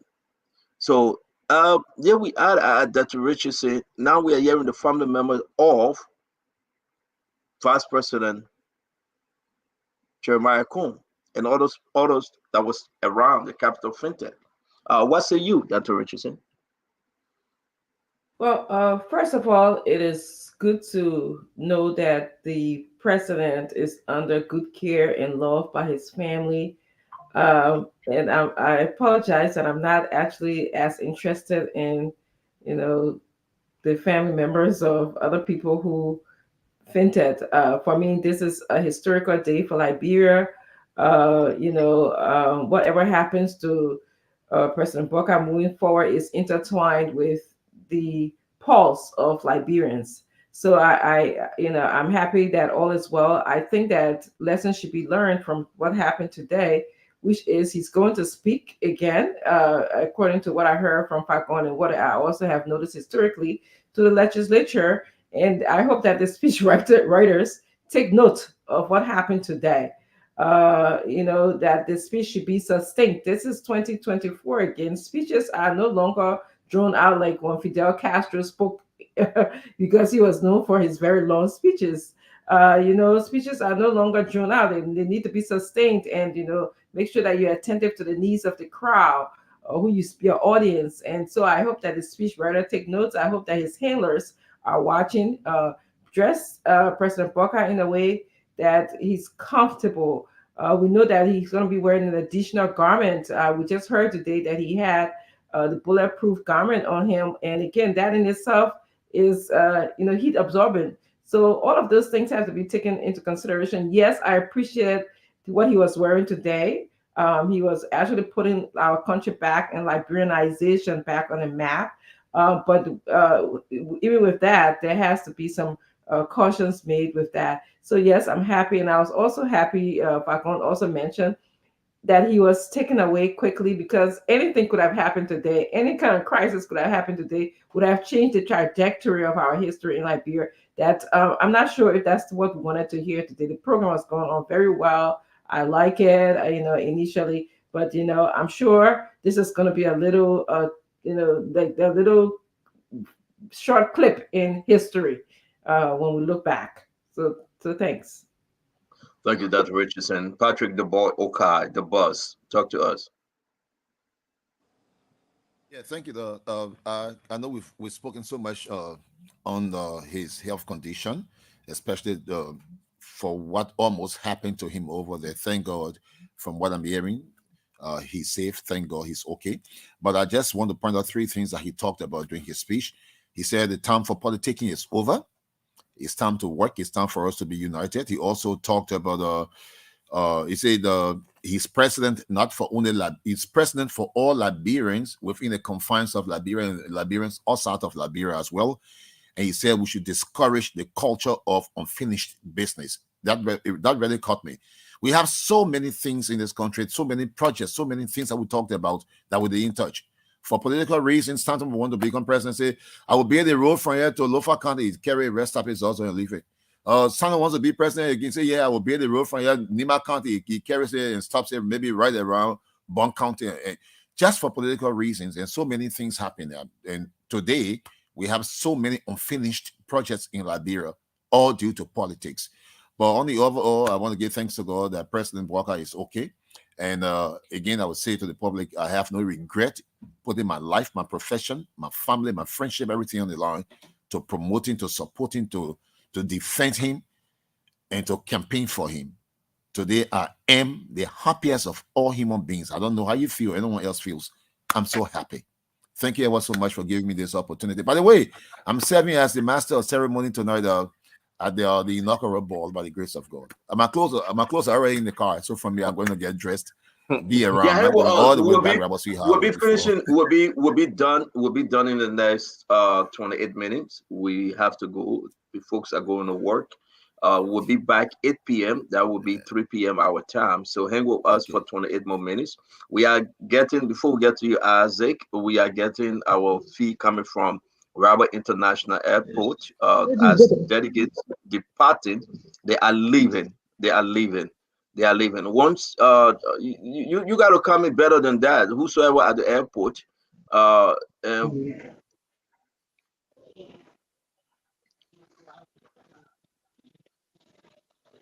So Stanton, most of the folks came in with private jets, right?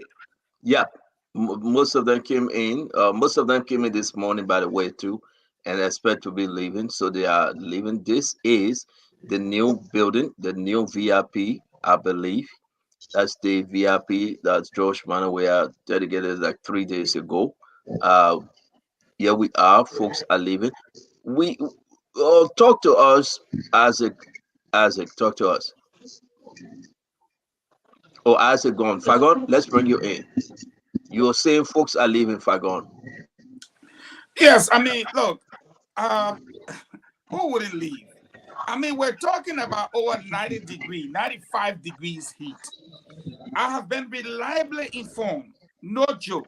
One of the nurses on duty and the PA said they treated over 10 persons for heat exhaustion, and one of them had to be carried to the JFK in the military ambulance, including one EPS officer who passed out. Oh, wow. Nobody calculated in January of all times to kind of put people out in such temperature with anything in place. I mean, I don't want to shift blames too early for that. It has happened. And I'm sure most of the individuals are going to fly back home. Because if they are closer, like Barabio and others, today is Monday. They got work tomorrow. And they are dehydrated as we speak. And they suffer such terrible heat exhaustion. And they will have to recover. They will have to recuperate. They will have to rehydrate. And so I think what needs to happen now is that as a people, we thank God first and foremost that His Excellency Ambassador Joseph Numa Boakai, President of the Republic of Liberia, is well, according to doctors. What's going to happen this evening, if it's a state luncheon, a state dinner, like Patrick Okai is saying, he's going to be the master of ceremony, the vice president-elect can be able to take over the helm of responsibility and deputize for his boss, the president, and read the president's speech at that dinner. I would advise that the president gets some much needed rest, rehydrate, recuperate from the heat exhaustion, and start his work tomorrow.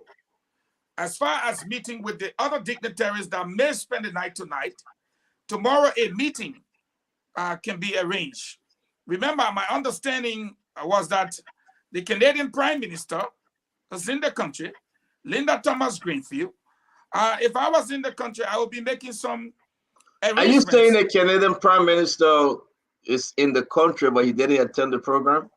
No, that we were informed this morning by this particular network. Did you see him at the program, Patrick? No, they said he came in last evening. That's the report we got today. And he came in yesterday. He came in yesterday. Thank you for the confirmation. So imagine a Canadian Prime Minister, the Vice Chair of the Communist Party in China, the Vice Premier, the Linda Thomas-Greenfield from the United States.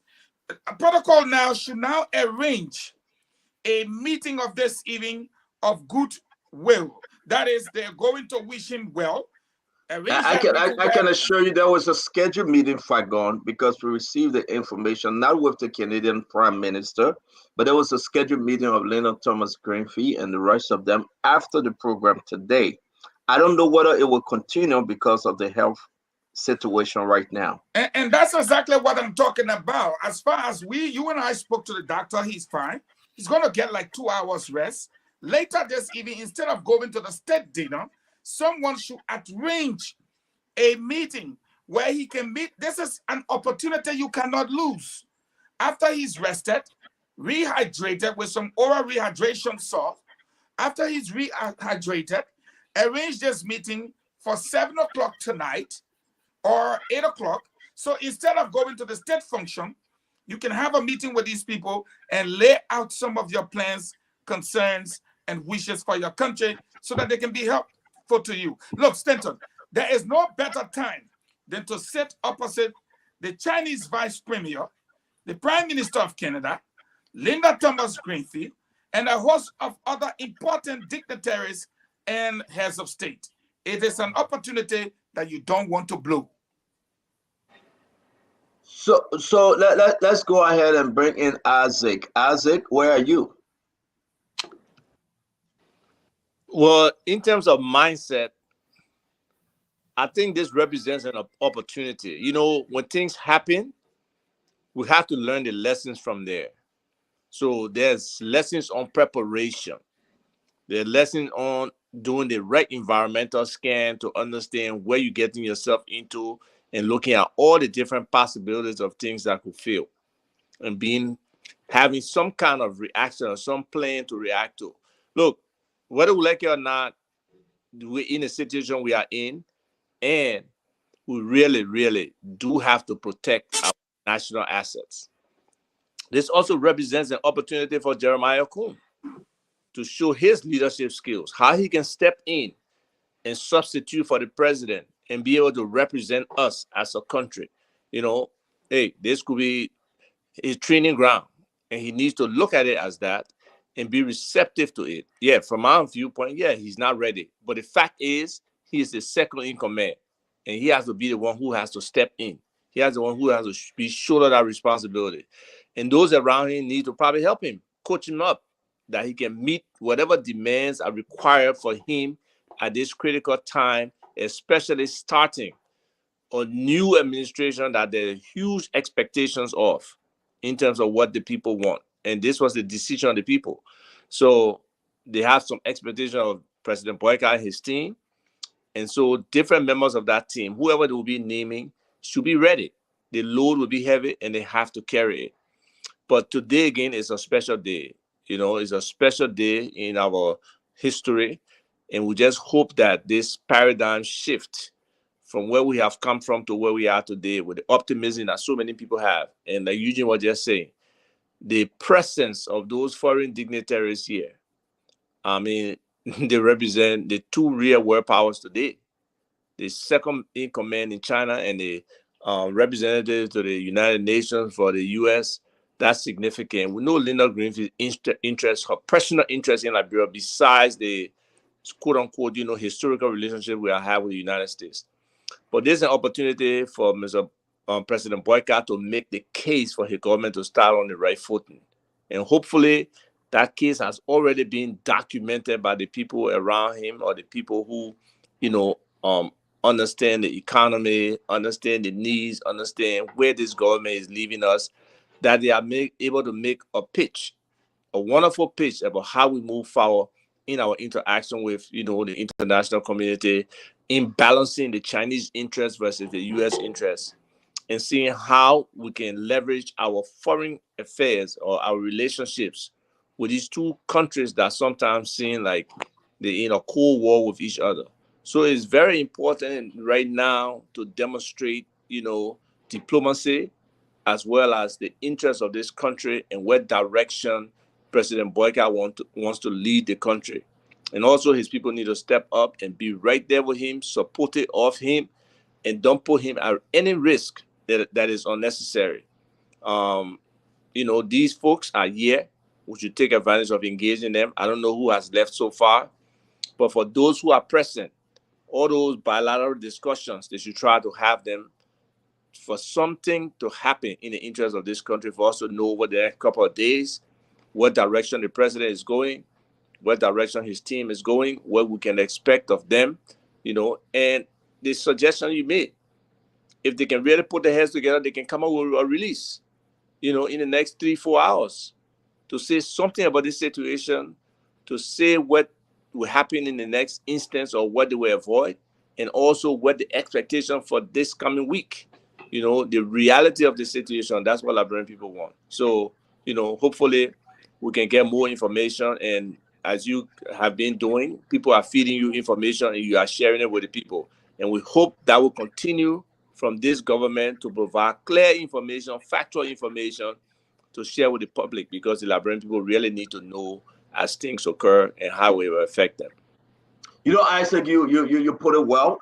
Now my only disagreement here to say Jeremiah Cohen is not ready. I think he's ready. Ain't nobody born to be a president on day one. Everybody learn on the job some way, somehow. So is the vice president. So I do believe that given the chance, so then you agree with me? With the right advisor, I think he would do better. But again, on the other end, we want to say we'll be bringing you information as we receive them. Dama will be reporting, giving us one final report from the executive mansion right now, because the president should have gone to the executive mansion, but the president is home. We can announce that Joseph Yima Bwaka is home. Okay, he's not on his way. No, he's home. We can announce that. It's pretty good. Right? If you have to go out there and drink your coffee, it's pretty good. Joseph Yima Bwaka is well. He's on a close observation. I've been very upfront because I don't want anybody to say, but Stanton and Spoon said this and this happened. No, he's on a close observation. Medical doctors are there. The teams are gathering, and everybody coming out now. He's in air condition, and everything is so unique. They will be coming out with a release. They will be coming out with a statement. As to whether he will attend the inaugural board tonight, I don't know, because we asked the question. They cannot confirm it, but it's saying that the president will be home and he will be resting as he stirs the affairs of the country through his vice president and other advisors standing around there with him. And he will be running the country. First hour, second, third hour, he will be running the country as was scheduled. Fagon, I'm coming to you before going to Dr. Richardson and bringing in Patrick. Dama will be live from the executive mansion. Once he's ready, we'll bring him in. We'll go back to RIA. We'll wrap this thing up in the next 26 minutes. 10 o'clock, our time here will be done. We'll be coming back 3 p.m. for the Spoon Talk. That will be 8 p.m. in Liberia. Fagon, what say you? Good information. Joseph Boyka saying people, his world, his bounce back. I'm happy for such. And let me say, we have to be careful. I hope his team is being careful, like Isaac said. Okay, now, because they blow you with small air condition, oh, he's okay, you'll come around. First and foremost, that area needs to be clear so that he can have some rest. He needs to be rehydrated. Of course, you and I spoke with the doctors. They're taking all the necessary care.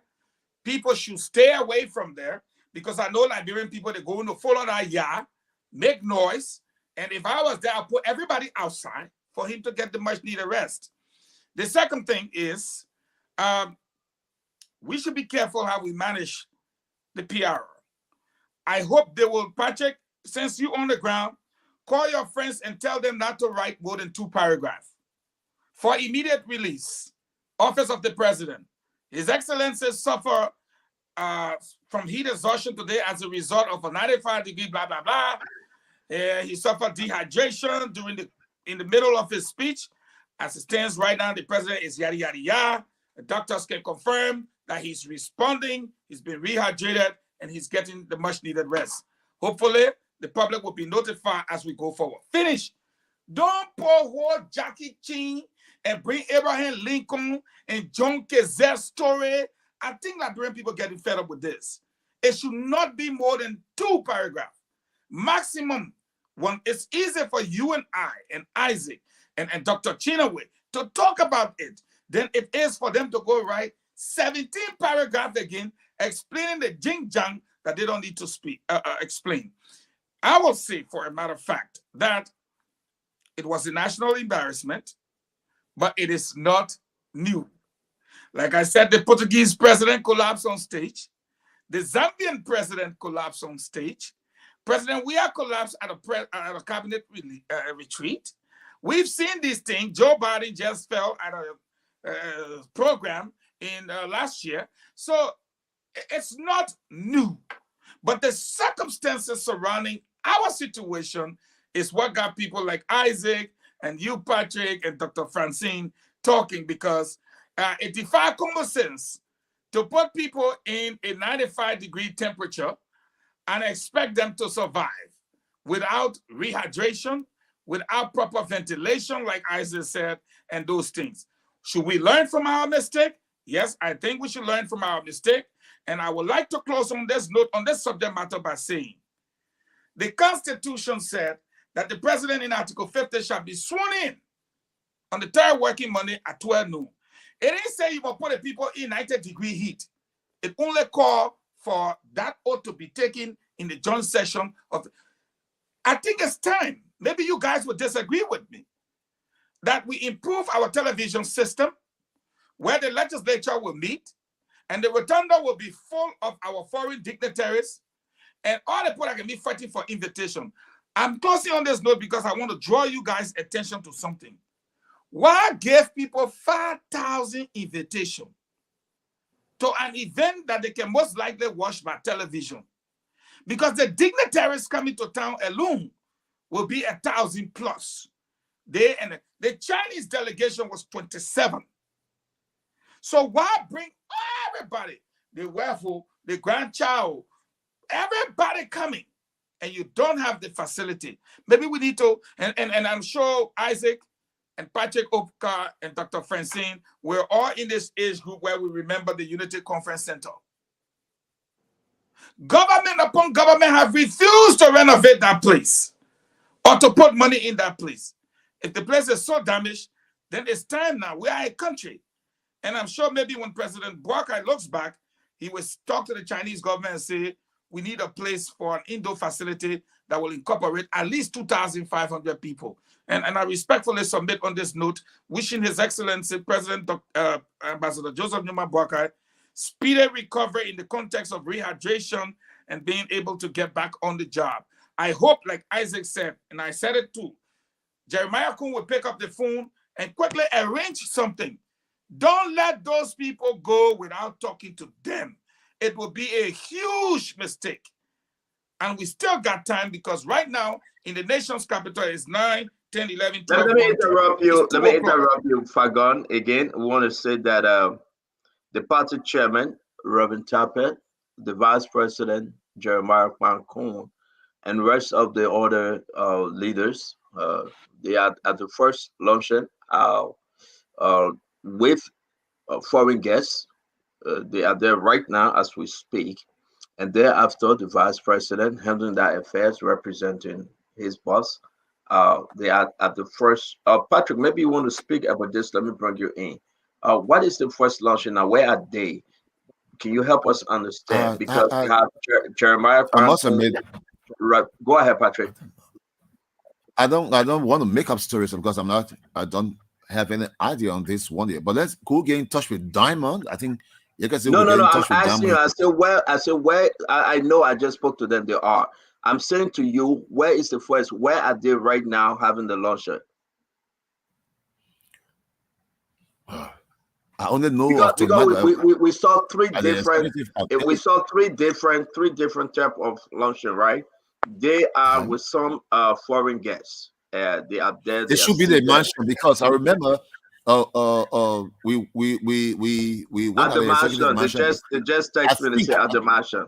They say okay, at the then I'm mansion. right. You are correct. Mansion, So yeah. sorry that you didn't know. I thought you were part of the team that put this together. They just say at the mansion. So let's now go to Diamond. Let's go to Diamond again. We just got to keep it. Diamond, you are live. Come on, Diamond. You can see Zoom Diamond in.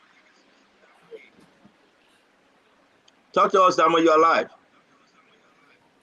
Yeah, so CEO, we here on the grounds of the executive mansion right on Capitol Hill. It's cozy, the breeze is enjoyable as compared to what we experienced there at the Capitol building. There isn't much of a presence here in terms of the group, only the VIPs of the VIPs that were invited allowed entry here.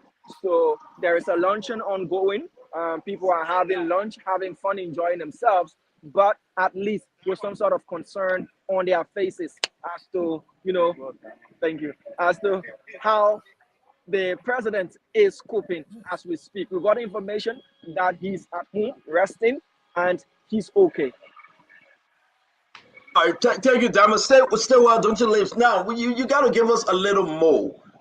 During the shift, Diamond, what did you see? I know you, as time, you help us understand.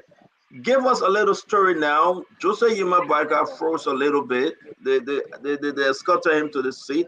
You take it from there and bring us up to speed now. What is happening with the exception of what you just told us, Diamond? What did you see at the Capitol building? Well, after the president was given his seat to continue addressing the nation, against the advice of some people around him, he wanted to continue and end his entire speech. So there was a serious concern as to whether or not he should do that. At the end of the day, he was prevailed upon and he abandoned, reading the rest of the speech. I did see President Weah leave after that with his wife. He did not leave with the usual presidential escort that he enjoyed for 6 years, which came to an end at 12th May year. He left in a somewhat 5 to 6 cars convoy without a serene to match, as well as we got used to hearing for the last 6 years. Foreign guests such as the Ghanaian president also departed. The Sierra Leonean president, His Excellency Julius Maada Bio, also left the grounds of the capital, as well as former President Ellen Johnson Sirleaf. There was somewhat of a subdued atmosphere.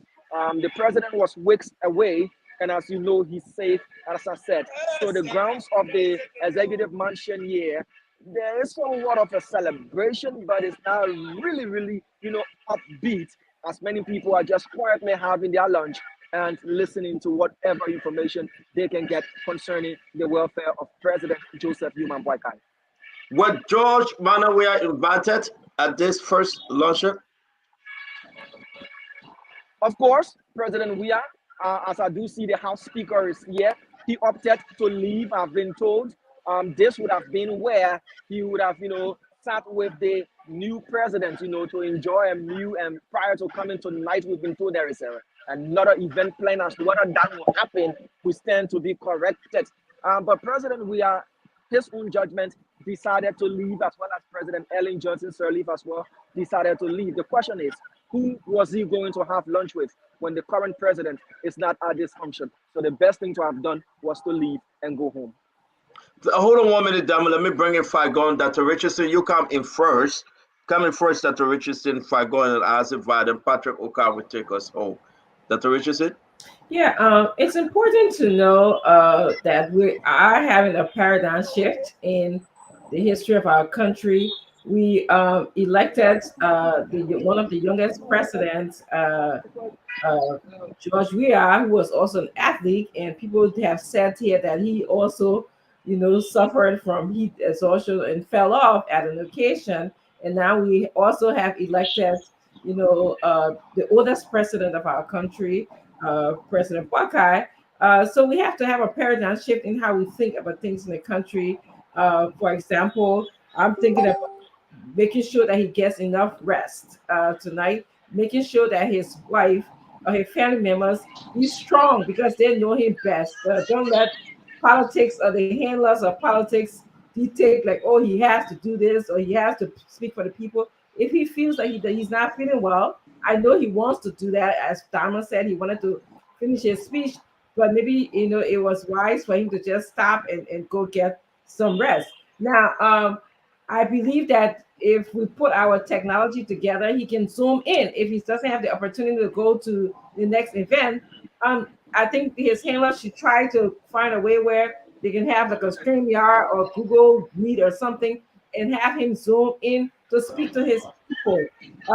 Also, I think moving forward, we should get the speech and focus on some of the good points he said. He said, like for example, it's not business as usual in Liberia. Something that I took away from the speech. No more business as usual. Liberia is at the intersection, which I said before, of learning from our past and of course and our destiny. So I think if we should get a hand off the speech so we can emphasize to the Liberian people what was his message, his call for unity, his call for transparency, his call for accountability. So yes, that's kind of what I would like to add.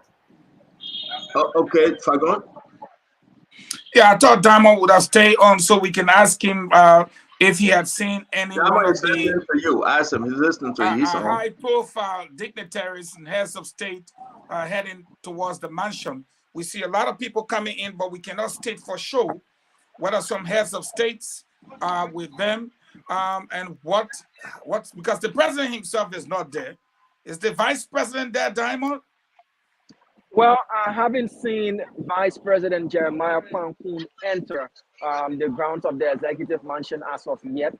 So I cannot confirm nor deny, but I do see a heavy presence of the Executive Protection Service. And this is the Vice President's son. So that question will be, is Vice President Jeremiah Pankun here? Yes. Okay, so he has confirmed. Yekestepoe has said Vice President Jeremiah Pankun is here. As I said, I couldn't confirm whether he was here or not, but he has confirmed that he's here. Guests along with head of states from African countries are in there. Okay, so according to him, Vice President Jeremiah Pankun is here. He's the one heading the delegation from the governor of Liberia, meeting with heads of states from various countries that are present there. We'll take you further inside and show you where they are meeting. So there is the garden, the grand garden at the back, but they are meeting within an enclosed area as well. So you see that.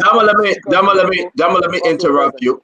Damo, let me interrupt you. Just pause a little bit, guys. I was told I just spoke with the vice president, and he wanted me to announce. If I'm gonna try adding you, but you didn't answer.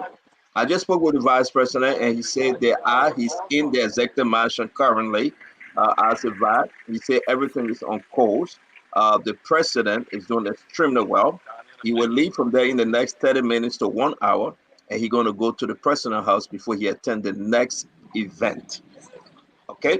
The Vice President Jeremiah Pankun, I just spoke with the Vice President Jeremiah Pankun.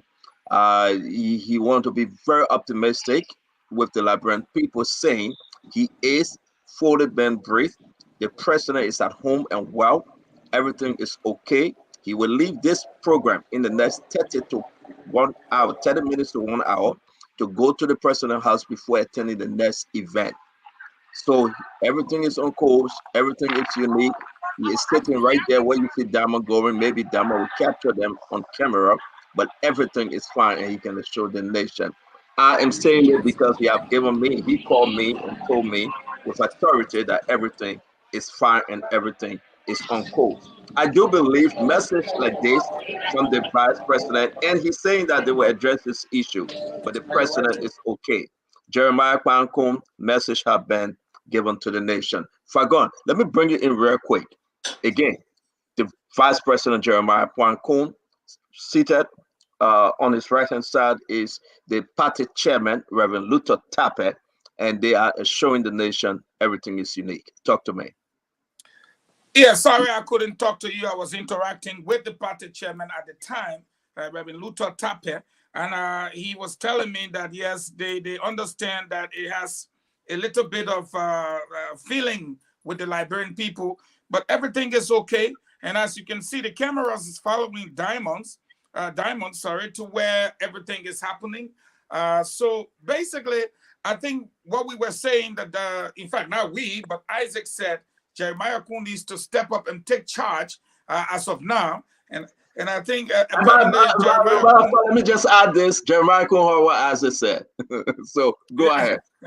He heard what Isaac said, and he said, guys, let's carry on with the program. I'm now in charge. I'm going to deputize as the Constitution provides. And he's taking the heads of state down to the guarding of the executive mansion, and they're going on. And I'm sure he's speaking banking on some of the things we're saying. So he's not going to let them leave without engaging them and telling them that, look, this is our country. We need the help. We need all the help. But it will be a nice thing if you can meet His Excellency by 5 or 6 p.m. this evening before the dinner. If you're scheduled to leave, then I will advise that you try to see His Excellency before you leave. I mean, he's taking charge just like Isaac suggested.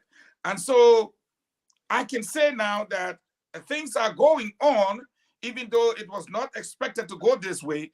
But I think the recovery process of our losses from the speech and the inauguration ceremony at the Capitol is well on course.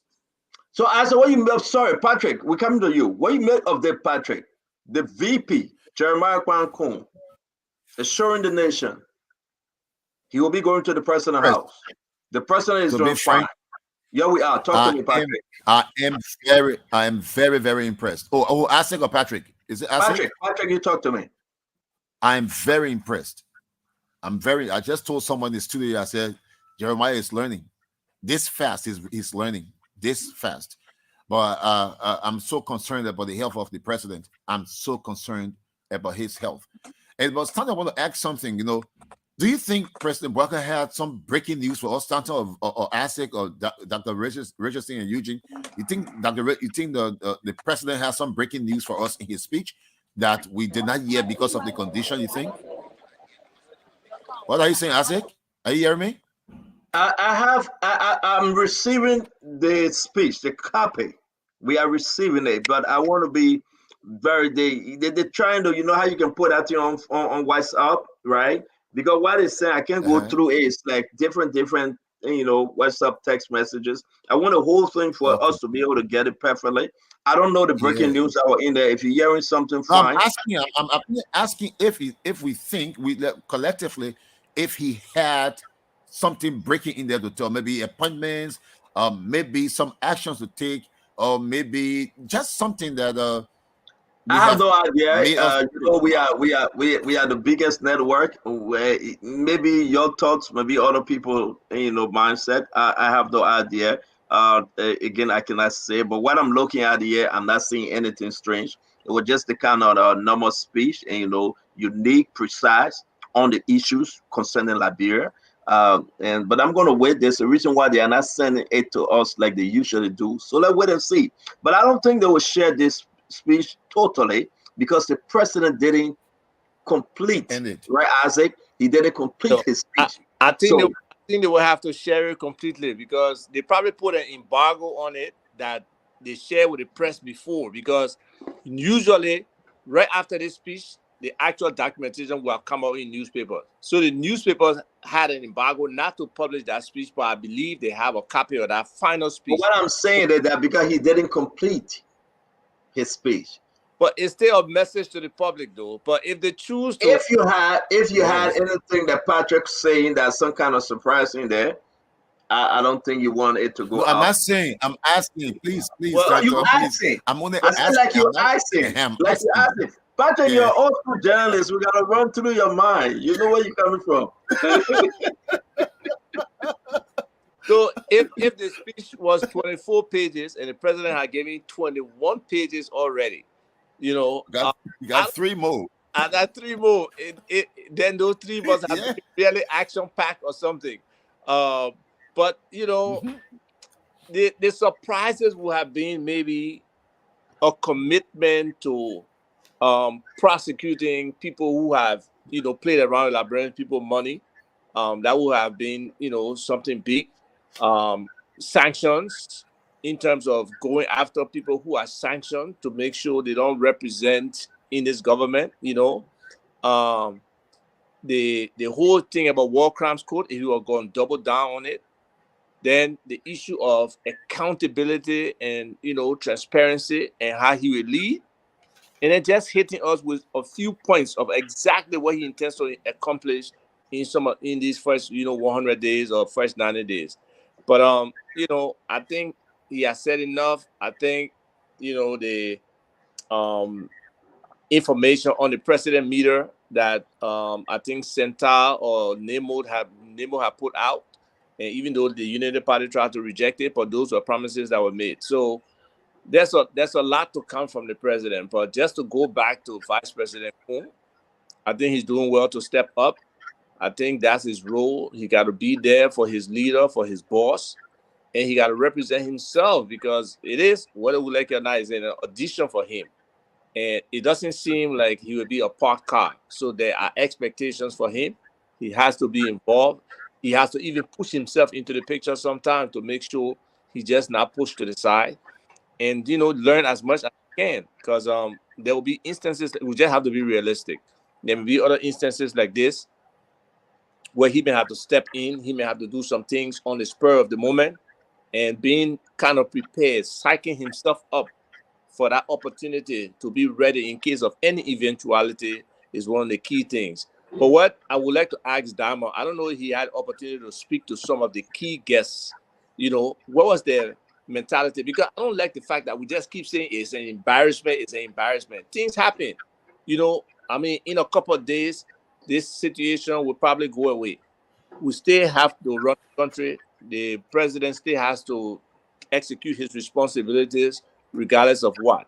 So what was the perception of some of our foreign guests, if you were able to talk to them or just see their reaction when this situation happened and as they were leaving?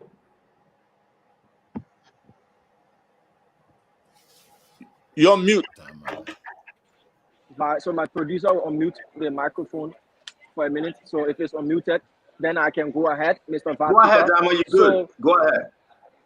I was in close proximity to the Ghanaian president, His Excellency Nana Akufo-Addo, and almost everybody was more concerned, not just about what happened to President Joseph Boakai, but the heat wave. He was more concerned about getting out of the heat, and everybody understood there wasn't any facial expression of shock or, well, this is an embarrassment or whatever it is.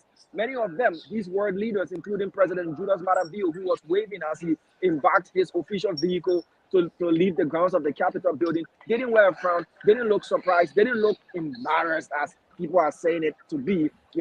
I did see President Ellen Johnson Sirleaf as well as she left. She was more of a chattery figure, and she boarded her vehicle and left as well. So everybody understands that a heat wave here is very intense. And we have soldiers falling off. Right now, over the PA system, there was an announcement made for any medical practitioner present to attend to somebody who also had fainted. So this thing about fainting, or the president didn't faint though, but this thing about the heat making people to freeze or to faint, it was something of concern for everybody. I did see foreign guests using water bottles, under their chins, to be able to hydrate themselves and to at least reduce the temperature for which they were enduring. As to what the organizers were thinking, if you just look behind us, Jurassic with pen, people are sitting under the sun to even have their lunch. So whatever went into organizing and planning, probably they didn't take into consideration the weather forecast for Liberia as well as the sort of heat that we have. Thank you. Fagon, you come in. Gentlemen, we got 1 more minute. Let's take 30 seconds each, and then we're going to leave the studio. We got to go about our business and be back 3 p.m. today. That will be 8 p.m. Liberian time on the Spoon Talk. What time, which time you're going to have Diamond in studio and the rest of the team, that we can have a full conversation on the Spoon Talk tonight. So let's give 30 seconds each to every one of us, and then we can leave. Fagon, you go first or you go last? Can I I don't think Dama will be available. Wait, Dama, go ahead. Dama, go ahead. Dama, go ahead. Dama, go ahead. I have to be at the dinner tonight. And I just want to let you know that I wouldn't be on the show. Dama, what are you wearing? What are you wearing to the dinner? What you wearing? Thank you very much. I'm sorry, Damon, but you gotta. It's a secret close to my chest. I probably might be wearing an African cloth like President Baka. No. I already know what you will be wearing, Damon. You will be wearing cotton on suede. Damon is quite correct. He will be at the board tonight with Patrick the Boss Okad. Okay, so Damon, thank you very much. I think they want you in that hall. I'm receiving information. Maybe you might go and check Damon. I'm receiving information from the vice president or the Then you Reverend should tell the Tapper, the security chairman. to allow me to enter. Yeah, just talk to them. I have the text message. Tell them that you want to see Reverend Tapper. Thank you, Damon. We want to say bye. If you get any further information, let us know. Yeah, we are, folks. Yeah, we are. It's very important that we have to go. Sorry, I don't want to go, but we have to go. Dr. Richardson, 30 seconds. Talk to us, man. The overview. Yeah, it was, started off as a great program, great historical event. I think we are also negating the fact that this is a very emotional time for the president. I mean, anyone would be very emotional and choke up a little bit to be taking the position of president for an entire country of Liberia. So, and if you add the emotion, the heat, what he was wearing, all of those things can lead to, to anyone having some sort of mishap. Yes, I agree that Vice President Koo is doing very well. I mean, this is the moment that he has to pull on his political garment, be very observant and welcoming at the same time. And I think, like Abba said, he's it's a different time, interesting time where he has to step up to the plate. I'm kind of concerned about some of our foreign guests, the one who left. I wish they would have stayed a little bit longer just to sort of see how the president is doing, but they just kind of took off to the airport, and that's to tell you sometimes we are in a nation of community, but we also have to stand up for ourselves sometimes on our own 2 feet. So yes, it was great being here today, and we will see you back later on today. Thank you, Dr. Richardson. Thank you again. We are getting word from the president home. Folks are giving us information as it stands. He remained okay.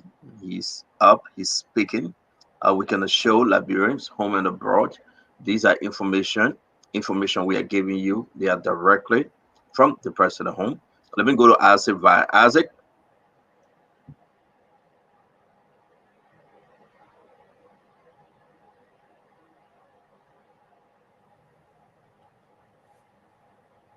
Isaac is muted. We can't hear you, Isaac. Isaac, we can't hear you.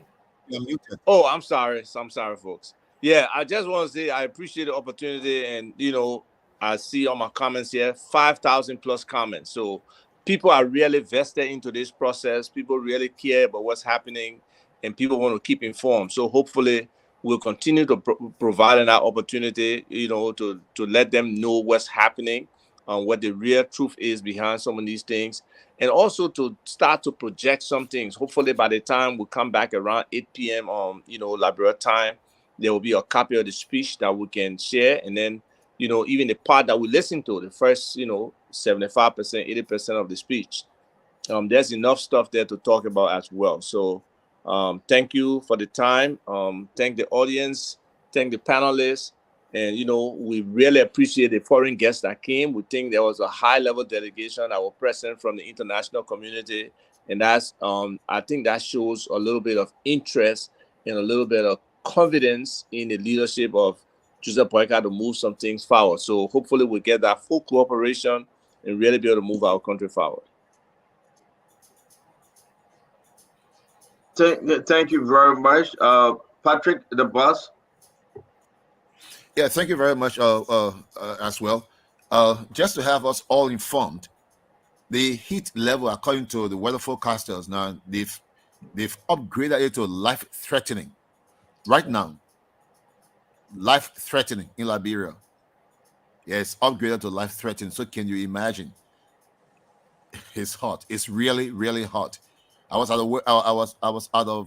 a funeral 2 Saturdays ago, and get this, Stanton, guess what? I was wearing all over black. I almost fainted. I'm forced to take off my black shirt to wear. I said, you're laughing. I went and bought a white T-shirt. Patrick, do you know if they have spray stations? Did they have spray stations like mist spraying?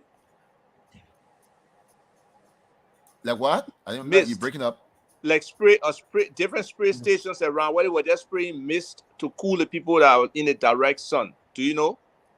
No. Because usually they use the fire service to do that. We have intent, but nothing like that we saw around today. Nothing like that.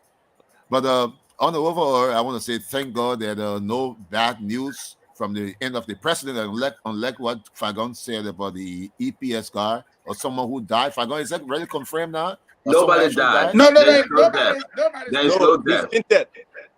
There is no death. No He death. fainted. No death. Okay, but then thank God at least it's okay. But I have to go and get prepared. Hope you guys. No, hold on. We are wrapping I will up. Don't listen go to- yet. After Fagon, we're gonna leave together, Patrick. Please, Fagon. Fagon, no problem. go ahead. I'll wait. Just 30 seconds. Stanton, for me, I believe that we thank God first and foremost for the life of His Excellency Ambassador Joseph Numa Boakai, President of the Republic of Liberia. Like he is reporting, I'm looking at a thing right here. Even as a Vatuba who takes 100 push-ups every day could not have survived today. So there is no need now for anyone to make this a debate. This has reached the level of a heat stroke. If this was in America, we would be calling emergency crews, opening the fire hydrant, getting people off the street, taking care of our elderly. We did not foresee this coming, but it came. I've also received reports, which is unconfirmed, that even up to the finance minister of Sierra Leone collapsed. And now, with what is happening, from what I'm looking at on my screen, people need to drink enough water. People need to leave the streets. People don't understand what heat stroke is. And sometimes our Liberian people can say, the man was just walking or the man just fall down, he died. Heat stroke, my people, is severe. The weather in Liberia right now, please, if you don't have anything to do outside, go back inside or go under a shade. Get you some water and drink enough water to rehydrate yourself. Get away from the heat as much as you can. For those of you on the executive mansion, this network will do you the favor of saying we that are going to be bringing in. Sorry if I'm going to interrupt you. We are bringing in from the airport as President George Manneh. We are depart. Can you bring it in, Yekezi? Yekezi, bring it in. Zoom it in. Yeah, Mr. Vincent,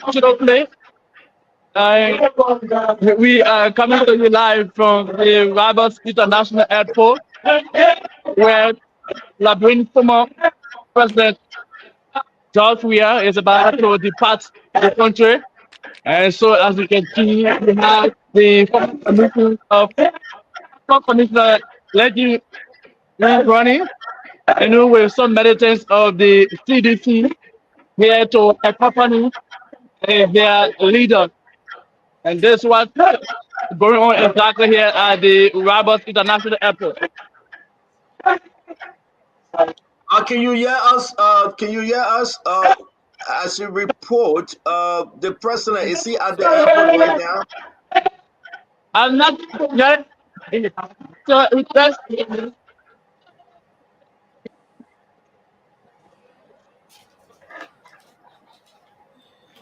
So this is confirmed now. Can you hear us? Yes, we are told that the former president is departing Liberia for France, and he's going for a peace award ceremony. So, this is why he's departing Liberia today for France. So the former president, we are seeing the former first lady Claudia. The former first lady Claudia. She's just came out. And Fagon, this is why you used to do. So come out, Fagon. The former president is leaving. Your former boss is departing the country, as well reported, Fagon. So it's also your former best friend, if he's not still your best friend, whom you ate salad with at Boulevard Palace. But so, Stanton, Fagon, bring us up to speed. The man you served for 3.5 years, and he fired you. Talk to us. I will bring you up to speed with a man who gave you 4 radio stations and the biggest media network in the whole country that you used to ultimately bring him down. Having said that, you know,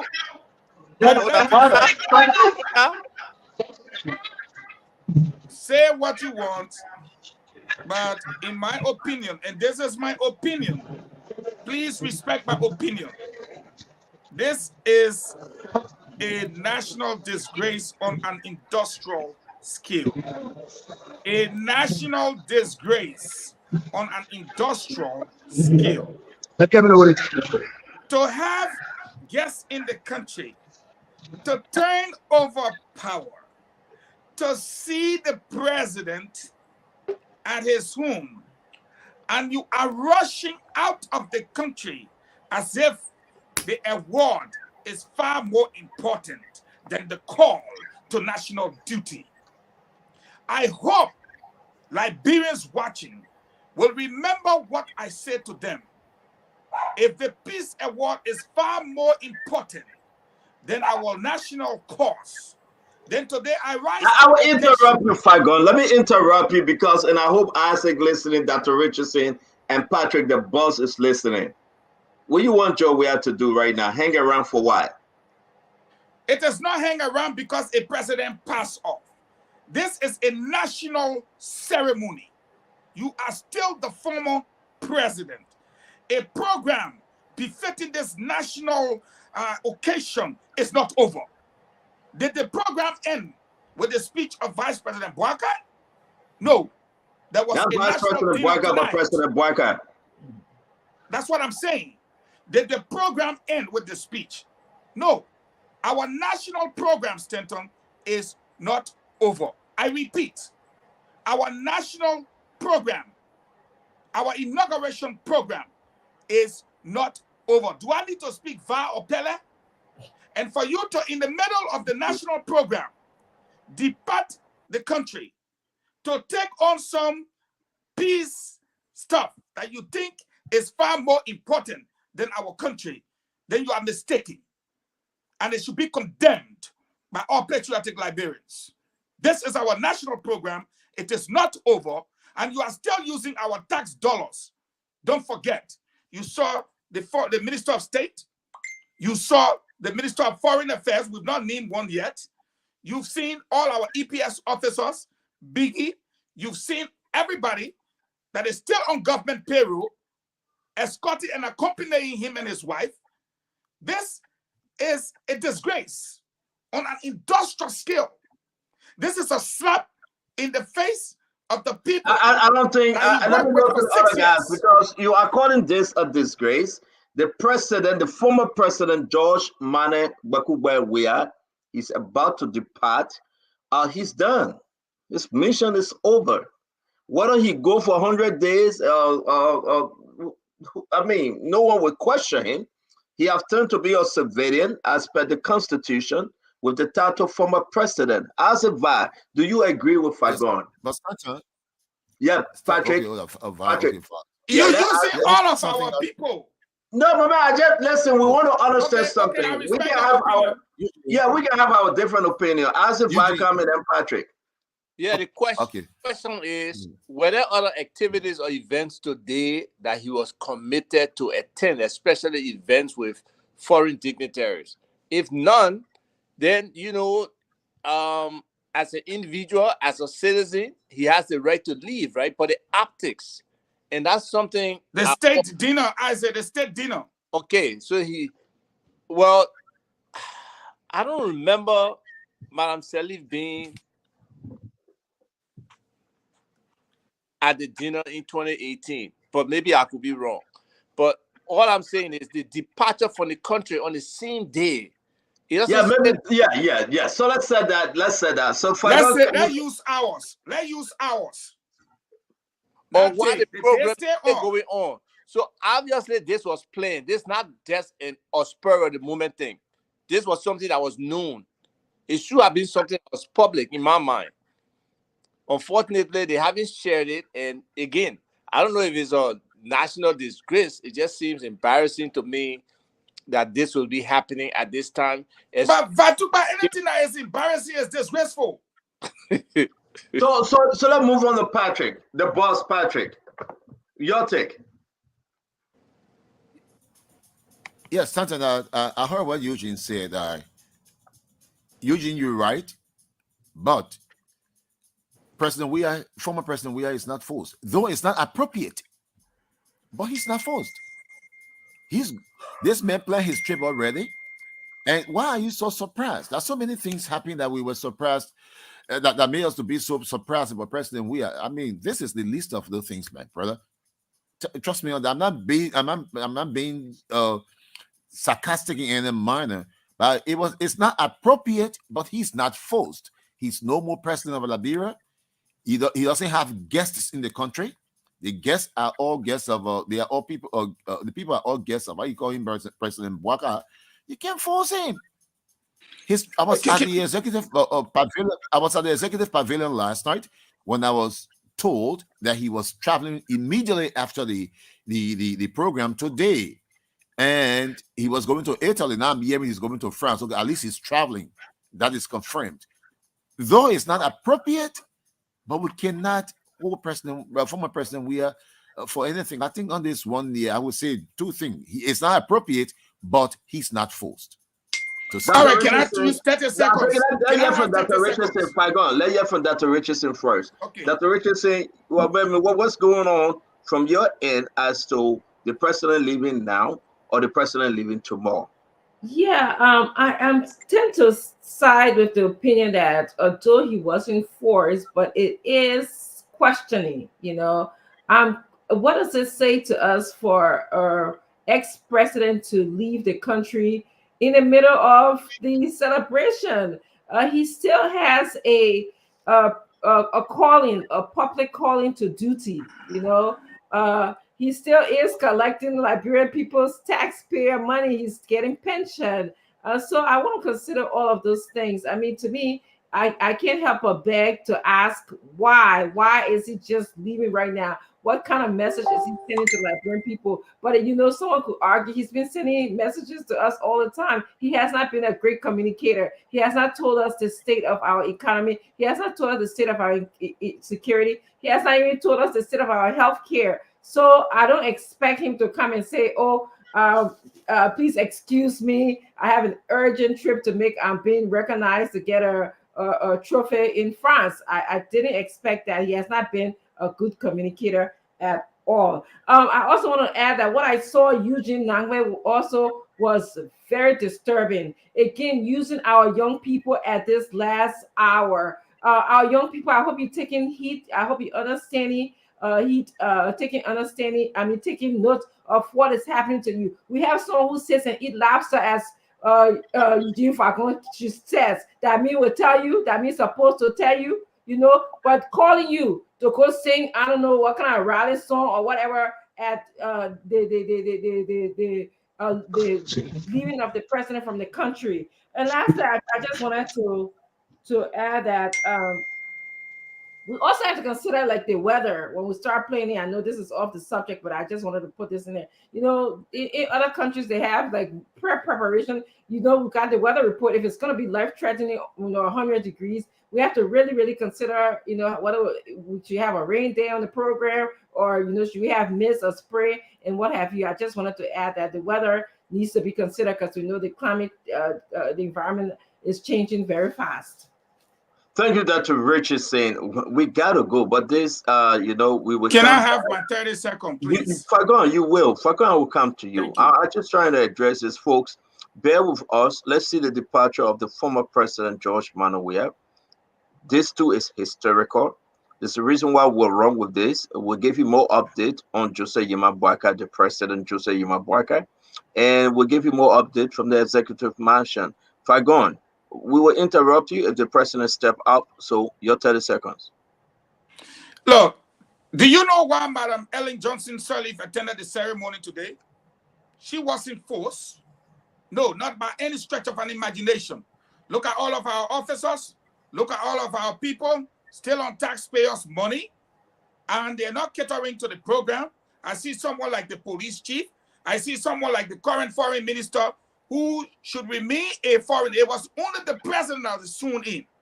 He's And still foreign minister. you're also saying Frank Moussa-Dieng. Frank Moussa-Dieng. It's like they've abandoned everybody. Like our job ended today. I want to debate. Did their jobs end today?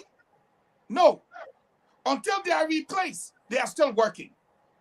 We provide EPS officers and security and everything for this president. You see Nigerian National Police, everybody there. Like as I said, if it is inappropriate, okay, if anything that is inappropriate is not appropriate. And so if it's not appropriate, it means it is bad. Don't do it because it's not appropriate. If it is embarrassing, like my brother said, it's embarrassing because of the optics too. Don't do it. We are Africans. We are Liberians. How can people come to visit you? You work with them for 6 years. And as they enter the country, soon they met the old, but look at Len Eugene Nangbe. Look at the posturing. Look at what they are presenting to the world. As if to say, we done, man, with like children. And I think they should be condemned. You had nobody, and I'm sure Isaac will agree with me on this one. They did not tell George Weah say you will receive the peace award last night. He was told long in advance. And he should have told them that this day in my country, I will be turning over power. You have Mawani Diggs. You have all the government officials under former President George Weah. They are at the airport. They are at the airport. They have all abandoned the official program. They wanted this spectacle. That's the Deputy Minister of Public Works. What's his name? Joseph Tar. Joseph Tar. That's Joseph Tar over there. Look at them. It's as almost they abandoned the whole program. So here comes the president. Let's listen in. Here comes the president and the former president and the former first lady.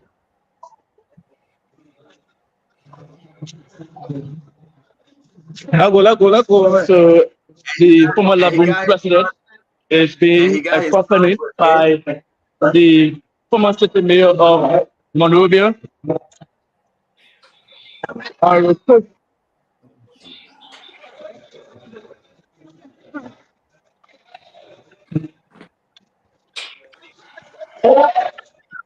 So I know we are not getting the audio well. So we can hear the president saying something. I don't think he wants to talk. I think he rejected it. I think he wants to talk. He didn't consent when the journalist tried going to him. He didn't agree. I don't think he wants to talk. So the former president of Liberia is being accompanied by his wife, Madame Claude. We are ready, and of course behind you is former city mayor of Monrovia, Mayor Coach.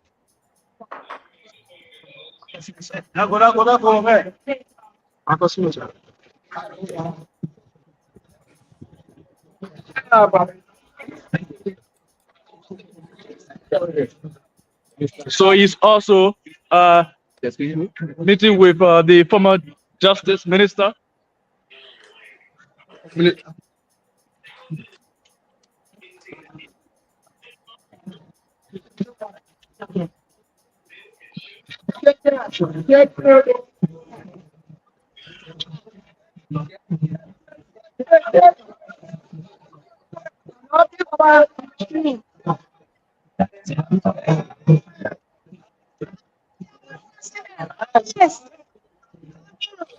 So we want to talk to maybe Koji or the former justice minister here to see whether we could get few words from them.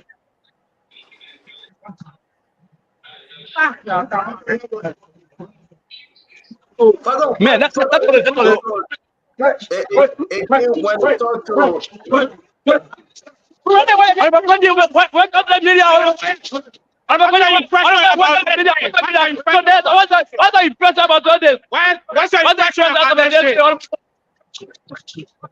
the impression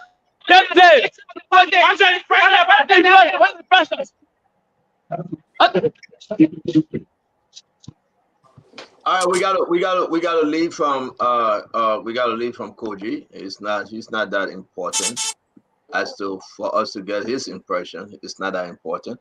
I was just thinking that I don't think it's important. I think it's a distraction. In fact, I think it would be a it's a distraction. distraction. But I can say one thing for I sure. wanted him to get on the plane and go with the president of France. Let's see something, but he didn't. I can say one thing for sure. I can say this proudly that the first person to be rescued by the rescue team is President George Manuel Weah. He should congratulate President George. He should congratulate President Joseph Yuma Bouaka for rescuing him. He's been rescued. Yes, a man who ruled for 6 years. He was only concerned about the aura of the presidency. That's all he was concerned about, and not the work that goes along with the presidency. Only the aura. When he gets down from the car, someone has to open the door for him, and when he goes, everybody stands and welcomes him. That's all he was concerned about, the aura of the presidency, and not the work that came along with the presidency. So, I mean, I'll be frank, I'm not being hateful in any man that can call me any name, Santa, but this guy damaged this country, and he's still going around with the same superstar thing that you should heal him, talk to him. Everybody is there. I mean, no, Santa. Bye-bye, man. Bye-bye, we are. Bye-bye. So guys, let's wrap this thing up. We are right. Listen, the boss Patrick, the boss Okar, the Honorable Eugene Lamin Fagon, Aseva Tupa Jr., the Dr. Francine Special Chinua Richardson. A beautiful program today. Thanks to you, Patrick. Thanks to Madam Titi. Thanks to the entire team. Man, you guys went over almost 300,000 yesterday on Sunday for the church service. This one, you guys going to break record again. I think it'll be over 500,000 viewership. This is big. Thank God for the management and staff of Spoon. I want to say on this, like, the seriously, I thought Joyce and Koji were going to get on that plane as a vibe and wave to the people too and go over there. I really wanted him to. I was begging for him to get on that plane. And then we're going to see how water, you can say how water enter in the coconut, right? Or how bubble with the cola, you know? You got to put it in real life. We're going to see what you put water in coconut. What you put water in coconut. But it's true. And everything else now, that's it. But I am surprised. The former justice minister, now he's not former yet though, because there was no decree. Did he resign? Was there not a decree that said effective the eve of today? You must resign. You must resign. Right. They officially not in a position. But did he resign? That's the question. No. Consider yourself resigned. I mean, you don't have to take any action. Is that how it was worded? Consider yourself resigned? I believe that's the wording. I don't know. But again, I just want to finally add, I've long been seeing things, but I've never seen this thing here where the president is leaving and he's done for his call of duty, and then his staff, they are accompanying him to the airport. This is the highest level of sycophancy that I've ever seen before. And people who, you think they will know better. I never saw this before. I meant leaving there, going to the president to see him go. Why? No, that's a standard. Ask Eugene. That's something they do. The sycophancy is high in government. Yeah. Isaac, when on the last day when Obama waved, because he usually waved to the people at the White House. I'm just giving an example. Look, you don't see all the people kind of lined up to see him waving and saying Obama. I never saw that. When Charles Taylor was leaving handcuffs, there was sycophants at our airport there too. That's what I'm trying to say. Crowd at the airport.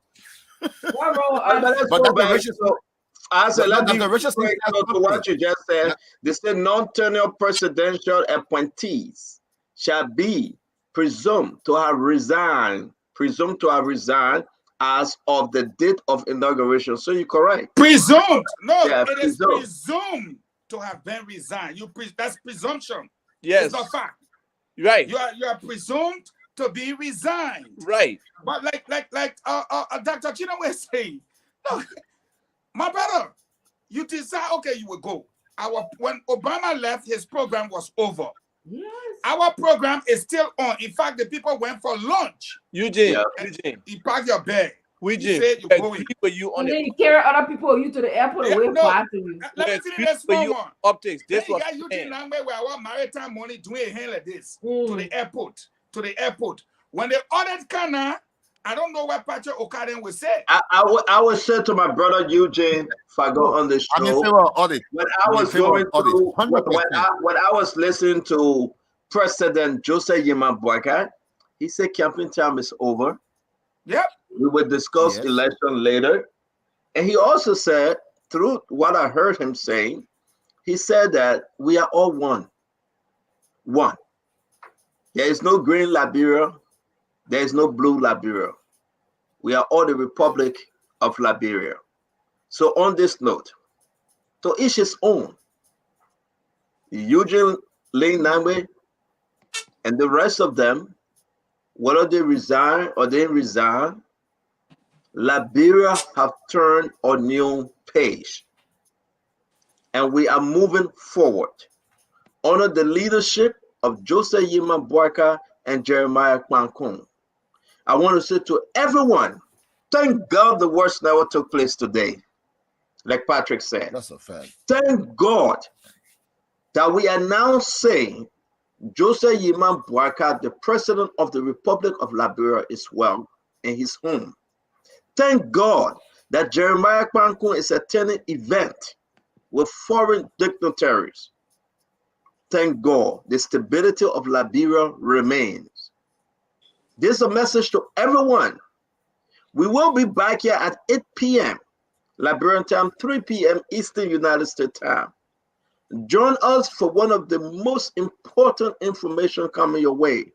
We'll discuss the way forward of the Ministry of State for Presidential Affairs, the Justice Ministry, the Finance Ministry, the Foreign Ministry, and you name them.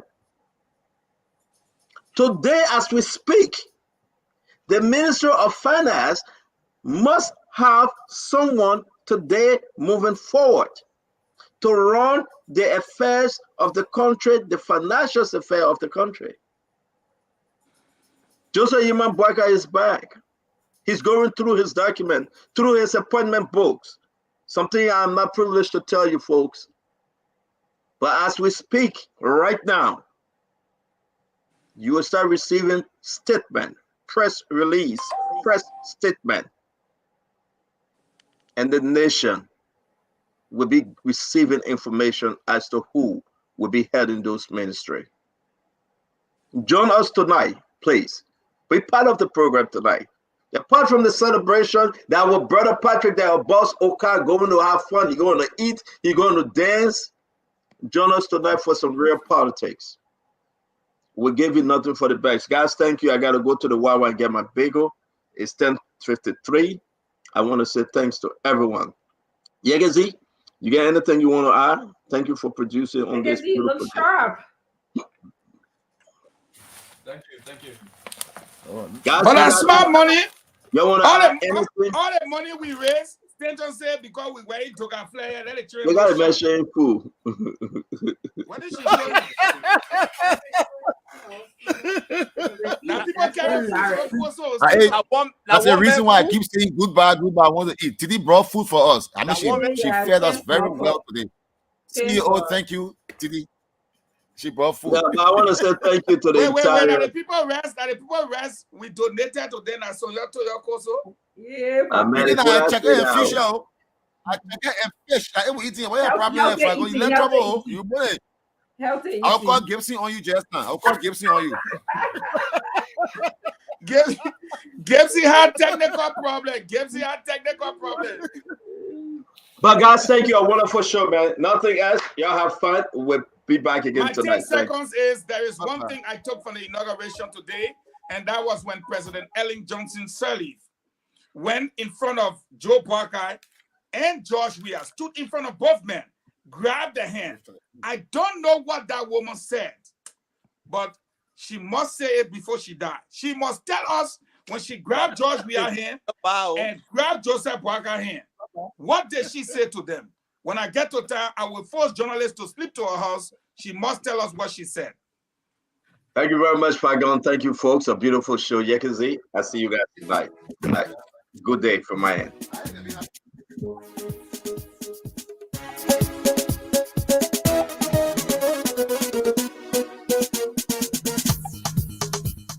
folks. So that's how we like to leave you. On this note, like the CEO said, you can join the team later this evening at 8 p.m. when they'll be back to provide you more information and analysis about what's unfolding in the country. My name is Yekezi Zogbe. It's been a pleasure, and catch you up another time. Bye bye.